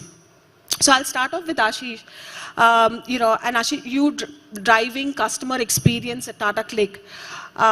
You obviously have people interacting with you pre and post sales. Post sales is obviously not one of the best interactions because I don't think anybody would be calling your customer service to congratulate them. So they are tough conversations, right? So how do you see the connection between customer and employee? And can you share some practical examples of where you have taken such initiatives and actually seen the impact on customer and customer experience? Sure, Vivek, and I agree there are a lot of statistics that you just spoke about that happy employees basically translate into happy customers, correct? I'm speaking from the behalf that, see, for a CX to be an outcome metric for me, there are 3 core enablers in, I guess, every organization, which is people, process, and technology. And I think we've had so many technology folks here talking of Gen AI and whatnot. So we know technology is one of the core enablers. I would say across these 3, technology and process are the 2 enablers which are fairly black and white. Either you have a process, either you have a technology, or you probably do not have it. The people aspect of it is the most tricky part because that is where you get the most gray area, right? Because this involves behavioral patterns. This involves a lot of reinforcement that you want actually to be delivered to the customers, right? And today, I think a lot of organizations just take employee experience as maybe just a 5-point scale survey, or they just construe this to be more of a discussion on appraisals and promotions and increments, right? But I would like to state that it is much beyond that. The way we usually at Click go about gauging the employee experience is across 3 core dimensions. So which is the NSG. So N is your needs, basic needs of your employee. And then within needs, you have areas like, am I actually doing what is expected out of me? I mean, is the employee aware of their respective role descriptions, and are they aligning with the overall organization's function? Is one. And with the needs, do my employees have enough materials and equipment to function properly? Because hiring employees is one part, but not giving them enough materials and equipment to function properly is the other part of the problem, right? So this is within needs. Within support, I think you just mentioned the support by the entire organization in terms of recognizing the employees, understanding what they need, recognizing and rewarding them at adequate intervals, engaging them and aligning their profiles or aligning their functions with the larger strategy is second part of the support. And then third is the growth part. Of course, every employee in any organization is supposed to do better and grow in their respective trajectories. So that is the third dimension that you used to usually keep track of. So as long as we are going beyond that 5-point survey, as long as we are having those qualitative discussions beyond increments, appraisals, and getting into the depth of items like needs, support, and recognition, I think a lot of organizations have realized the real benefits of great employee experience. And there is there was a survey with a published agency also who actually benchmark this employee experience scores across 10, 12 different questions across these dimensions. They also concluded that the organizations with top 25th percentile of their entire spectrum had 3 times better return on assets versus the organizations in the bottom 25th percentile. And this is just purely on the employee experience. One of the examples I would want to bring is from our Click perspective. It's a fairly small one, but I would want to show that impact, how that quantifies. So we usually engage with all the employees on a quarterly basis, understanding all these needs, support, and growth. One of the key surveys that we do is a systems survey, especially for customer support teams. And this systems survey actually targets understanding how easy or how difficult it is for them to engage with the systems that they currently have. So especially in customer support, I think a lot of people would understand CRM systems. Then a lot of legacy e-commerce systems are part of their daily life, right? So what we then did was we quarterly engaged with all of the workforce to understand what parts of the systems are actually working better, what parts are not working better, ended up actually upgrading our CRM and ended up actually creating a roadmap for a lot of enhancements and modifications within the CRM and the ancillary systems. This not only just ensured that my employees' lives are getting better, but also ensured my handling time went down by 15 to 20 seconds, ensured my first time resolution went up by 5 to 7 percentage points. So this basically implies that, yeah, I mean, while I was focusing on employee experience as a metric, my customer experience metric also went up. So. Thanks, Ashish. I think, Sanjay, if you can shed some light, right, in terms of what are the specifics, like say initiatives that you have taken or seen at HDFC Life in terms of employee experience, right? And we all know about technology and the role that it plays, but at the end, we are all people who are very comfortable with call, email, and Excel. So how is it that you have applied technology, and how are you seeing or driving the adoption to actually make their lives easier? Hi, good afternoon. I like to start with a very simple equation. We actually believe, and it's a very simplified way of looking at things when we are kind of, connecting employee experience with customer experience, right? And we have talked about the numbers and the service, and the actual performances of the company do speak about in what way superior customer experience actually delivers a better result in terms of performance, and also a better employee experience, of course, is strongly correlated to a customer experience, right? That equation is very simple. It's a customer experience, one layer, second layer is the employee experience, and the middle is the culture. Culture becomes that binding force, and culture is nothing but the environment which we set in, right?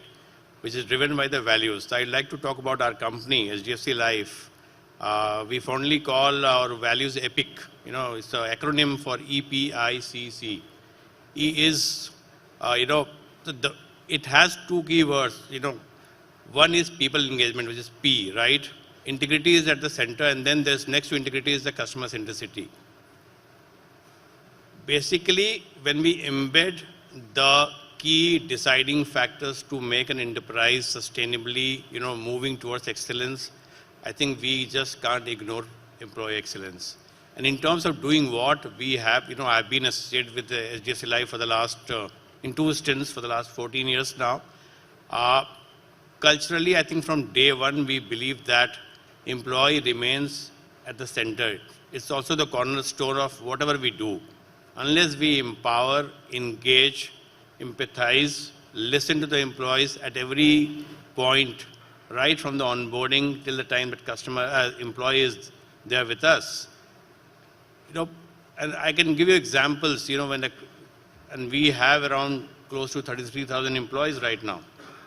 When we onboard an employee in any part of the country, you know, the experience that employee gets is seamless. Whether it's Mumbai, or whether it's Ratlam, whether it's Akola in Maharashtra, right? The kind of programs we have in terms of onboarding, we call it boot camp, the learning programs in terms of, you know, the potential, improvement potential in terms of step-ups, in terms of, you know, we have a certain very well-defined curated program called the Stride, where we actually nurture employees and managers to a very fast-track career development based on the inputs which we have received on a regular basis, not like a sporadic, you know, episodic basis. In terms of technology, you know, I think the way I look at, and our company also look at, you know, it's a very key enabler. It's not the start point. We always believe that with all the investments and all the focus on those cutting edge technologies, which becomes a basic hygiene in terms of where we are today in this world with the fast pace, I think the human touch remains central to that. So that comes with the empathy. We not only, you know, engage with our customers with empathy, our processes are defined by keeping the central theme of process with empathy. Same thing goes for employees as well. You know, so every platform which we have developed using digital and technology, analytics, whether it's about, you know, continuous learning, we have an app on that, the continuous engagement of the employee for each and every transaction through the entire life cycle is done digitally, is seamless again. And again, we keep on improvising, we keep getting the best in class, whatever technology can offer. And we have learned that, you know, during the COVID era, that what exactly can transform your life with one event, and how well prepared you are and how well connected you are with your employees to ensure that the needle doesn't get, you know, dropped behind. So that's where we are. So, you know, we both of you all spoke about the importance, how we are doing it, different initiatives and all. But Ashish, if I ask you, this must not have been an easy journey, right? There are a lot of challenges when you actually embark on such a journey. I think employee experience being such a qualitative aspect, right? I think, and where we all look at ROIs from all our projects. To undertake such projects, you know, how do you go about justifying that? That's one. Secondly is also about the attrition that happens, new people coming in, continuous reinvestment in training. So what are some of the challenges that you have seen when you've embarked on this journey, and how have you gone about addressing them? Sure. So one of the biggest challenges I would say in this space that we've been facing is causal ambiguity, right? Because as a business, you have so many moving parts across people, across process, across technology, all aimed at improving the customer experience, of course. So then at times you can't just attribute X percentage of CX improvement because of employee experience. That always remains the question, especially for all the CFOs where we have to present the business case and we have to, you know, check that, please let me invest here because this will eventually lead to EX and eventually lead to CX. Because at the end of the day, EX is also an output metric. And now we are here trying to correlate an output metric with another output metric, right? So that's how it goes. But then what we've started slowly, you know, going about doing is isolating all my charters For example, if EX is one of my key outcomes, then what are my top priorities within this space, how this aligns to my larger CX ecosystem, and then going about prioritizing them in terms of the quantum of impact it is supposed to bring. And then clearly articulating the difference that it brings across the EX as well as across the CX space. So that's how I think drawing certain boundaries across CX and EX for the organizations would help in justifying those business cases and investments in this space. Sanjay, anything about change management, right? Because as you said, right, wherever you are either putting an app or you're putting a workflow or any sort of technology intervention, how are you looking at change management and getting employees to really understand that this is for their benefit? So very, I think, interesting question. And we again, we take pride in what we call, every organization has a certain hierarchy, a structure, right? We need to follow that template. But at the same time, we have a very democratized, system of not only sharing information, but also, looping in every mile within the organization in the whole decision-making process at different levels, right? So using that framework of change management or the whole democratized way of, information, that how the company's goals and priorities are changing, how the external world is kind of evolving, and why do we need to do this to stay not only just relevant, but also move ahead, right? That's where this, if you are able to very clearly, simplistically communicate this to the last mile, and then bring about that technological change, it becomes much more easier and much more palatable for every employee. And we are talking about employees, I said that it's in every part of this country. We have enough diversity in terms of whether it's geography, either in terms of religion or gender, but that becomes very, very seamless. So technology remains, whatever the new product, new technology we are bringing in to improve the experience of the employee or the end customer, I think it becomes very seamless exercise then. It's no longer a kind of a forced down mandate that the organization has decided one day and this is what we are going to change to from X to Y. So it's a fairly evolved, democratic, I'll say, a process of information exchange as well as decision making, which enables this very smoothly. Okay, that's very interesting. I think the question now for both of you all, right? This topic is a very large topic, right? It's like, I think, larger than the blue ocean also. So if a company is looking or started this journey or is embarking on this journey where they say, yes, we want to invest and drive customer experience, what would be, your advice or your inputs in terms of how could they plan this journey, right? How should they look at this journey? Because I think the common question we always try to ask is, where do I start? What do I do first, right? So what would be your inputs of how they can look at it? When should they think about success? How should they measure success? If you can give guidance basis your experience, I think that would be very helpful. Yeah, so I'll start from the beginning again. It starts from the top. The leadership commitment in terms of focusing on the employee excellence, which leads to customer excellence, it always starts from the top. And when I say it starts from the top in terms of commitment, is basically how do you define that narrative? How do you set that narrative in the organization, right? So that's the first thing, the commitment part. Second part is that in what way, in a continuous evolving fashion, we are, willing to understand the employee needs. Okay, it could range from, work-life balance, creating that right culture environment for the employee to thrive. Try to create those structures where you are able to, improve people's, individuals. We are all different people, right? We have our own personal barriers. How do we help them to quickly overcome that, right? Third is the very, I'll say, a very good infrastructure around learning and development. Fourth key thing is the communication part. We believe in the integrity of communication. When I say integrity of communication, it means honest, what I feel about my top organizational imperatives and goals. This is what I want to convey to my employee. Unless an employee understands that goal clearly, I don't think in his or her day-to-day life, working life, they can actually influence customer experience. And I can go on and on. You talk about employee well-being. We have actually experimented with that. And we have got enough programs running around to actually focus on employee well-being, because you said that, right? Happy customer, happy employee makes a happy company, and in turn a happy, customers. So that's a very simplistic line, but it has a lot of truth in it. So that's pretty much what I feel.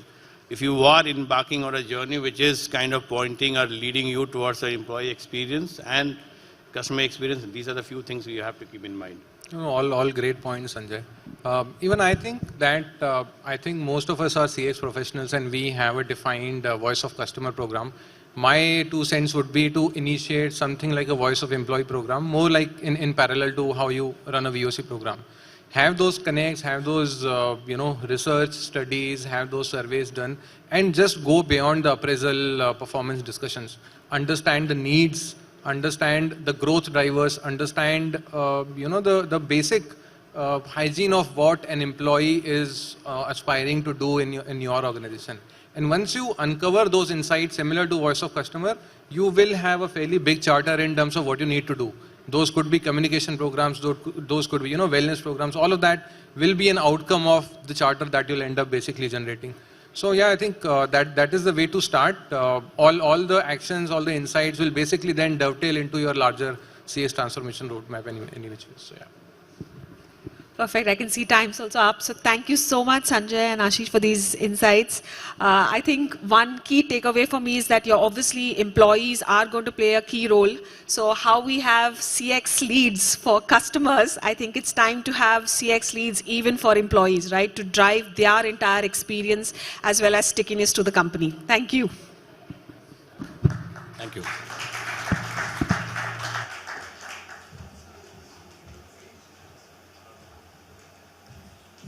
Thank you very much indeed, Vivek, and thank you to our speakers as well. Another befitting discussion, and on that note, I'd like to request Akash Tiwari, co-founder, Team Marksmen Network, to also please come on stage and present the speaker certificates to all of our speakers. We'll first present one to Ashish Hamtani.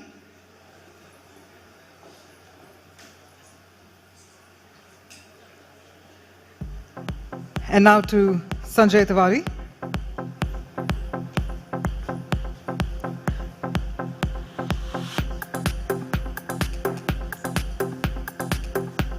And to our session moderator, Vivek D'Cruz.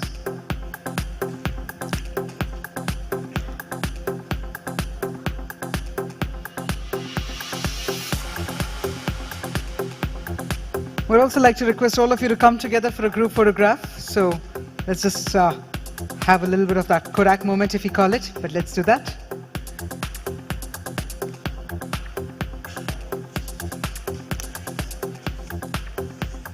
Thank you once again. And with that, ladies and gentlemen, we're about to set the stage for our final panel discussion for the conclave.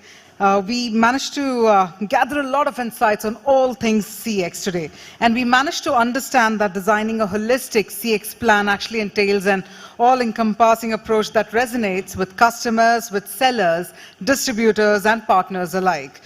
We also know that in today's highly competitive business landscape, delivering exceptional customer experience is no longer an option, but it is imperative. And in order to achieve this, the companies are increasingly turning to hyper-personalization as a strategic approach to enhance customer satisfaction, loyalty, or for that matter, overall business success. So what we're about to do is that in this session, as you can notice, looks like we're going to have a marathon list of speakers joining us right away. The stage is suddenly seeming small for us, but that also shows the kind of mighty speakers we're about to have in a short while.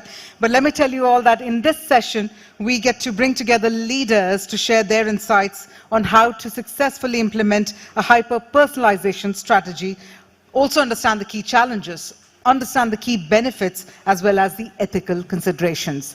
That being said, before I invite our speakers, I also see that all the ones who are seated right behind, let me tell you, this is almost like the finale of the program. After this, we also have the Masters of CX, the felicitations. If I can request all the ones who are seated right behind, please come forward.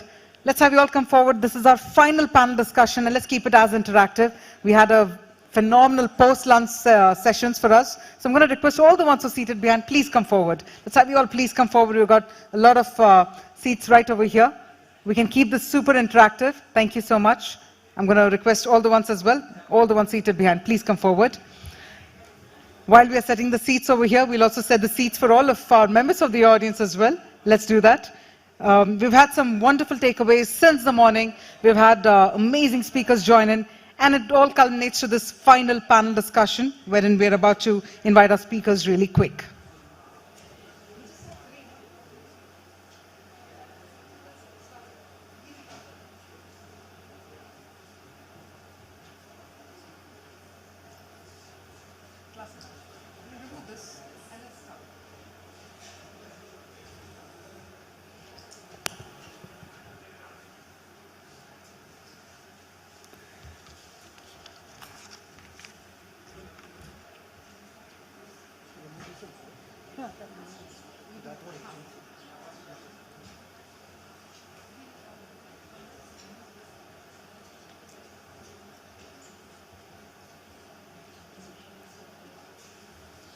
All right, all right.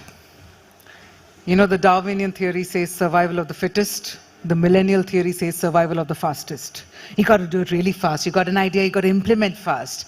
The same happens even with the stage setting. And thank you for obliging with us. Thank you for allowing us the time. Looks like the stage is set. On that note, let's go ahead and invite our speakers. First up, to spearhead the panel discussion, we have with us Karishma Gupta, partner Deloitte India. And Karishma, let's have you on stage. Joining Karishma, I'm going to please invite Avijit Mahapatra, Senior Director of Customer Experience Transformation, Flipkart. Deepa Krishnan, Director Marketing Category Loyalty Digital Tata Starbucks. Praveen Chandra Kumar, Executive Vice President Sales and Marketing, The Indian Hotels Company Limited. Shantanu Garg, Vice President Marketing, Grasim Industries, Aditya Birla Group. I'd also like to invite Subodh Shiohare, who's the Solutions Director, South Asia and Middle East, NICE, to also please come on stage. And our final speaker, Vadarajan Raghunathan, Head Monetization and Customer Engagement, Big Basket. All right. Okay, ladies and gentlemen, can we have a finale round of applause for our final set of panelists? Yes, we have more after this, but let's bring that energy back in the air. And with that, Karishma, over to you then. Thank you so much. Hi, everyone. We did have a final applause, but I think we should stay very, very diligent because there would be a chance for audience to ask questions to your favorite panelists, right? So with that, let's start. I'll start some data for data enthusiasts, right? And if we're talking about hyper-personalization, it's only fair that we start with data. So we did some research wherein 80% of the customers says that they want to go to the brands which actually give them personalized communication. And with brands doing so much, 85% people still feel that their communication is not personalized enough, right? And they don't feel that the brands meet them where they are. The three priorities for hyper-personalization in this year, 2023, are putting focus on hyper-personalization, delivering predictive and proactive engagements, and creating positive customer experiences. But some of the data says that 65% of the marketers are struggling to even figure out how to provide this positive customer experience, because either it is siloed, or the data quality is not good, or they can't use the data. And to top it all, the Privacy Data Act got passed, right? So in all this scenario, we still have certain brands which have aced the game, right? Which have aced both online and offline game of hyper-personalization. So let's hear from experts. So Praveen, why don't we start with you, right? And I know it's called Indian Hotels, but Taj Hotels, and I'm sure one of the favorite staying place for all of us, have been hyper-personalized in an offline world, right? When we didn't talk about data, when we didn't talk about anything, you've been to Taj Hotels once and they will know how do you like your coffee, that you don't carry a bookmark for your book and they'll put a bookmark in, and so much more, right? So in that so-called brand experience that was always provided offline, What are you doing to keep this excellent experience online as well? So for us, hyper-personalization has been a non-negotiable, right? As you said, if you're in a hotel, you definitely, the second time that you go to the hotel, you expect everybody to know what you like to do. Now, coming back to your question, in the offline, it's very easy and we've been doing it for decades. In the online space, we've been working on building our digital interfaces and DX to make sure that we are able to create a hyper-personalized experience. And a lot of work has been done. So first thing is that we are now part of a great loyalty system, which is the Tata Neu. They have a state-of-the-art system, so we're basically able to data mine people who've been part of the loyalty for the last 5 to 7 years. I mean, we've had data for 10 years almost. And we use that as a key way to get our people to have better experiences, to book what they like to do that. In addition, we've also been focusing a lot on our digital infrastructure. So we're going through a digital transformation as we speak. So our new websites are coming in. Those websites are focusing on really state-of-the-art experience, because when you have to come up with a luxury hotel experience, you really need to be not just intuitive, you also need to be luxurious. So I think that's one thing which we are doing. In addition to that, some of the usual things which everybody does, which means the CRM, making sure that we are giving you omni-channel journeys.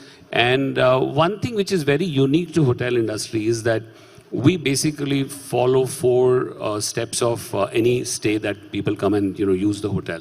So it starts with dream, goes on to explore, then the next level is in-stay, and the last level is recommendation. So basically the dream and explore is where hyper-personalization is fired through the digital, because you still have about 50% of the people in the transient world actually come to you through digital. The rest 50 is still brick and mortar. They'll pick up a phone or they will kind of book through travel agents. So that 50% is focused through making sure that we find out what are you looking for. We also focus on what's your cohorts, what kind of are your personalized experiences or things that you're looking for. So I think that helps. And one last part that we are also focusing on is that a lot of personalization helps us to upsell.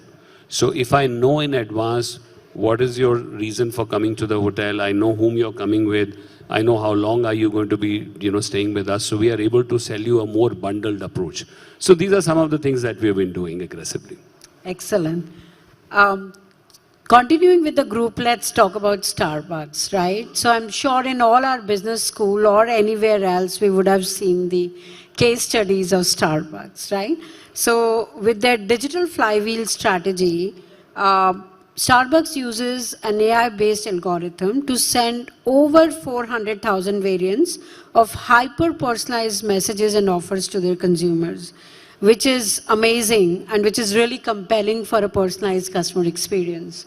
So how do we do that, Deepa, in India? Like, how do you achieve that in India and, keep on excelling? Hello, okay, I'm audible, right? So I'll just start by saying that we consider ourselves to not be in the coffee business. We are in the business of people serving coffee, so it starts from there, number one. We tell our baristas that you need to worry about only 2 C's, make the best coffee, and focus on connection. So it starts from trying to get to know your customer the moment he or she walks in or they walk in. Right from getting to know their name, writing the name on the cup, calling it out loudly, a big moment of recognition and connection established, and that's a ritual that all our customers love and swear by.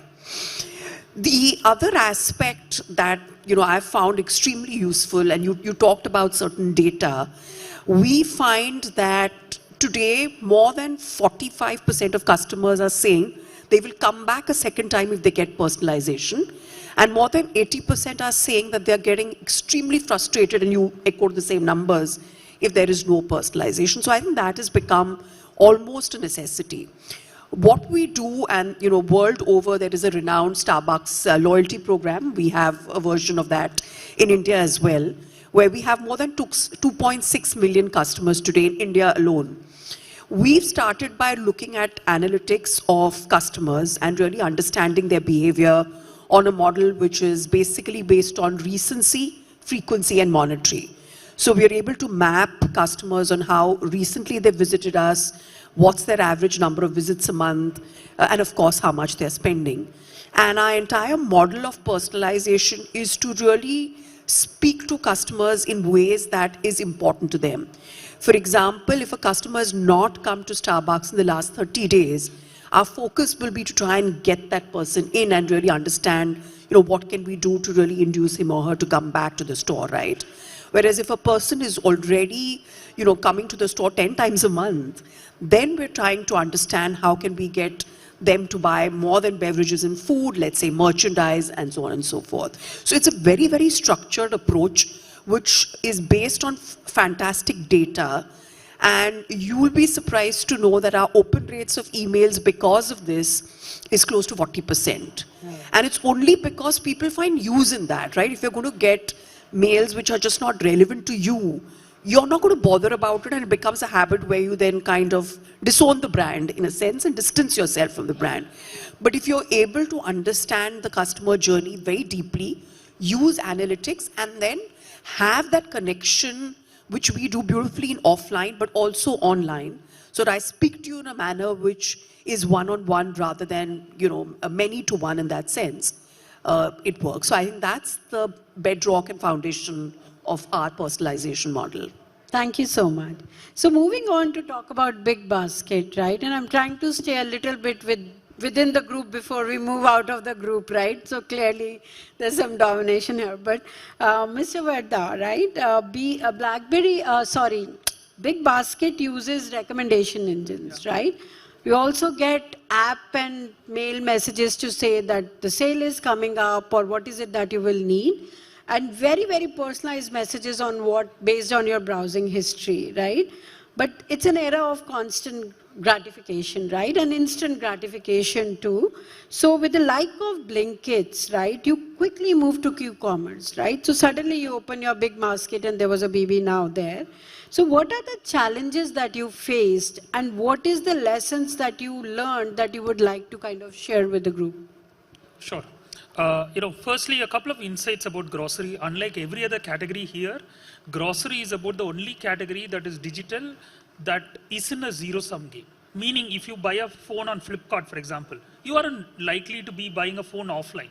Right. But grocery is incredibly complex. I guess Mukesh Ambani still comes out and shops for something in the Kirana store just outside, right? You get the drift, right? People shop online, people shop in a Kirana store, people shop with a hawker, they shop in a supermarket, they shop in a hypermarket, and then they shop, at an airport or, near a metro station, right? So I think that makes our share of wallet challenge to be fairly acute. Even the best of grocers elsewhere don't have more than 15-20%, because not only do I have to tell you recommendations about what you shop for that you can shop for, I have to think about stuff that you've not even shopped for online that I can gently nudge you towards, right? Like, for example, we keep thinking, why can't we, for example, let's say, sell, a toilet brush along with Harpic, right? However ridiculous this sort of sounds.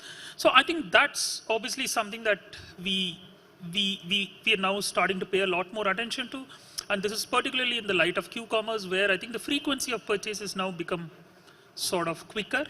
So, for us to be profitable, we have to make your average order value bigger. Bigger, right. And I have to find those things that are accretive to you, that you aren't likely to find in a shop near you, right?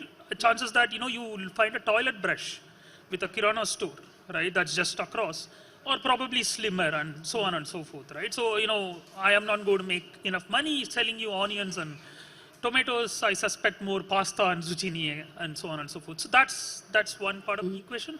The second part of that is that grocery for most people in India, for an average sort of family, is roughly around a 250 to 300 item sort of basket, right? So I have to now figure out, about 150 to 160 of those items are consistent. They're the Harpics and the onions and the tomatoes. About 100 of them depend on your social strata, the region that you belong to, and your preferences. Like, if you are in Tamil Nadu, you will buy a sambar masala that's That's whatever Achi or Sakti and whatever, you get the drift, right?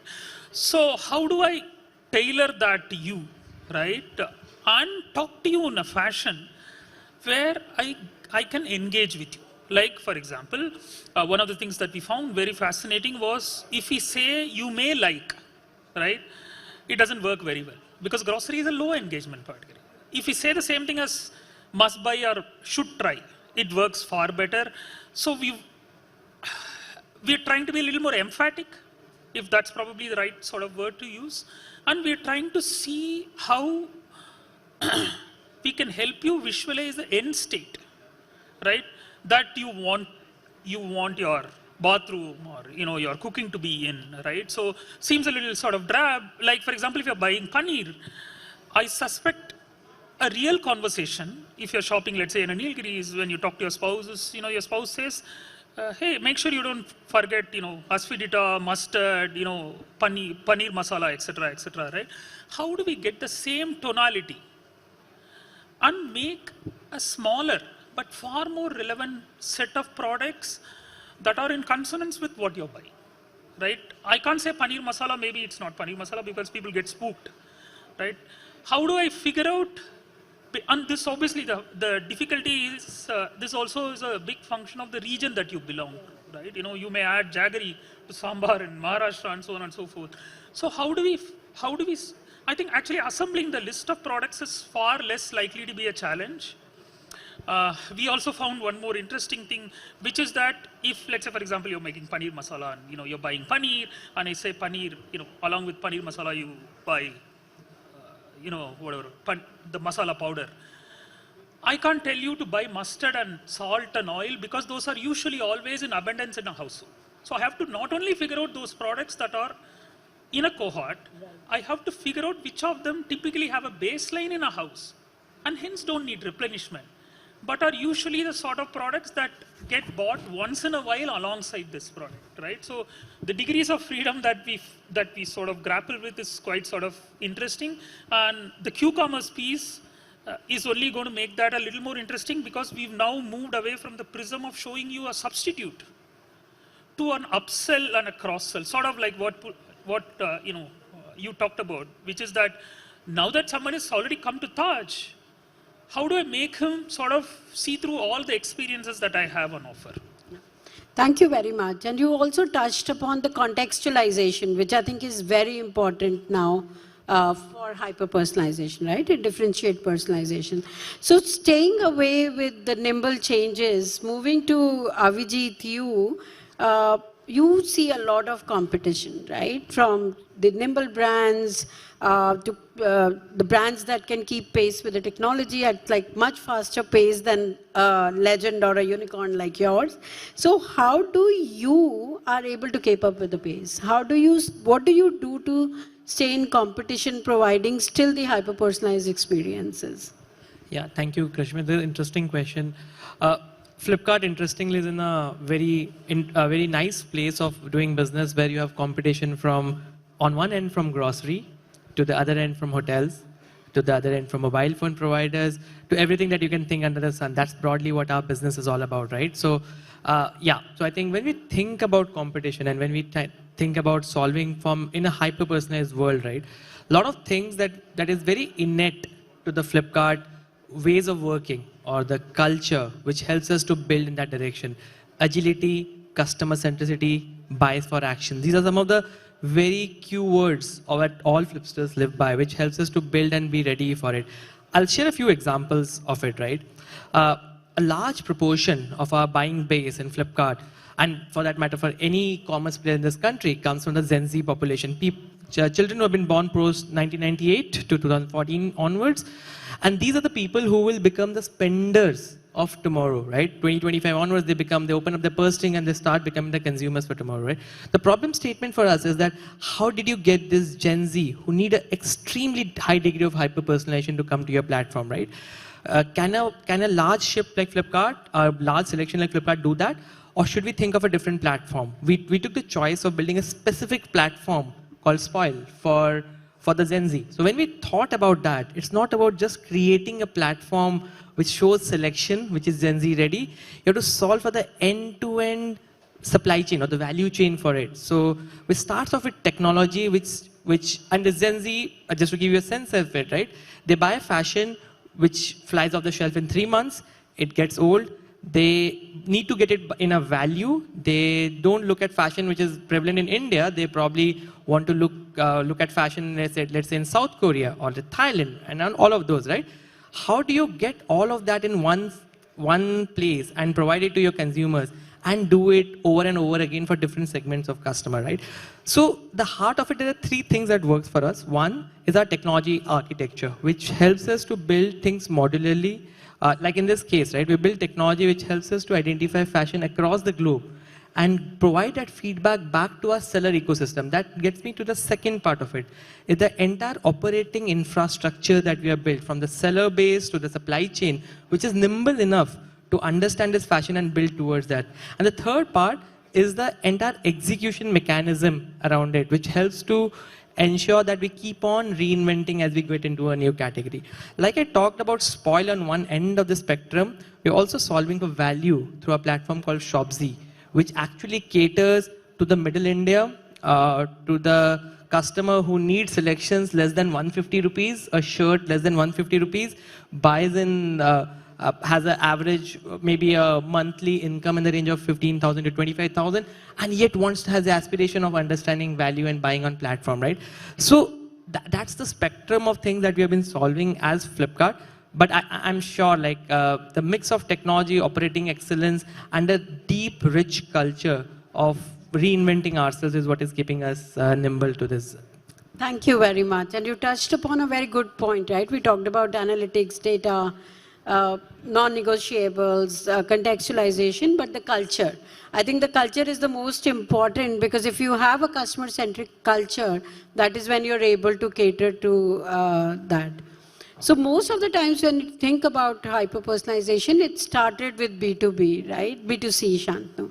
But even B2B customers nowadays, they expect you to read their minds and be there where they are and provide experiences. And clearly B2B is very different ballgame than the B2C, right? So what, according to you, helps achieve hyper-personalization? Or what, according to you, is hyper-personalization and help achieve hyper-personalization? Yeah, thank you, Deepa. Thank you, Krishna, for a great question. You're right. In B2B, we've been personalizing it from far beyond. B2C is still using technology to understand it. But at B2B, customers expect us to understand them day in, day out, because they're dealing with us day in, day out. The way we look at it is a little different. So if you look at it, I'll take a step back and I'll say that the more the effort the customer has to take to reach the solution, that much of value has been eroded. That's the value erosion philosophy.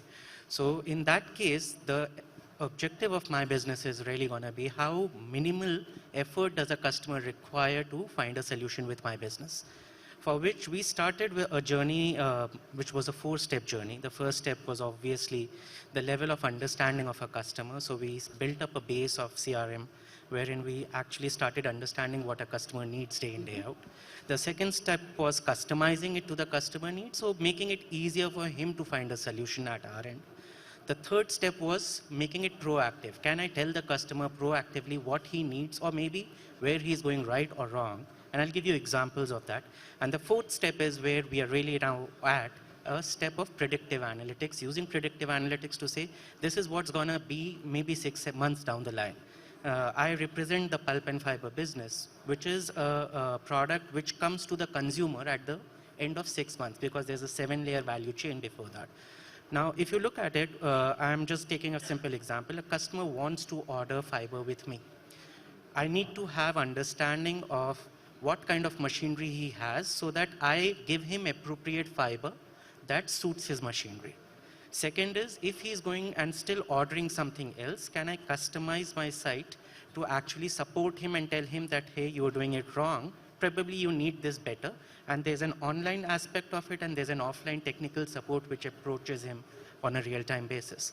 The third step is, once the dispatch is actually happening to the customer, can I really now go and check, is the right material going out to him? Is that suitable for his machine? And as we speak, my business is already working with some key partners wherein we are synchronizing on a real time with their machinery.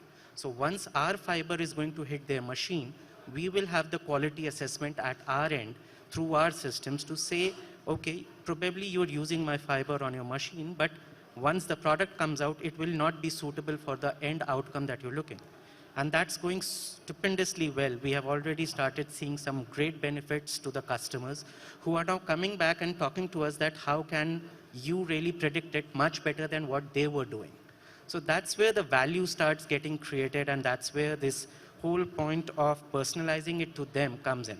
The second step is we also work a lot with the value chain. It's a huge value chain.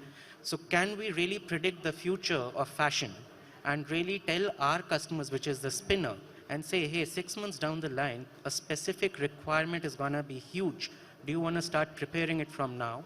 Do you have the material to provide it? So that's the point of personalization that we are already working on. Right. Very good and very predictive, right? So that you can change the entire manufacturing to cater to the upcoming need. Very interesting. Thank you so much for sharing. So over to you, Subodh, right? Everybody is talking about what all they do, but obviously you know the technology that will back it up, right? So do you want to talk about the strategies per se, right? So if we speak of hyper-personalization, we speak of data, we speak of X amount of channels. I think there was 23 channels last time I counted. I don't know. I didn't include threads for sure. So I don't know how many channels are right now. Do you want to talk about the technology and what supports all this? Yeah, sure. Thanks, Karishma, for that. So first of all, I just want to admit I'm very happy to be a part of this panel. I'm just looking at the participants here. I'm having a little bit of a fanboy moment. I am consumers of all of you guys here. So I have to admit that it's a great panel to be a part of, right? But having said that, I also sort of bring in a different perspective. I don't deal with retail solutions and products like the panel here. Perhaps I'm the one that represents the solutions community, right? Right. So talking about data, and one of the earlier panelists, we spoke about, where is this data coming from? Data is the new oil. We all talk about how to use data.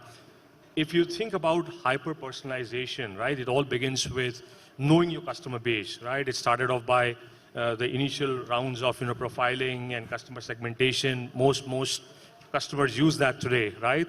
But now it's gone beyond that. The profiling is just the beginning, right? But you have to bring in the more behavioral aspects of customers, the changing the dynamics of their likes and dislike preferences, and of course the real time, right? So data, in my view, is what gives you that capability to segment your customers, understand them better. That's the first step of hyper-personalization. We happen to work in an industry which actually deals with this data. One of the statistics shows 80% of this data is actually unstructured, right? It's not structured data, but unstructured. It's being generated across, myriads of channels. You mentioned 23. There's other surveys that say that, every 1 out of 2 customers use about 9 different channels, not customers, organizations. Right. Right? And this is voice, this is non-voice, this is apps, websites. You can imagine the kind of data being generated. So, and if they're all coming from varied and disparate sources, right? Just a digression, I know most customers talk about ChatGPT and the usage of it. In my experience, we go and talk to these organizations. Most of them are at a stage where they're grappling with just getting the data act together. Make no mistake, while it all sounds very, sexy to talk about GPT, the primary premise, is having a clean, labeled, organized data in place, right? So having a common, unified platform that can hold this data, unstructured data, is of importance. I feel, because then you are already one step ahead of having all your customer interactions data in one place, whether it's coming from any of those channels, right? And the second thing, there are tools available that can then help you start making sense of this data. The analytics, speech index analytics, combining it with data analytics. Avijit, you spoke about the data part of it coming from the field, combining that with unstructured data, and making sense of the customer likes, dislikes, their preferences. Even something like the 23 channels you spoke about, Karishma, right? Are organizations even looking? A lot of this is, by the way, what we've seen is a Me Too approach. A certain organization in your peer group is offering a certain channel. I have to do that as well, right? But have you done your analysis? Are customers using those channels? What is the utilization on those channels? What are they doing on those channels in the first place, right? And are your kind of customers, the right set for a particular channel to be offering, right? I don't know if you have rural customers. WhatsApp is not a good example. Everybody uses it, but maybe certain other channels, mobile apps, for example, right? So where I'm going with this is data analytics. First of all, holding this data in one place and then putting it to good use, analyzing it to understand, get a good grip on the first base, your customer base, is the place to start. And there are tools available out there to the challenge of doing it in time. This can be done very, very quickly, of course, if you have your data layer in place. So that's where I would go with, even channels data, if you have all of this in one place, that's a good place to start. The analytics tools just add to it, give you the insights very, very quickly, and then you are at a place where you can start designing products and services to personalize. Thank you. Thank you for sharing such a valuable insight. Any questions from the audience before we move on? Anybody would like to know anything on hyper-personalization? Yes, please go ahead.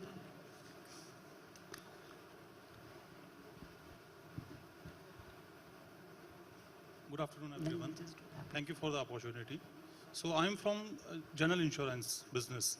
So you all from the industries on the companies with which you are working. So you have a privilege that the data of the customer is absolutely correct with you.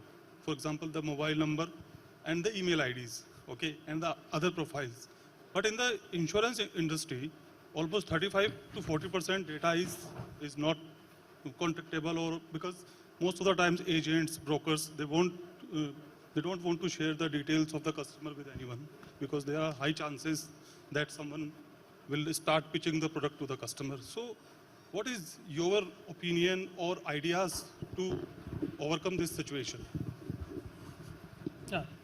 Yeah, I can take that. I think this is something, for the record, I think all of us grapple with. No matter what we have, we're always sort of looking for surrogates. So for example, on general insurance, right? Depending upon obviously the category, for instance, right? One of the things that, for example, we've been thinking of, not that we've done it, is can we, for example, port data from a 99 acres to understand the SEC classification, right? I'm just sort of giving you an anecdotal evidence so you get the drift, right? What could be surrogates that show broadly what you're looking at, right? Maybe you're looking for incomes, maybe you're looking for vulnerabilities. So I'll just wait. For this customer experience part, so majority of the times, so for example, for the Flipkart, for the Tata Starbucks, for example, a customer visited your site or your location, then you start sending engagement offers, messages to the customers.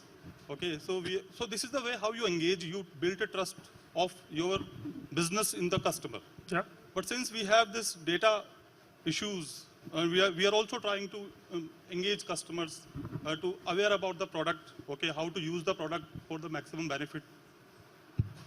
But if the data is something which we do not have, the penetration level is low as compared to your industries, because you have 100% penetration towards your engagement or whatever the awareness you are trying to generate among your customers. So I'll maybe try and complete that. I do have some experience of having actually worked with a general insurer earlier for a few years at Amazon. One of the things, and this is to sort of promote them on Amazon's websites, right?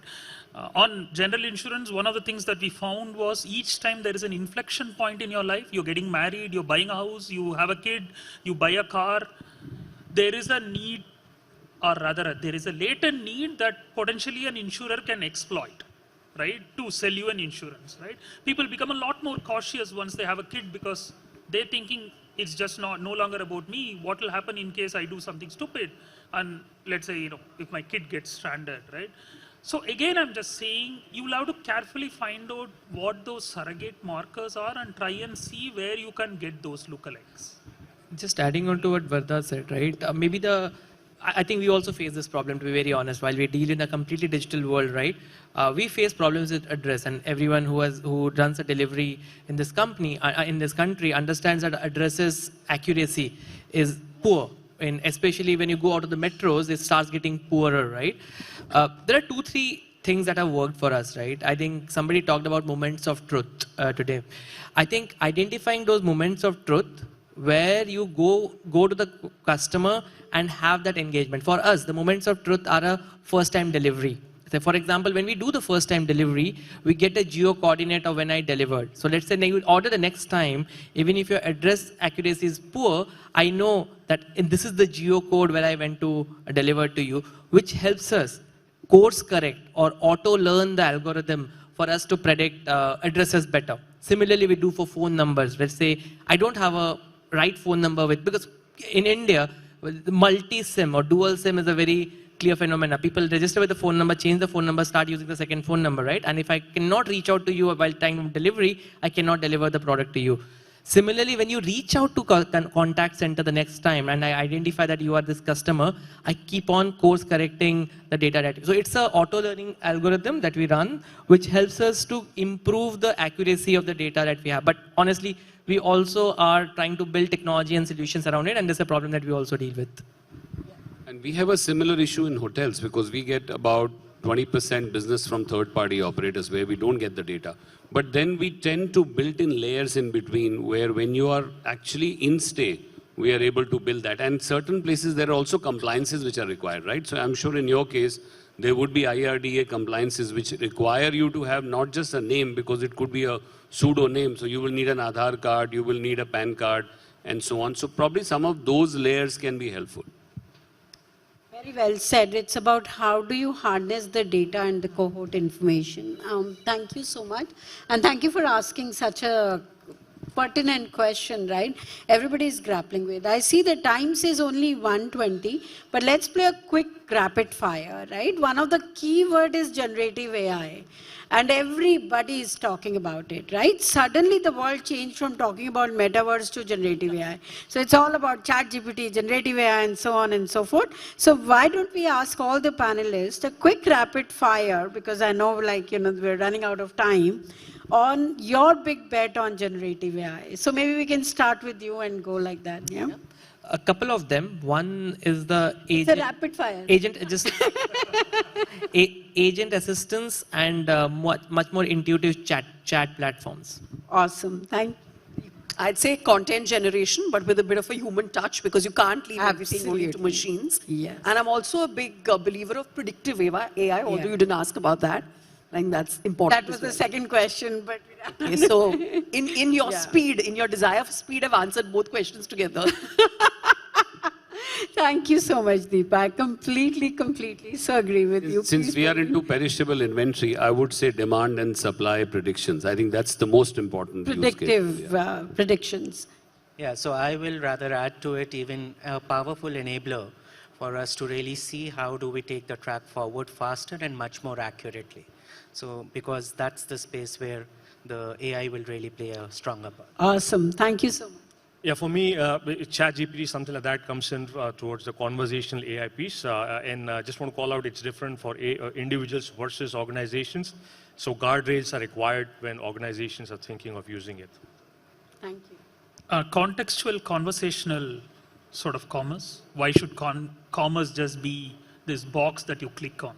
Why can't it be like how you talk to your spouse in real life? Awesome. Thank you so much. So though I'm like a moderator, but for me, it would also be generating content at scale, right? Large language models and personalized content and scale. So with that, since it shows in red time's up, I think we'll wrap up this session, though I can have like thousands other questions on this pertinent topic. But thank you so much to everyone for such open answers and telling us what all can we do. Thank you very much. Thank you. Thank you very much to all of our speakers, and I think we thoroughly enjoyed all the takeaways that we managed to gather, be it throughout the session or even the rapid fire. That being said, I'm going to quickly invite on stage Akash Tiwari, co-founder Team Marksmen Network, to please come on stage and also present a token of gratitude to all of our speakers. I think it was a befitting end to the conclave sessions. First up, Akash, I'm going to request you to present the memento to our speaker. Let me just announce the name as well as per the list. Yes, first up, Avijit Mahapatra.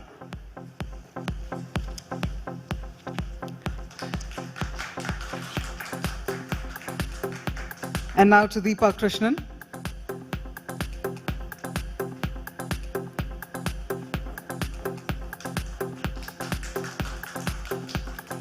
To Mr. Parveen Chandra Kumar.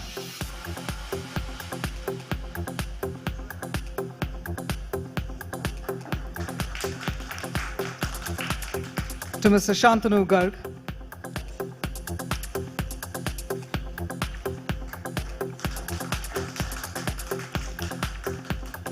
And now to Subodh Shivhare.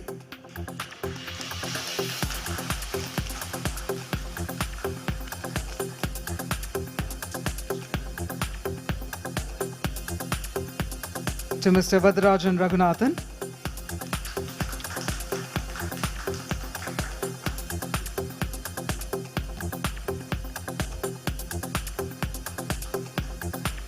And to our session moderator, Karishma Gupta. That's right. Let's also have a round of applause for our wonderful session moderator, Karishma Gupta. I think, as we often say, that you need the right questions to get the right kind of answers. So it's wonderful the way you spearheaded. Thank you so much.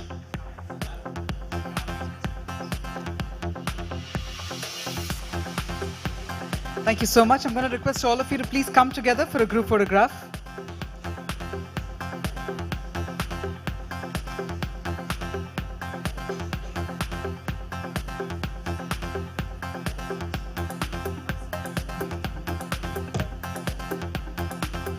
Thank you once again. Thank you very much for joining us.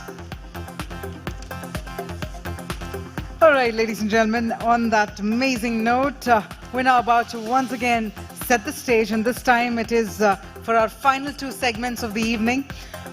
First up, we had promised you about the lucky draw, so I hope all of you did take some time off to get those passports stamped, fill in your details, and get all the stamps. That's the main criteria. So we're about to start with the lucky draw and then move on to the Masters of CX felicitation. So that's our the two segments that we're eagerly looking forward to.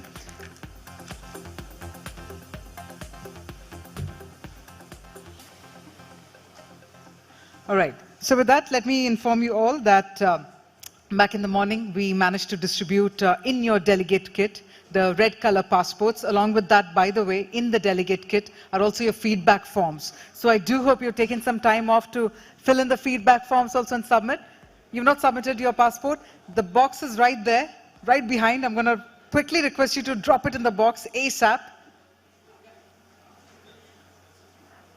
Please don't be shy to participate in a lucky draw.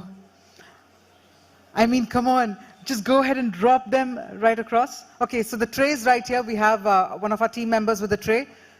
Please go ahead and drop those passports there as long as you've stamped them. That's very, very important. You should have got it stamped by these partner booths. We're about to right now host the lucky draw, pick 5 lucky winners, post which we're also about to go ahead with the felicitations of Masters of CX.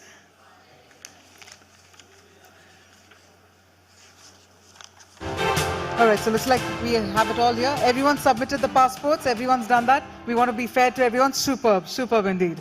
Okay, so back in the morning, we made the announcement, and we had urged all of you to connect with our amazing partners for the conclave. They've displayed some of their latest solutions, latest ideas, and we've also asked you to go ahead and get the passport stamped. While you did so, we also decided we were going to pick out the 5 lucky winners in the form of a lucky draw over here. in your delegate kit, let me also remind you, there's also feedback form. So do take some time off to fill in the feedback form, and you can submit them to the team members right inside the hall. But we're about to firstly go ahead and host the lucky draw. And to do the lucky draw, that means it's time to announce the names of the people. Your luck is in their hands, so we're about to invite 2 people right away. To pick the 5 lucky winners, I'd like to please invite Akash Tiwari, co-founder, Team Marksmen Network, to please come on stage. And joining Akash on the stage, I'd also like to invite none other than Sanjay Gupta, Vice President, South Asia and Middle East, NICE, to also please do the honors. Alrighty. Before we do the lucky draw, before we get those passports here, big question, give me a hands raise. How many of you read the astrology section of your newspaper today? You did, sir? Lovely, lovely indeed. All right. So, but anyways, how many of you are feeling lucky? Just give a little buoyant smiles. Come on. All right, great. I'm also feeling lucky, despite the fact that I've not dropped the passport there. But so who cares? It's all right. Let's bring the passports right up on the stage. Let's put that curiosity to end, and let's pick 5 lucky winners. What we're about to do is the gifts will be handed over to you on Monday. But if you are present inside the hall, if we announce your name, please do raise your hands. All right, so let's go ahead.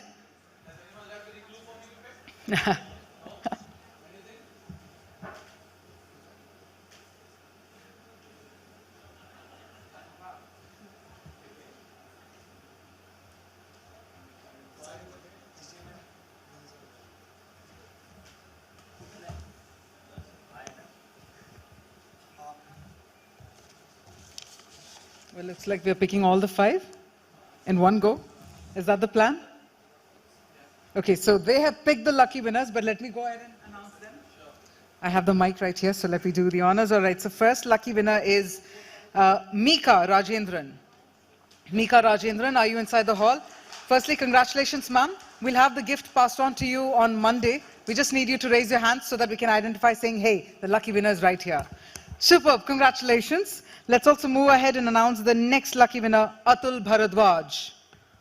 Atul Bharadwaj, right here. Congratulations. Let's move on to the next. We have the next winner, Bheem Sen.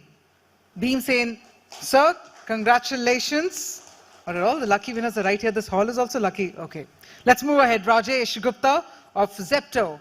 Rajesh Gupta, Zepto. Managed to do a quick delivery just outside there. Superb. All right, Rajesh, but congratulations. Let's move ahead to the final name, who's also the winner, Kaushal Gupta, Zydus Healthcare. Kaushal Gupta, right here. Congratulations. All right. Let me inform you all that the gifts will come to you, I promise, but on Monday. Thank you so much for doing the honors. Thank you very much, Sanjay, for joining in as well. We have the names of all these lucky winners. Congratulations. With that, now let me get all of your attention right here to our final segment of the evening. We all know that this is the evening, this is the moment that we've all been looking forward to, me as well.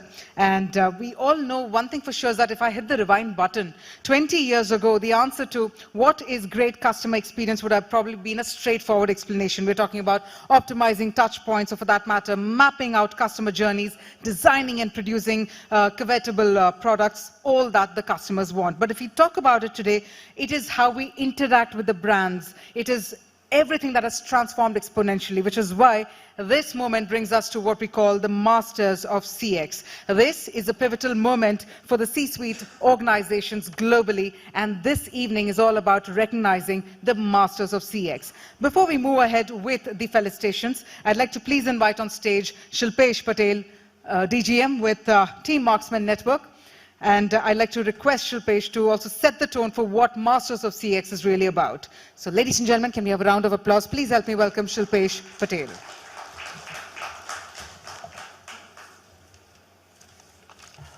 Thank you, Kavya, for being a wonderful host. Ladies and gentlemen, thank you for being here with us. The time has come for the most anticipated session of the day, where we celebrate the finest exponents of customer experience, applaud their brilliance. Yes, I'm talking about the felicitation ceremony of Masters of CX. These brands have consciously gone ahead and crafted an elevated customer experience by leaning on carefully gleaned insights, reimagining the end-to-end experience as a seamless flow, and connecting through touch points to engage every customer, wherever they may be. In the end, the process, they have relentlessly innovated, rigorously measured the impact, and formed a fuller understanding of how things affect to people differently. We congratulate each and every one of the brands that shall be taking the stage today and hope that their accomplishments inspires others to follow. Thank you.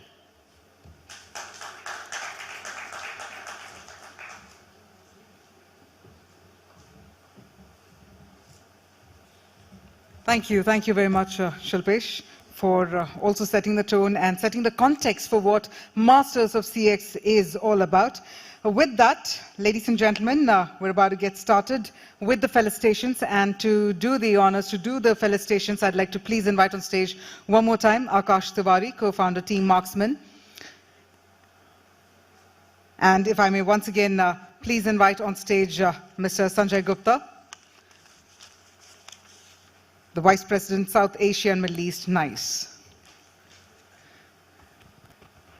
All right, ladies and gentlemen, so these are the organizations that have emerged as expert exponents of their craft, Masters of CX. So we're about to go ahead and directly announce the names of the organizations. So the very first felicitation for the evening, can we have a round of applause as we hear it for Bajaj Alliance General Insurance Company Limited.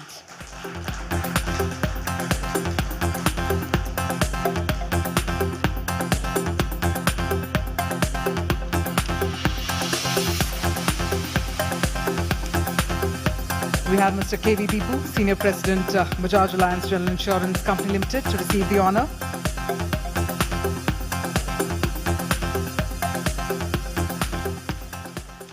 Well, the plan is to go back to back with the felicitations. So with that, let's have a big round of applause for the next organization that's being felicitated, Big Basket.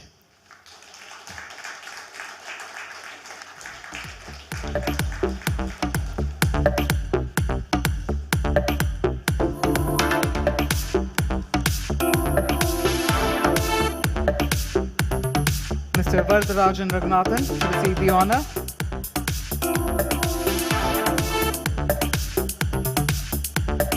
Well, marching ahead, we are now about to felicitate the next organization. Ladies and gentlemen, Canara HSBC Life Insurance.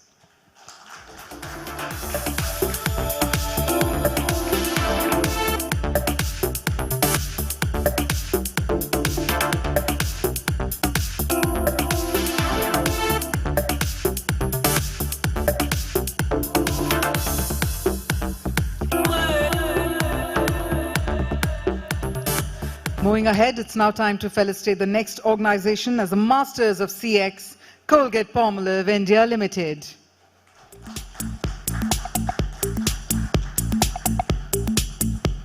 We have Mr. Ruchir Bhatnagar to receive the honor.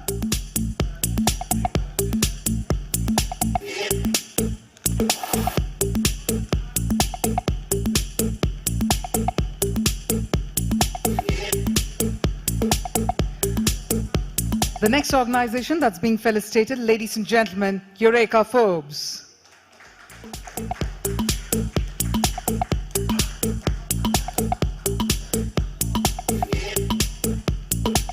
Eureka Forbes, ladies and gentlemen. We have with us Mr. Uday Bhosle to receive the honor.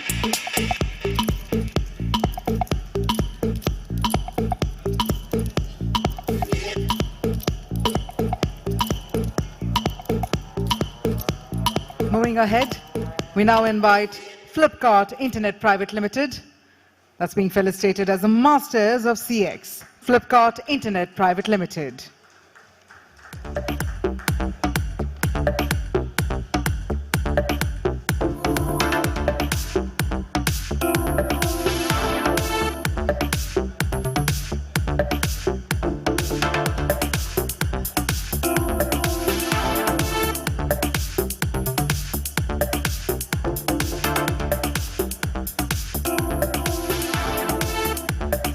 As we gather experiences, as we gather insights from all these organizations, that being said, let's also congratulate the next organization that's being felicitated, Future Generali India Insurance Company Limited.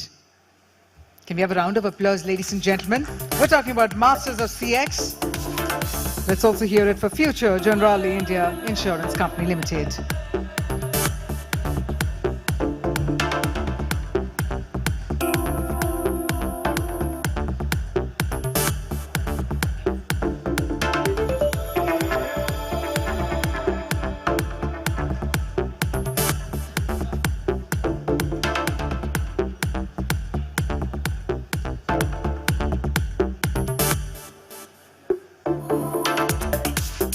Time to announce the next organization as the Masters of CX Hire Appliances India.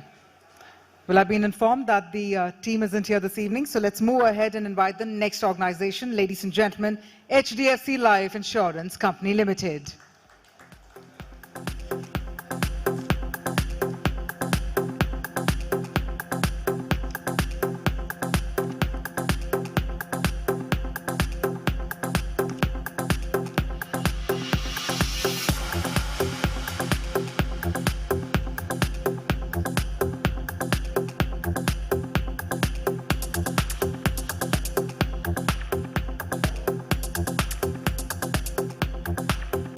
With that, we now felicitate IIFL Securities Limited. Ladies and gentlemen, Masters of CX, and the next organization to be felicitated is IIFL Securities Limited.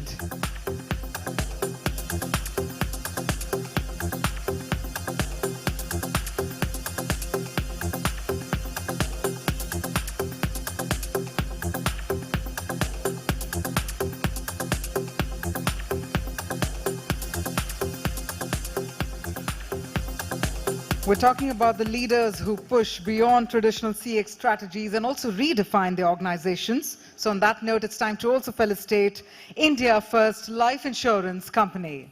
Can we have a round of applause? Let's hear it, ladies and gentlemen, for India First Life Insurance Company.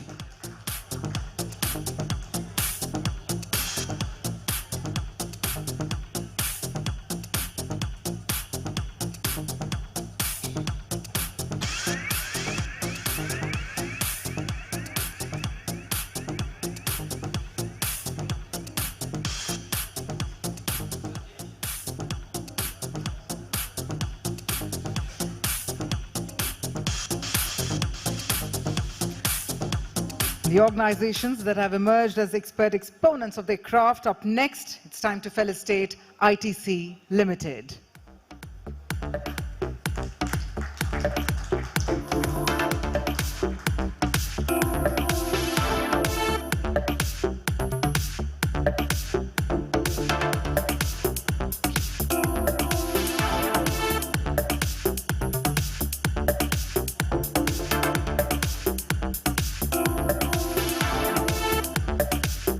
We would love to accelerate the pace of the applause, because up next, let's hear it for Renault India. Ladies and gentlemen, can we have a louder round of applause, everyone?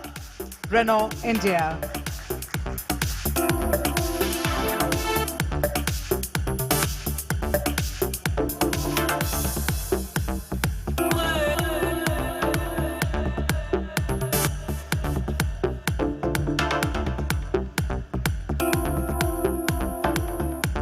Masters of CX and the felicitations continue. We now hear it for South Indian Bank. Ladies and gentlemen.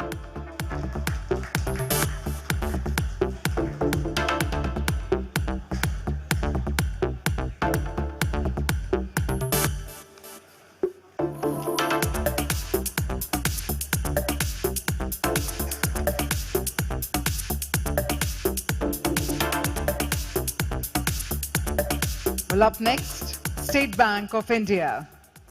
But I've been told that the team isn't here. So let's move ahead and also announce the next organization that's being felicitated as the Masters of CX, Tata Click.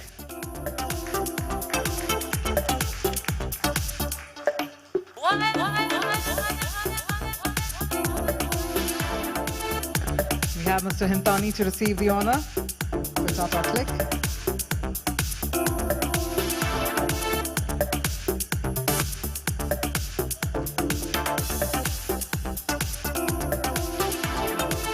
The next organization that's about to be felicitated, ladies and gentlemen, Tata Starbucks.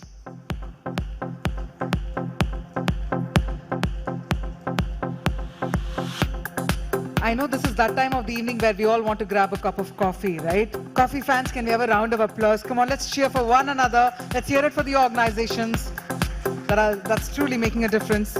We have Deepa Krishnan to receive the honor. And the final felicitation as the Masters of CX, ladies and gentlemen, Vistara.